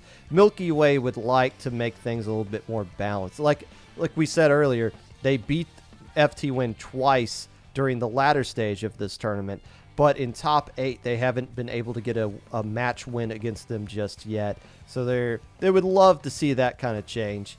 And for us, we won a grand finals, right? We got nothing else to do tonight. We're here. Cleared We're ready. my calendar. Yeah, this is my weekend. I'm here to watch some really awesome Splatoon with two of my favorite commentators in the scene. You know what I'm saying?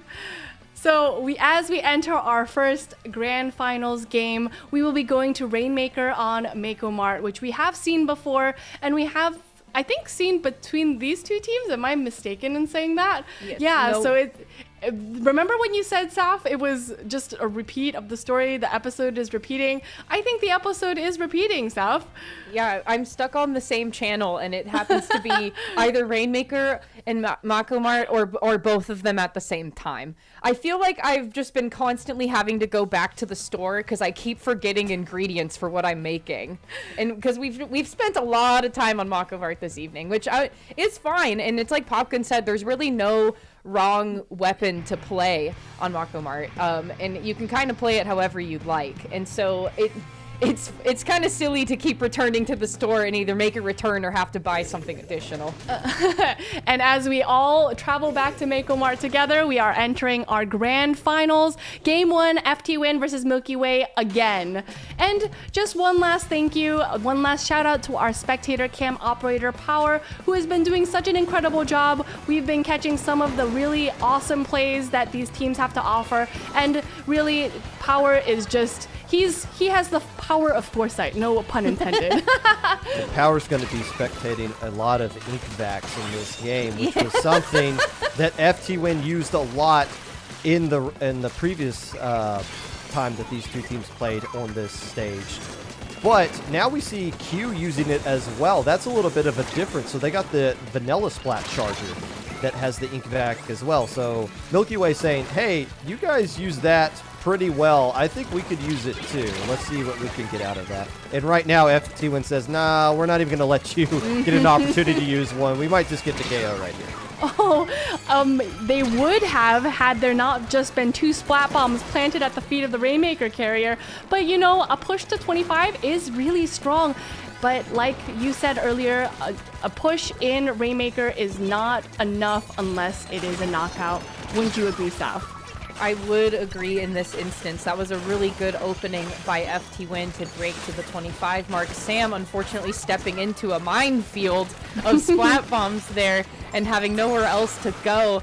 But now with 2 members down on the side of Milky Way, you do see that the Splat Charger does have that ink vac ready to go whenever harm makes its way towards them. And the center stage, too, for Milky Way is looking pretty good. And Bran is going to try to move forward quickly with the missiles also helping out with some displacement. Another black hole! Another black hole there, preventing Bran from getting any more momentum. The first checkpoint for Milky Way has still not been completed. That was so exciting.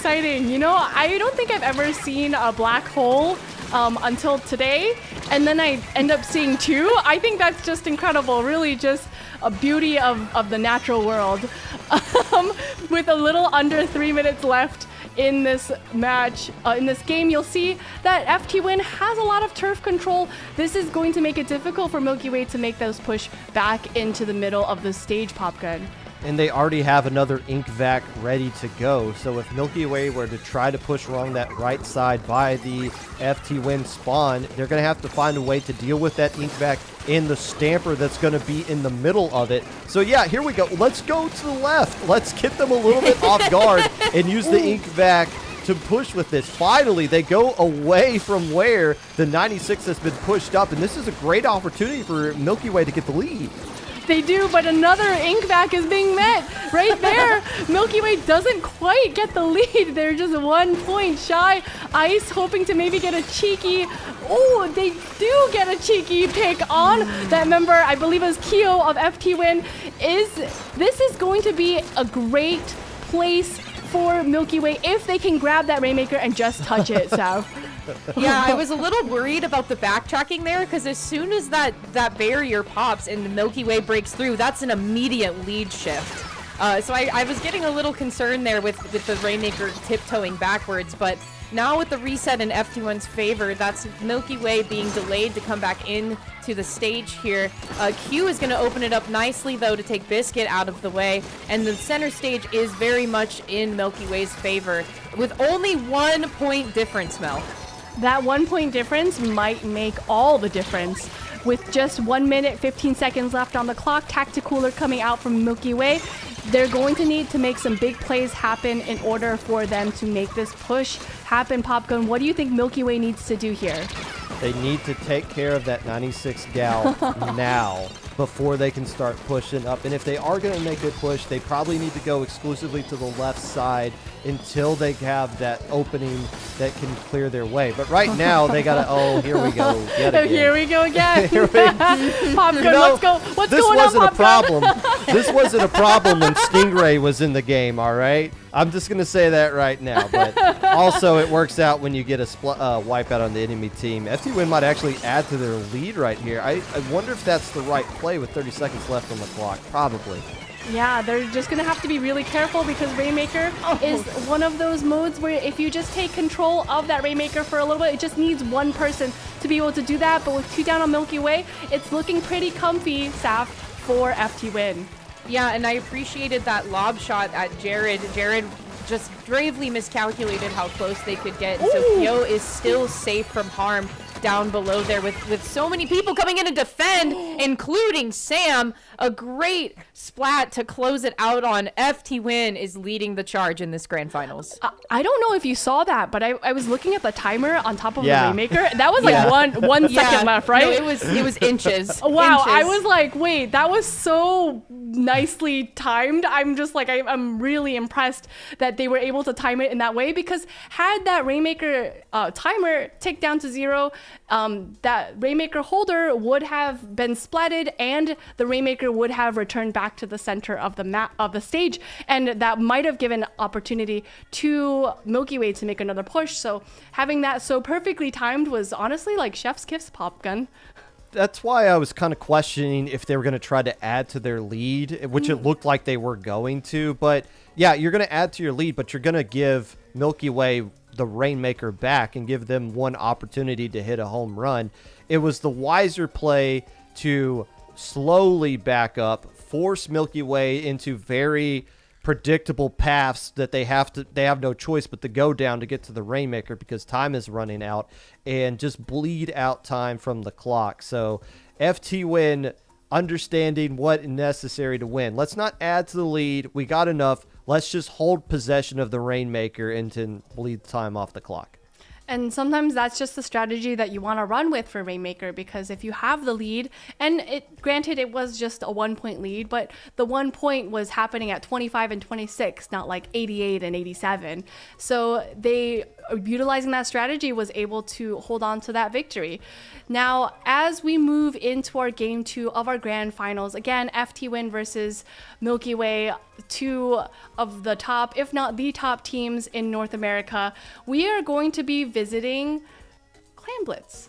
And I think Clamblitz is just such an interesting pick for Milky Way, because Milky Way has shown pretty strong dominance historically over the weeks of play for Clamblitz. So I'm wondering, Saf, how might FTWin respond as far as stage goes?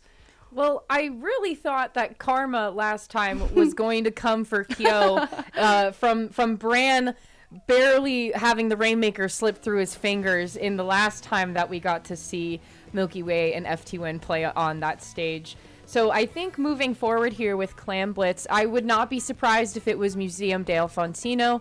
Consistent pick. Would not be surprised. I do think...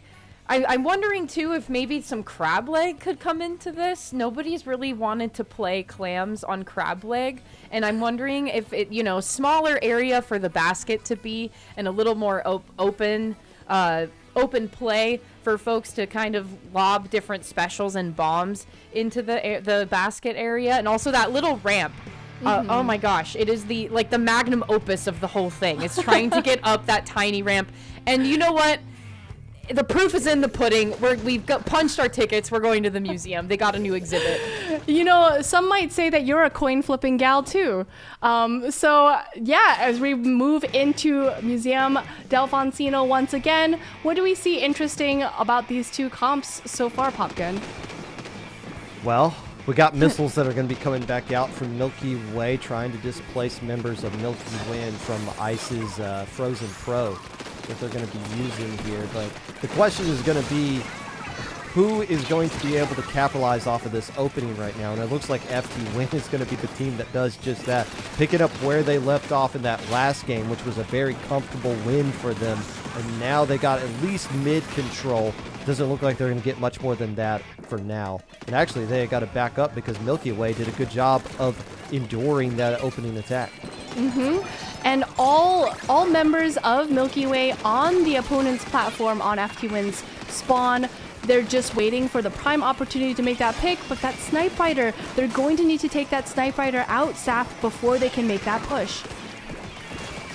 And I appreciate what ICE is trying to do on that ramp. They're trying to create some sort of headway space for Milky Way to utilize. But how are you supposed to do that when Hexen and Sam are there, and not to mention Biscuit offering some drinks to the team to help push forward? But that's not really going to find much success here. Milky Way is really quick to respond. They're already back into the middle section. There's a lot of purple on the map. Kyo is already getting called out, and Jared is here to clean up the mess. So even though with 2 members down on Milky Way, FTWin is still not finding anything to work with here. You know, this kind of is reminiscent of that last match that we saw with them on here, where neither team was really able to make a strong push moving forward, and it seems like both teams are still scrapping it out in the middle of this stage. Maybe I'm talking too soon. So, Popgun, what's going on right here?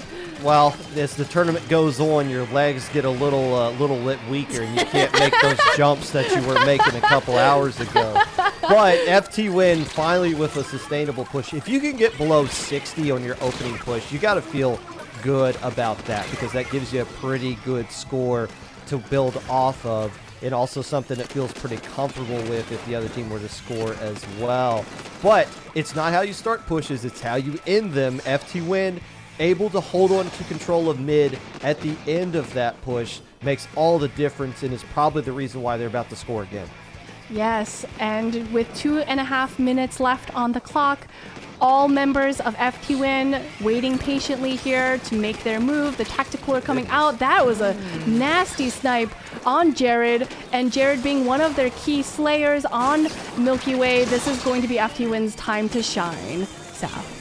And so close to bubble too, Kyo getting taken out of the fight. So Hexen is going to have to follow up in Crab Tank here, taking the high ground. And Q is kind of being called out by the Crab that they have in their possession, down to the 38 mark for FTWin. No headway being made by Milky Way as we enter the last 2 minutes of the game here. But still, it's like Milky Way has really good tools at their disposal. And I'm also thinking about Brand with the Crab Tank of their own, but have yet to really find and purchase the high ground to utilize it. And then now we find them in a 3 down, and that's 2 more power clamps entering the basket for FTWin. A score to 18 is certainly nothing to scoff at. This might be the end of the push, but honestly, that was a little bit of a shame. But that's okay. Sometimes it happens. It really does happen to the best of us, and it makes me feel better every time it happens to me. So with over a minute left on the clock, Milky Way is going to have to make some big plays to be able to come out on top and get the lead.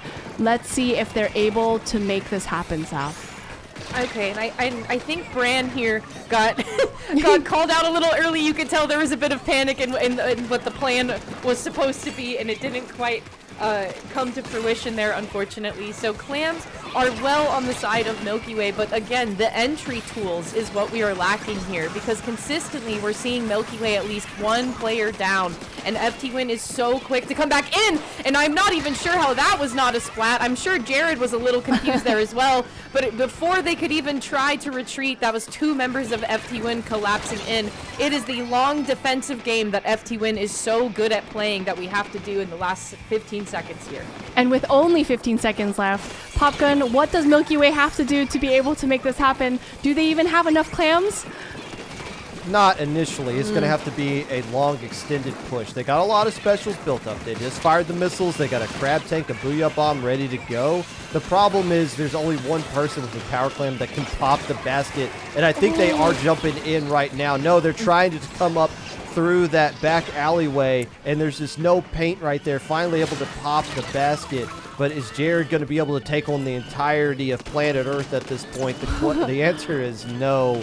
So overtime should come to an end right here.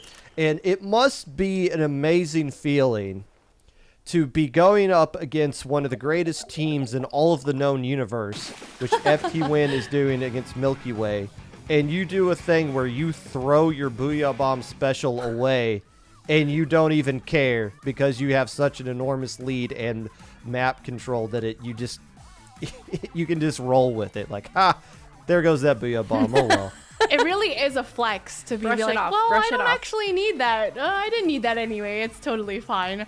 But, this is FTWin's second win in this match, meaning that they only need one more win to be able to take this grand finals and to win the week 4 of our regular season of the Splatoon 3 North American League. I think we've seen some really great plays. I'm just wondering how Milky Way intends to come back from this, because I know that they have been down and definitely not out in a lot of different situations. I'm just curious if this is going to follow the same suit, Saf. I wonder that as well, but I think in this case, I really do think it comes back to having some folks that got to take a rest and having folks that were fresh from the action, having to rinse and repeat the action against the other top team. And I mean, that can get exhausting. That's a lot of Splatoon to play in one day, and especially over many weeks. And also, to be fair, I believe Popgun, please correct me if I'm wrong, but this is FTWin's second week playing. So at the same time, they're also very, I guess, fresh. Like, and I, not to say that Milky Way is burnt out, but like Milky Way has been putting in a lot more time in running the gauntlet with this versus FTWin has a lot of points, but they're still fresh, if you will. You're right. This is the second. We're in week 4, and this is the second time FTWin has played, and they're on the verge of going 2 for 2 of winning as many tournaments as they signed up for. Milky Way playing in 3, but I think you're kind of onto something. Maybe not like fatigue over the course of the entire season up to this point, but there is some. This isn't the same Milky Way team we saw about an hour ago in winners finals against FTWin. They're starting to wear down a little bit, and that's one of those things where you start to think, okay, do we just, like, we got what we came for, we got second place. Obviously you want to win 6 of these next games here to close out the tournament, but it's a tall task to do, and in order to do it, you just got to win one game, and then you'll worry about the others if they show up. But right now you just have to channel all of your energy into coming up with some sort of mode and stage of all 50 different combinations that can be picked across 2 different teams that is at least somewhat different from what you've played in winners finals. Right now we're in a repeat of things. I guess if they end up at tower control at Undertow, that was the last time that they beat. That was the only time that Milky Way beat FTWin in top 8. Again, they beat them twice during the ladder stage, but I don't know. Like, maybe we can find a different mode and stage combo just to throw a little spice into this rivalry here. Hey, maybe they're just really good at tower control, and we are going into tower control on Hagglefish Market. So this could be the last game of this match. Again, grand finals, FTWin versus Milky Way. Let's see how this will turn out for both of these teams. Saf, what are we seeing here? Do we see anything quite different? Is everything pretty much standard as we expected? Well, first things first, I think we have to pat ourselves on the back that we are maybe closing this match out with tower control, but it is not on Inkblot. We have somehow escaped Inkblot Art Academy tower control for the tournament today in top 8. So that, I would say, is a unique success in its own right. But looking forward, the Forge Pro, Splattershot Pro is going to come out again. I've been really enjoying seeing the Splattershot Pro and its 2 flavors. coming to play in this top level tournament. I really appreciate that. And with already in the opening, 3 members of FTWin are going down, so that is going to be Milky Way throwing the first punch and getting the tower to move. And still, the members of FTWin have been lacking the ground to stand on as Milky Way is initiating the cooler in their arsenal, and they're going to be pushing this tower forward. I think the cooler is going to help them maybe feel at least a little bit more confident moving this tower forward. A crab tank coming out from Milky Way. Brand moving forward, decided, actually, no, I'm not going to move forward, and goes back to their teammates. And I think having that kind of instant decision-making skill really makes a competitive pro pop gun. Look, if you're going to push up and you feel like there's splats there to be gained, go right ahead. But if there's nothing there, don't try to force it. And that's what Brand recognized is me going up there is not going to accomplish anything. Let me move back to the tower, make sure we for sure get past this first checkpoint, which isn't the easiest first checkpoint to get across of all the different stages you can do in tower control. So Milky Way's got that underneath their belt in 2 minutes, taking off the clock as well. Back onto control of the tower. Things looking pretty good here in the opening. Ice, on the other hand, says, nah, I'll just go right up there and, well, look at that. Sometimes it can be just a little bit gutsy to move forward without your teammates. And Bran getting taken out by that rolling splat bomb. Kyo holding on tight to that right side. And this may be FTWin's opportunity to kind of scare Milky Way a little bit, Saf. Yeah, and there's that sprinkler again. That definitely spooked me a little bit, but it looks to me that Milky Way is not going to be deterred by the sprinkler this time. It's a little bit more predictable. They've seen this movie before. So once again, Milky Way on the offense. They're going to be pushing the tower towards where the first checkpoint used to be. They're looking to try to get in on the second checkpoint, and they can maybe do that with the fact that Jared is pushed so far up with the crab tank in their arsenal here, trying to provide some sort of distraction. But now, with the crab tank being gone, the Booyah Bomb's going to come out to provide a little more cover. It seems that Milky Way is inching their way forward with the tower as we know it. They are, and that wipeout is going to make that tower move much faster.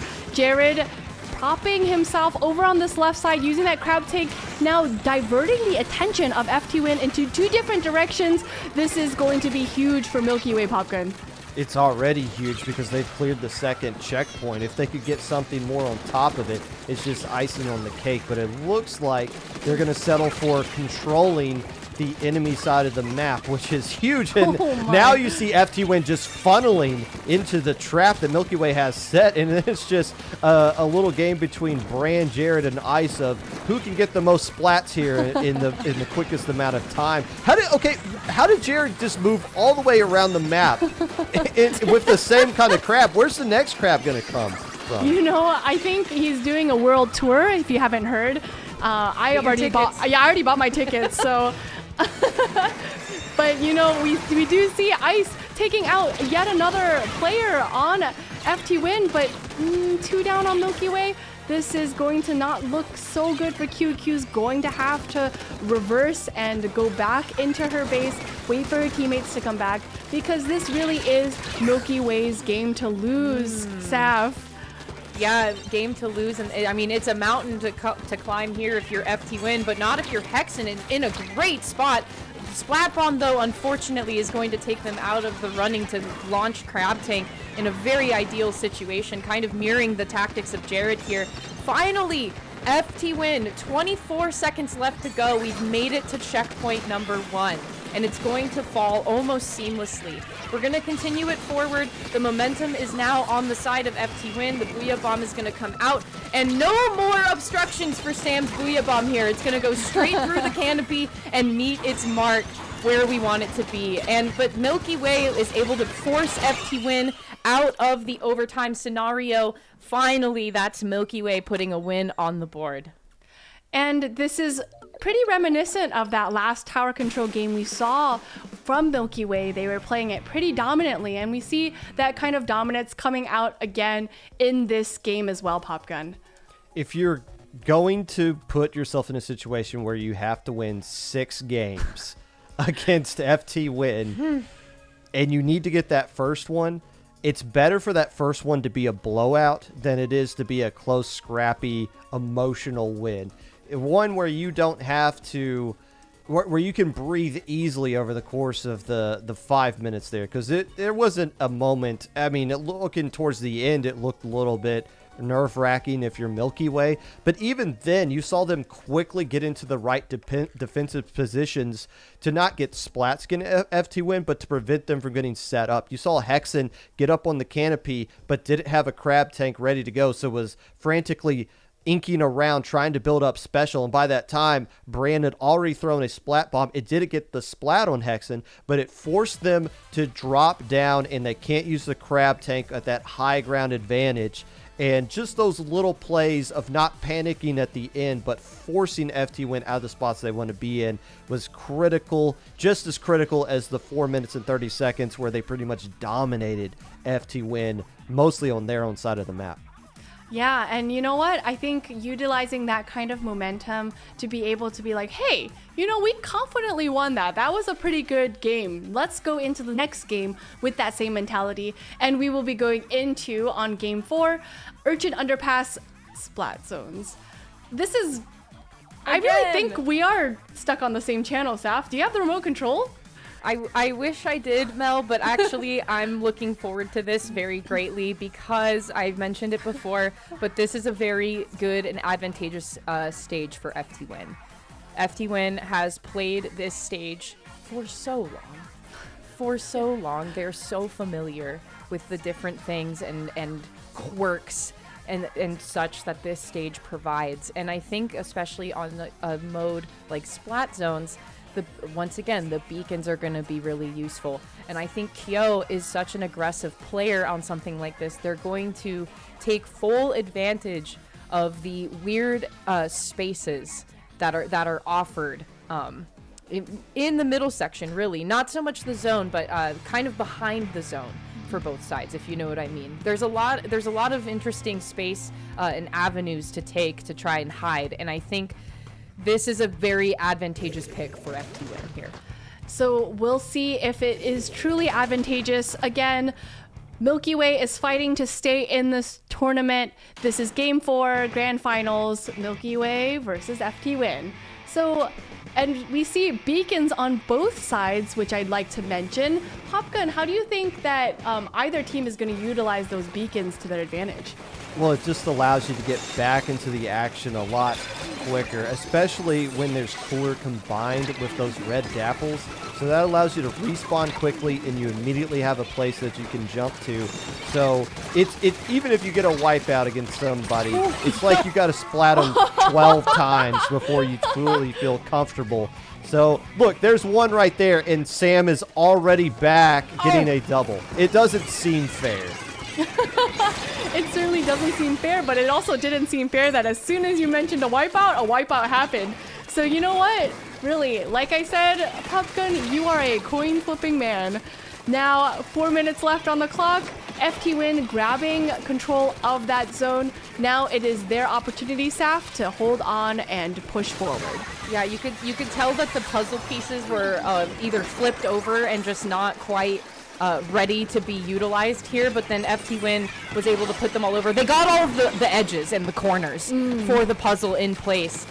Milky Way is kind of trying to scramble the pieces for them here, though, inadvertently. But Sam is going to be so quick to try and shut that down and immediately pushing somebody into a 2v1 situation. Again, this is where I think FTWin has an advantage on this map because they are able to push different players into these 2v1 scenarios into different like cracks and crevices. Oh my goodness. Or you could just be Sam. You could just be really good and be Sam. I think that was maybe like 5 or 6 splats in a row. Again, we don't really see streaks like that happening on a stage as big because there's a lot of nerves happening. There's a lot of emotions and feelings. But having a player like Sam take out more than just the whole team of Milky Way, I don't know. This may be it, but I don't know. Let's see, because Q getting... that was a nice snipe from the Ultra Standby Q. And they are going to hold on to the zone and hold on to the lead for the time being, Popgun. The last time we saw Milky Way on this stage and mode, Q was using the mini with the big bubbler. This time saying, nah, I'm tired of being defensive with this. I want to join Jared, Ice, and Brand in the splat contest that they're having right there. Oh, by the way, I'm going to put a beacon down. Obviously, it's a good spot. The enemy team put a beacon in that same exact position right there. But Milky Way able to capitalize off that. We've been talking about Sam getting all these splats, but it's Milky Way that's got the significant lead at this point. And look how quickly they're going to spawn right back in because of all the tools that they have at their disposal. They do have a lot of tools at their disposal. FTWin dropping that tactic cooler, providing the drinks for their teammates. Let's see if they're able to utilize this in a meaningful way. Are they able to maybe take the lead here, Saf? I think that the fight here with Sam is going to be crucial. You want to get the slosher out of the way. Milky Way, though, is quick to cap the zone. Once again, folks, if you are going to be splatted, you don't want to be in the vicinity of the zone if you can help it, because it provides so much turf that you have to deal with at a later time. So Milky Way now having zone back in their possession. They've reinitiated penalty onto FTWin, but FTWin was able to close quite a bit of the gap there with that wipeout, and so they're hoping to try to repeat that a little bit here as they have forced 2 members down on the side of Milky Way. But again, just a little bit of a delay getting the zone painted here. And just 1 minute left on the clock. Milky Way is fighting for their life in this tournament. It was another really nice Ultra Stamp throw by Q, getting 1 more splat on FTWin. Missiles coming out from Ice. Just 45 seconds left. FTWin currently holding on to control, using that sprinkler to build just a little bit more turf control. But you know what? It really is going back and forth, Popgun. Again, another Splat Zone's tug of war situation that we're seeing here, and it always benefits the team that has the lead. If FTWin is going to get the win, they don't just need to cap zone. They need to start pushing up and get splats, and they're running out of time to do just that. Ice is doing a good job of getting trades. Any trade is going to work out into Milky Way's favor at this point. It's a 2v2 as Q moves around Sam, dodges all of that, but does jump back to spawn. That does essentially create a wipeout, but Q does save onto the Ultra Stamp here. Is it going to be enough to hold on to the lead at the end? It might not, but overtime procced.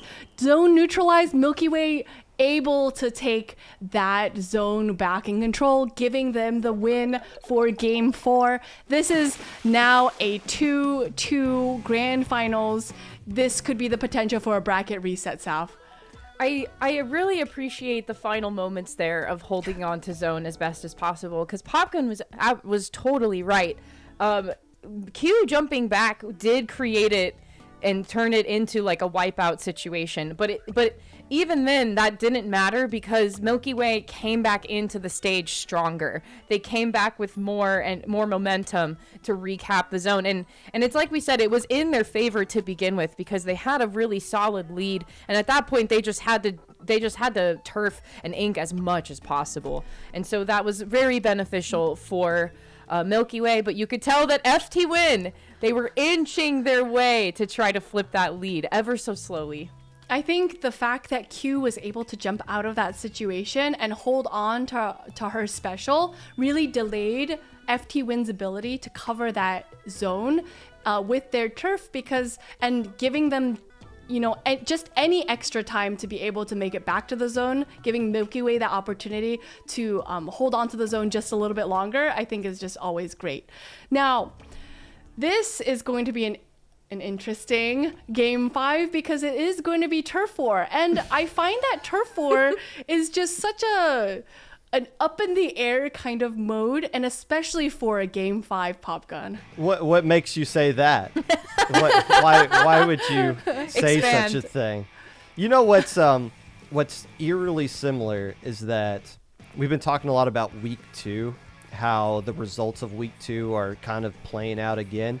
Well, FTWin won a Game 5 against Milky Way in Grand Finals last time, and now we're going to a Game 5 here with Milky Way trying to force a bracket reset. On Turf War, where Are you getting this? Are you getting FTWin this? I need won notes. I gotta on get my Turf notebook War out and everything.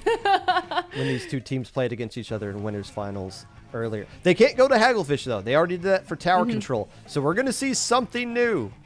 Something new indeed. We're going back to Crab Leg Capital. I feel like we have rented out our own apartment at Crab Leg Capital. We are here, we are there, we're paying rent at this point.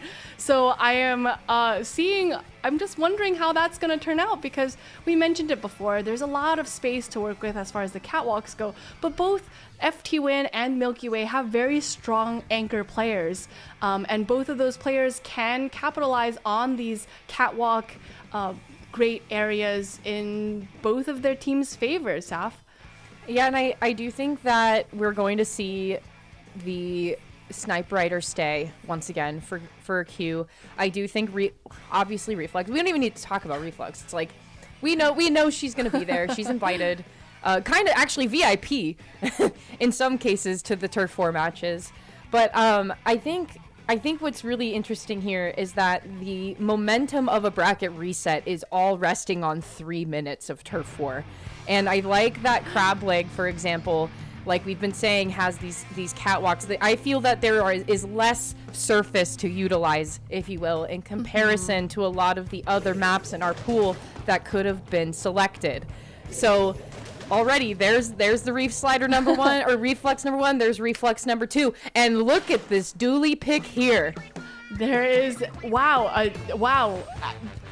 The last time who invited this guy to the party? We got some dually squelchers here, which we don't really see very often at all. And you know, Saf, I just want to bring it back to you. Guess what the special is?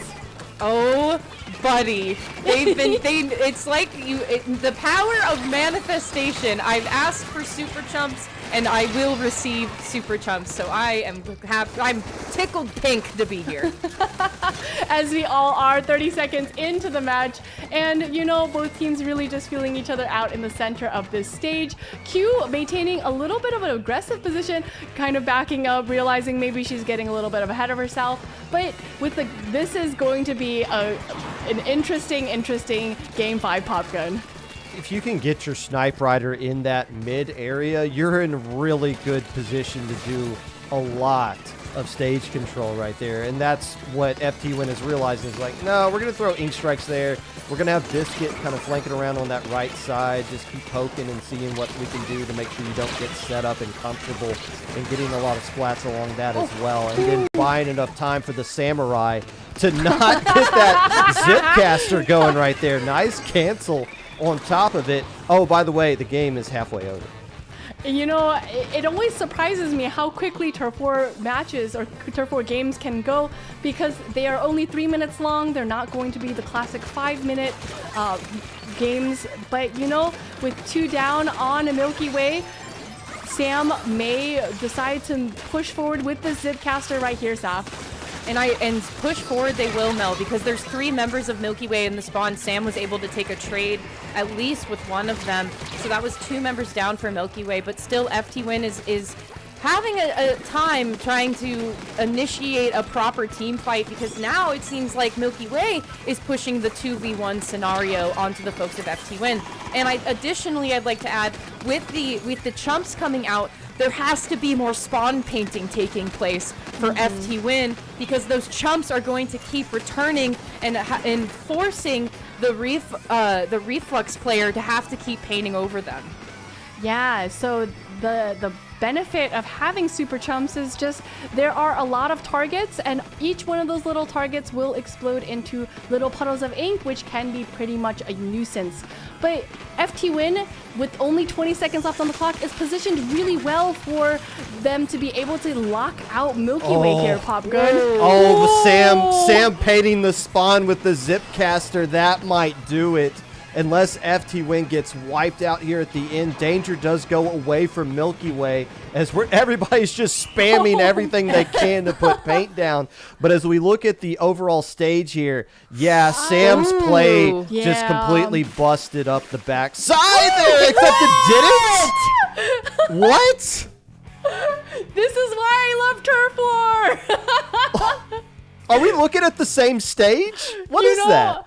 Little Judd is never wrong. Little Judd is always right. So if Little Judd says Milky Way won, Milky Way won.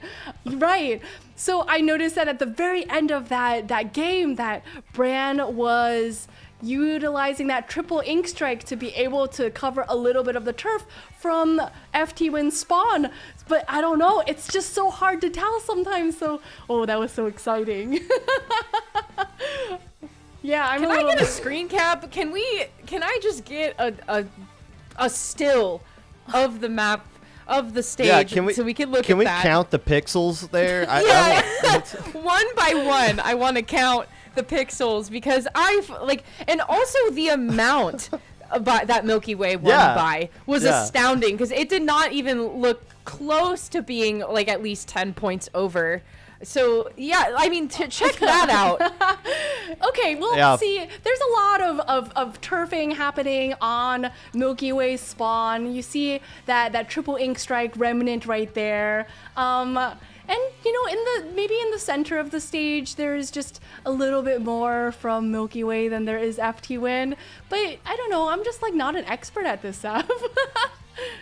Clearly, neither am I, because I mean, obviously, I feel like I'm looking at a very unique painting here, and I love that you can see all of the snipe rider marks in an aster flower formation in the center of the map, and I think we also saw Q using that tactic in the final seconds. You could kind of just see her trying to lay all the lines out as quickly as possible.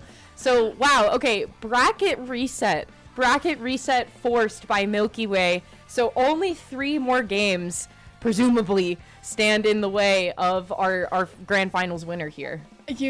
We talked about this novel being rewritten and written again, and maybe this is the opportunity for Milky Way to rewrite that trilogy in their favor. So we will be going into our grand finals bracket reset, FTWin versus Milky Way again. And Milky Way, like you said, Saf, is just going to need 3 games to be able to take today's tournament home. So let's see, maybe, what do you think, actually, Popgun? Do you think that they're going to pick the same stages and modes again? They're going to pick the same modes again. That much I feel pretty confident in. Mm-hmm. Keep in mind, FTWin was up 2-0. Mm-hmm. That's a reverse sweep that Milky Way just pulled off in that last match. And welcome in match number 5 between these 2 teams today. And I've lost count. We're somewhere like close to 23 or 24 total games that they've been playing over the course of the season at this point. But buckle up, get used to that, because these are the 2 teams that are clearly at the top right here, and it just comes down to who's got the most left in the tank at this point. I mean, we thought Milky Way was completely out of juice, and then they just get a dominant tower control win at Hagglefish, and they've just been riding that momentum, scrapping away, and somehow winning that turf war game. But they're still alive in this week, and they can look for their first time to get a week win against FTWin. Yeah, and we are again seeing the same modes. We are going to be returning back to Makomar and taking our Rainmaker with us. Are you serious? I wish I was kidding. Like, it really is like, hello, who's got the remote control here? Like, there's only so much I could say about this stage and this mode, Saf. Do you think anything is going to change between these 2 teams? There has been so much ink back for me in this tournament today than I feel that I've experienced in past instances. And I appreciate that we've constantly found ourselves, or at least the last couple times, in a black hole scenario. So there is Biscuit with the VAC. There is Q with the VAC. And actually, beacons for everyone on both sides. So once again, let's take it from the top. Let's start from scratch. the pop initially will be in favor of Milky Way. And just since it is a bracket reset, I would like to give one last shout out to our spectator cam operator, Power. He's been doing such a superb job with this. We've been seeing some of the best plays come out, and at no small part thanks to him. So thank you so much, Power, for all of your hard work. And with just 30 seconds into the match, we do see that Milky Way is starting to build a little bit of momentum. Ice is being a little bit scrappy, walking around, not really taking out that beacon over there, but deciding, hey, it's time for me to be with my people, Popgun. Well, it might be short-lived, but Milky Way has finally got a lead in Rainmaker Mako Mart against FTWin. And, well, here comes Sam trying to battle with Jared along the left side here, getting some help from some of their teammates. As people are just kind of wandering all over the place here. This isn't the dominance that we've seen out of FTWin before in this one. And actually, is Milky Way going to clear this checkpoint? They are. Right off the bat, a great opening for Milky Way. Yeah, and honestly, it was kind of unusual, but not so unusual in Rainmaker to make those pushes without your team. But sometimes if you can catch your opponents a little bit off guard, I think that's a great way to start, but not as great as Sam going through and instigating this wipeout on Milky Way, South. Yeah, and I do think that the wipeout was, although advantageous, obviously, because you take all of the opponents out of the game, I do think that it was a short-lived advantage. We were able to maintain lead if we are FTWin, but it was so quick for that to happen, and then the little bit of a delay for the Rainmaker to be picked up. So everybody from Milky Way was already there to respond, even if they lost a little bit of ground. But at this point now, Q is in a good position to move forward. There is a very clear path being inked out here, and Bran is going to make that all the more easy with the tri-strikes coming out and providing just a little bit more. So it's a very similar corner space that we have been so accustomed to these past few matches here. And still, Milky Way is going to be holding strong on the forward button. They are, but you know, FTWin is really struggling to be able to keep Milky Way out of their base, and all the jumps are coming in. Q utilizing that ink back to protect Ice from a precarious jump, and the rest of her teammates getting a pick along the way. I think this is going to be so good for Milky Way, Popgun. And that ink fact that is being popped right now, is it going to accomplish a lot when you don't have teammates? The combo, Ice just literally says, okay, bye. I'm not dealing with that. I'm just going to move forward and try to splat your teammates as they're coming out of spawn. There goes Sam on the side of FTWin. Brand's going to be patient and just let the rest of his teammates create the opportunity. There goes two more down, but the last player left alive does stop the Rainmaker. Is that going to be enough to save lead, though? The answer is no. Milky Way, are they going to get the KO after this? They might. They got enough players left alive, and Q's going to get in a great position up top here to hold down the fort on the Rainmaker. And they do. They push that Rainmaker all the way to 4. You know, utilizing that ink back, making that push happen. That was going to be huge for Milky Way. And that lead is going to be relatively safe. Like we mentioned, no lead in... Oh my gosh, no lead in Rainmaker is a safe lead, but another wipeout on FTWin. Jared deciding, hey, actually, maybe I changed my mind. I'm not going to push forward yet. I'm going to hold this Rainmaker right here with only 50 seconds left. This is the play that I want to do with my team, Saf. Yeah, I think Jared was getting a little bit ahead of himself, putting the cart before the horse, trying to push a little bit further. So I think the probably response from teammates was like, hey, wait, like, not yet. Like, let's play the long game a little bit. Let's be more patient with our time. We have a really decent lead here. FTWin has a little bit to catch up, and it seems to me that we keep toppling the offense because FTWin consistently finding themselves multiple players down at so many different instances throughout this game. But FTWin still is consistently having specials online too. Here comes Sam with the Zipcaster calling out Q right away, which, yeah, the long range, you want them out of the game. Huge distractionary point too, because that was 3 different members of Milky Way keeping their eyes on Sam. But that wasn't going to be quite enough to take anybody down, so the overtime the overtime push, man, if you're FTWin, you just got to play it low and slow. You are, and they are doing exactly that. Hexen holding on to that Rainmaker, utilizing Inkback. Can the Inkback be enough? But the Inkback wasn't protecting the Rainmaker in that moment, Popgun. And let that be a lesson to you. Nobody beats Milky Way on Rainmaker Mako Mart 3 times in a row. Only 2 is what is being accomplished for them. 4 straight wins for Milky Way after they were dead and gone, down 2-0 to FTWin. And now it seems like the snowball has gathered too much snow rolling down the hill as they flip the script and they get a pretty dominant win on Rainmaker Mako Mart against FTWin. You know, I've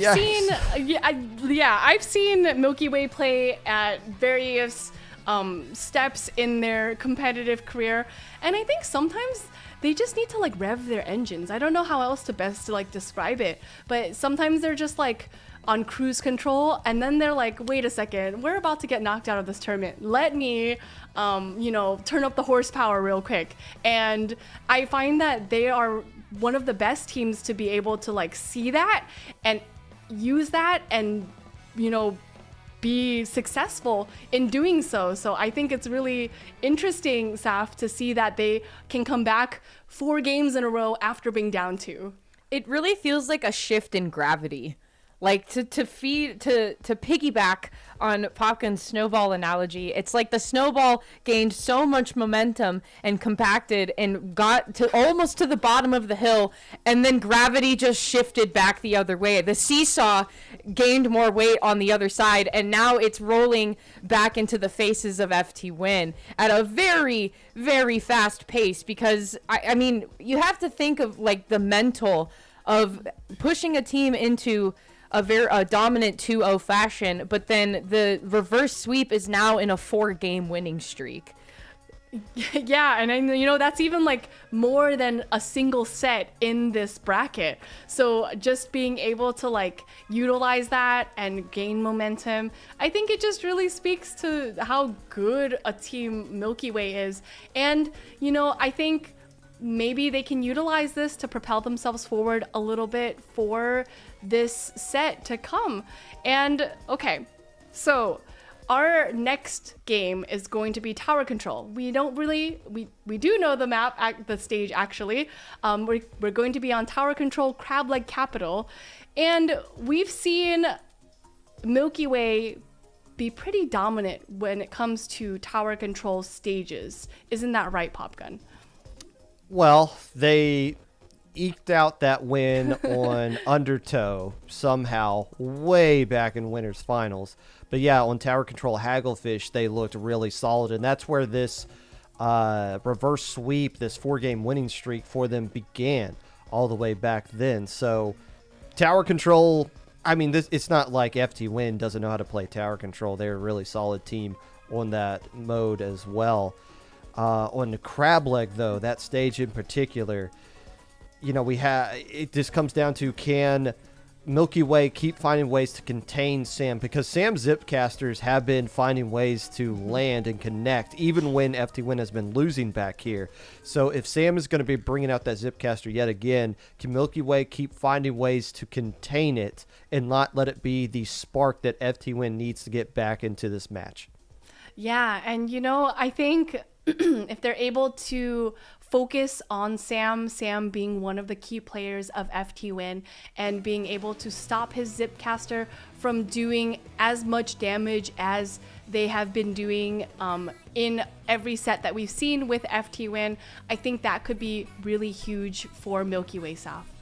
I additionally, I want to add to the narrative that tower control for Crab Leg 2, I think this is going to be a really significant nail in the coffin that Milky Way is trying to build right now, because not only have they been so dominant on tower control as we've seen, but Crab Leg as well, the openness of Crab Leg has been working to their advantage by a long shot. And so having Crab Tank, having a Booyah Bomb, having the Tri-Strikes as well, this setup for Milky Way is actually very similar to what's happening on FTWin because the specials are identical.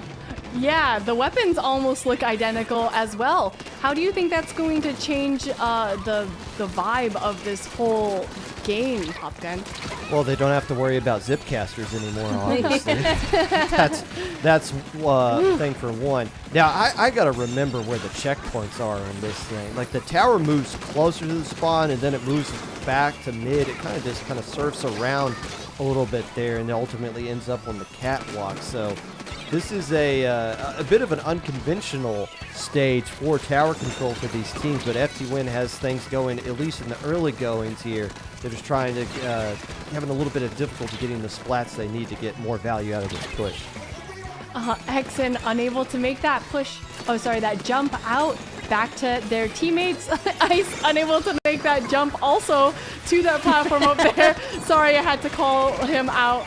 But sometimes that does happen. But they are able to take the lead, break that first checkpoint, and as you mentioned, Popgun, the path of the tower is a little bit unusual. It moves back away from the spawn and then onto that catwalk. If the teams can make it past that second checkpoint, they're usually cruising fine for this stage, Saf. Yeah, and I think already with FTWin having a solid foothold already in the midsection, that's a great place for the tri-strikes to come out and cause some damage, and especially a lot of space for the crab tank to cause some displacement. Booyah Bomb is going to trail behind it. A really good special stacking from FTWin, but I wonder at what cost, because there hasn't really been many splats to be told from all the special usage. But, you know, we did create some room for Sam to come in and get onto the platform area of Milky Way. So this is going to cause the lead flip for FTWin. And that's going to be a really deadly position for Milky Way if they leave Sam unchecked right here on this left side, because they are able to kind of monitor exactly what's going on as the members of Milky Way drop into that section right there. So FTWin still making this push happen, barely. They are able to make it past that second checkpoint. Milky Way needs to get their team together and make a counter push happen. Popgun. There was a point right there during FTWin's push where FTWin would have loved to just take a picture of the stage and say, "Little Judd, what do you think about this now? Huh? Yeah. Who's got the most ink down on Crab Leg Capital now? Huh? It's us. We're completely dominating the entire map at this point." The question is going to be, though, what is Milky Way's response going to be? First, they have to put everything purple into their favor, and then they have to clear that second checkpoint so that they can be essentially tied with FTWin. And to do that, they have to clear out the grates, which they aren't able to do because they're too busy fighting Kyo down here below them, where they're able to chase out. But again, there's so much stage coverage going on here by FTWin. There's nowhere for Milky Way to go. I think these splats that Milky Way are getting on FTWin are staggering them just a little bit, and it might be an opportunity for Milky Way to make a push happen. Q is going to have to take a look at that snipe fighter on the other side, on FTWin's side. Hexen able to clear their tower, 3 down on Milky Way. Saf, this is the end of their push. Right, and I think, too, really major gameplay coming out from Ice on this one, because not only did they get a really good double splat, but in their ending blow of ending in a trade, they got a third. So a delayed wipeout onto FTWin to try to stop the bleeding with this tower. Still, though, FTWin having a pretty significant lead. Second checkpoint is still standing in the way for the folks of Milky Way. And as we enter the last 50 seconds, you don't really want to be in a wipeout situation or the precursor to the wipeout if you're Milky Way.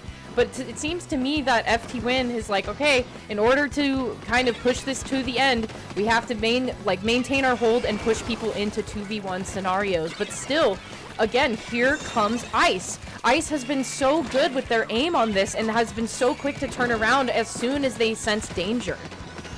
And they do. 20 seconds left on the clock. Q is going to have to stay on this tower. Jared pushing up with that crab tank. Are they able to get a pick? They are able to get one pick. Can they get another? Are they able to get another right here? Trapping some of the members of FTWin. The triple ink strike not quite making it out. The Booyah Bomb coming out. They're all going to have to stay on this tower. Only a couple more points. Overtime right here. Then they are able to get the lead. Oh, wow. That was just so expertly played, Popgun. I like the fact that they recognized when they were starting to push up there, Jared said, okay, I can either go after Hexen on the Splat dualies or I can go back and help and make sure we get this Splat on the enemy Plat, and said, okay, forget about that. If they beat us with Crab Tank, so be it. And they didn't beat them with Crab Tank. In fact, the Crab Tank couldn't really do anything. I wasn't quite sure. They couldn't get set up, so they just started rolling around into nowhere. In Milky Way, FTWin, unfortunately for them, they can't pick up the tower and install it out in the corner of the map like they could with Rainmaker. If you hop onto the tower, you're just delivering it to Milky Way with the way that the path works out. So they just had to hold it in mid and try to just keep Milky Way from getting to it. But Milky Way was able to push up, get the splats that they needed. 5 in a row now. So here's the question we got to ask. Is this where FTWin flips the script? Oh my God. And we just drag this thing out and see who's just going to be the last squid standing when this is all done? Yeah, listen, imagine another Game 5 Turf War. That would be something special for It would be something, I'm yes. sat. I'm sat. I'm ready. Yeah, you're ready. You're waiting patiently. Very, yeah, me too. It's going to be good. But since we're not there yet, this could be a, I guess, technical reverse sweep. Is this what you would consider a reverse sweep for Milky Way?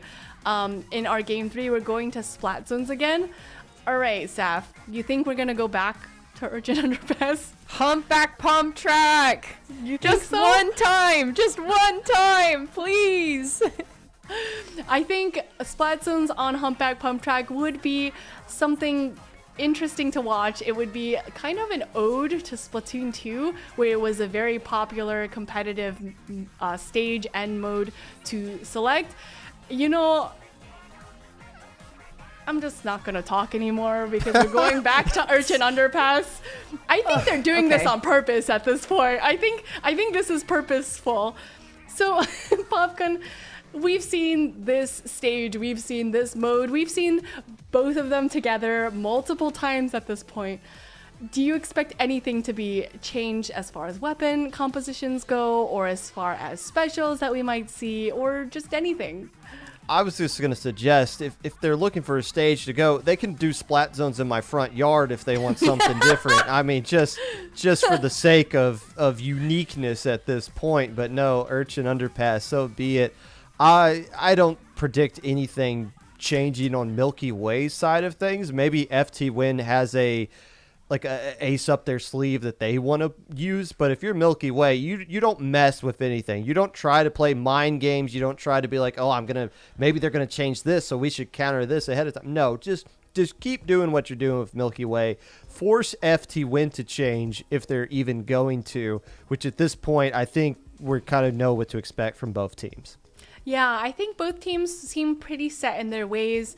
I just wanted to reiterate that, I just feel like Milky Way is a team that when you are watching them play, they are just, they amp up the horsepower when they need to. And as we go in, this is Game 3 of our Grand Finals bracket reset, FTWin versus Milky Way.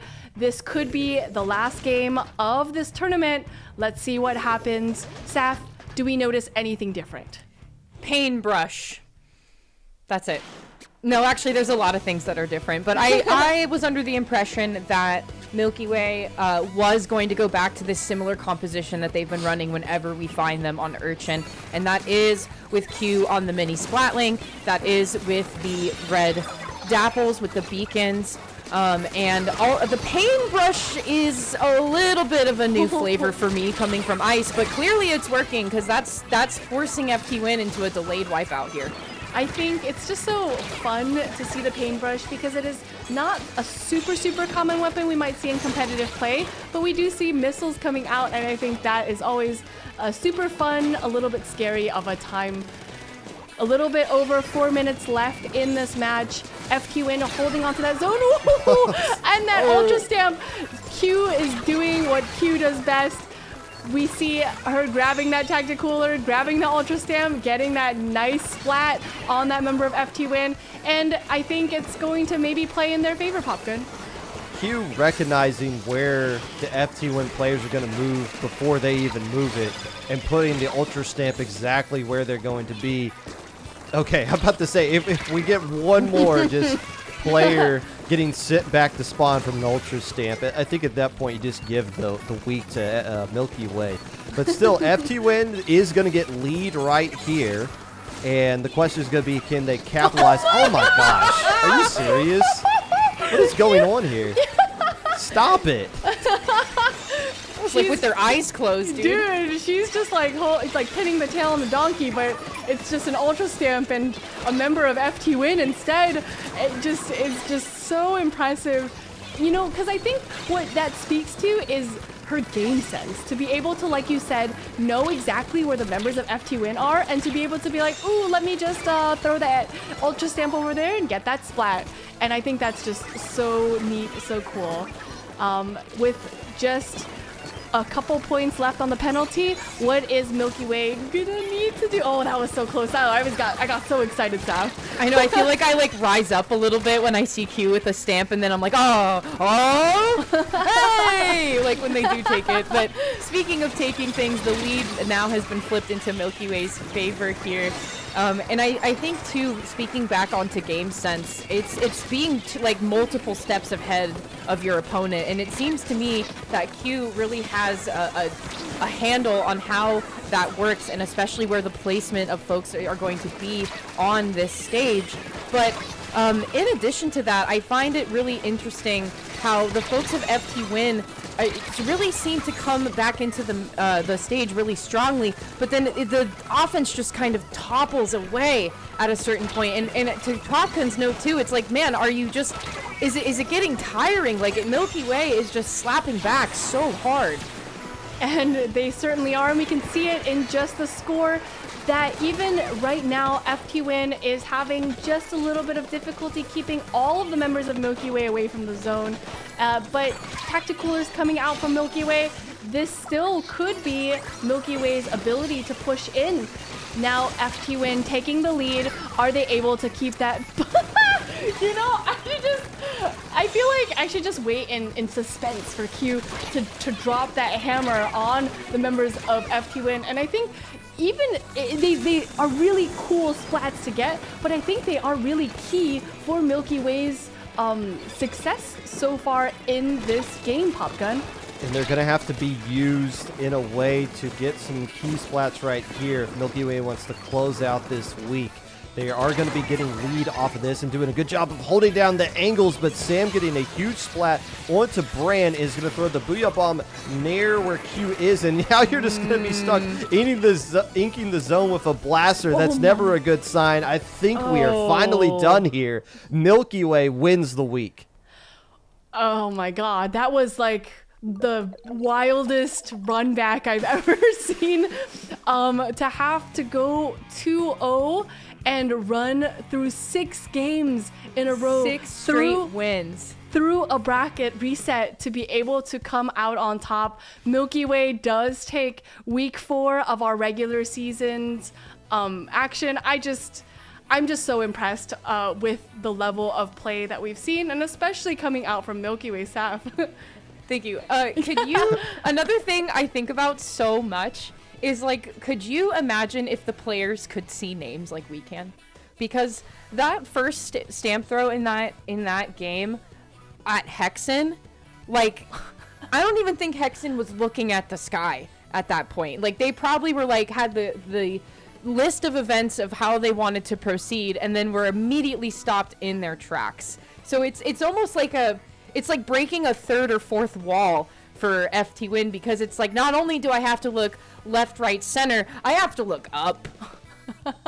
And generally, we all know as gamers, we don't really like to look up. But I guess if you're a team facing against Milky Way, you might have to, consider that you might get a shooting star falling on your head by chance. So with that being said, let's take it back to the bracket. As you can see, many of the teams here hard fought, a lot of 3-2 sets, a lot of 3-2 matches here, and Milky Way coming out on top from the grand finals with the grand finals reset, which again, I cannot understate how cool, how impressive that kind of run is. So congratulations to Milky Way. Now comes the sad part of the stream where we give our final thoughts because we have to end the stream. But Popgun, any final thoughts? This is the first time there's been a team win 2 weeks. Milky Way won week 1 and now week 4. So there's been a lot of parity as far as, not everybody's signing up every week. I understand that. But there's still mystery as who's going to be the team that ends up winning this entire league. And I think what we saw today is going to be a good preview for what playoffs is going to be like in a couple of months. So exciting stuff for sure. And you say players don't like looking up. They also don't like looking back. So hopefully there's a lot to be gained from this and a lot teams can move forward with going into week 5. Totally. And Saf, any final thoughts? It really does feel like an open world video game of some kind, and with this secondary win coming for Milky Way, it just feels like they are unlocking more and more of the map. They're lifting the clouds off the map and discovering new areas to be found. And so I hope with them taking this second win under their belts and looking ahead, as Popkin alluded to, looking ahead to the coming weeks, a lot of wind in the sails for this one, for Milky Way. Totally. And speaking of coming weeks, let's take a look at our schedule for the remaining weeks of the league. Again, every Friday we have the Splatoon 3 North American League show premiering at 10 a.m. Pacific. Our next episode will premiere on Halloween, which will be a really good time. You get to recap some of the action that happened during this week's show. So thank you again if you are here, but make sure that if you weren't, catch that show for sure. And we have on every Saturday the Splatoon 3 North American League at 12 p.m. Pacific. And be sure to catch the top 8 live streams starting at 4 p.m. Pacific as well. Our next event will be on November 1st, so make sure you don't miss that. And make sure that you don't miss out on the Splatoon 3 North American League Sunday Scrim every Sunday at 12 p.m. Pacific. You can catch the next one tomorrow, so make sure you grab some friends and play some Salmon Run for a good time. And last but definitely not least, we have the Splatoon 3 North American League playoffs. There is going to be a live stream at 12 p.m. Pacific on both December 13th and December 14th. So make sure that you block off that weekend because it's going to be a weekend full of really great Splatoon action. Now, with that being said, again, thank you so much for watching the Splatoon 3 North American League stream today. I'm Milana. Again, I'm joined by Popgun and Saf, and we will see you next time for another show.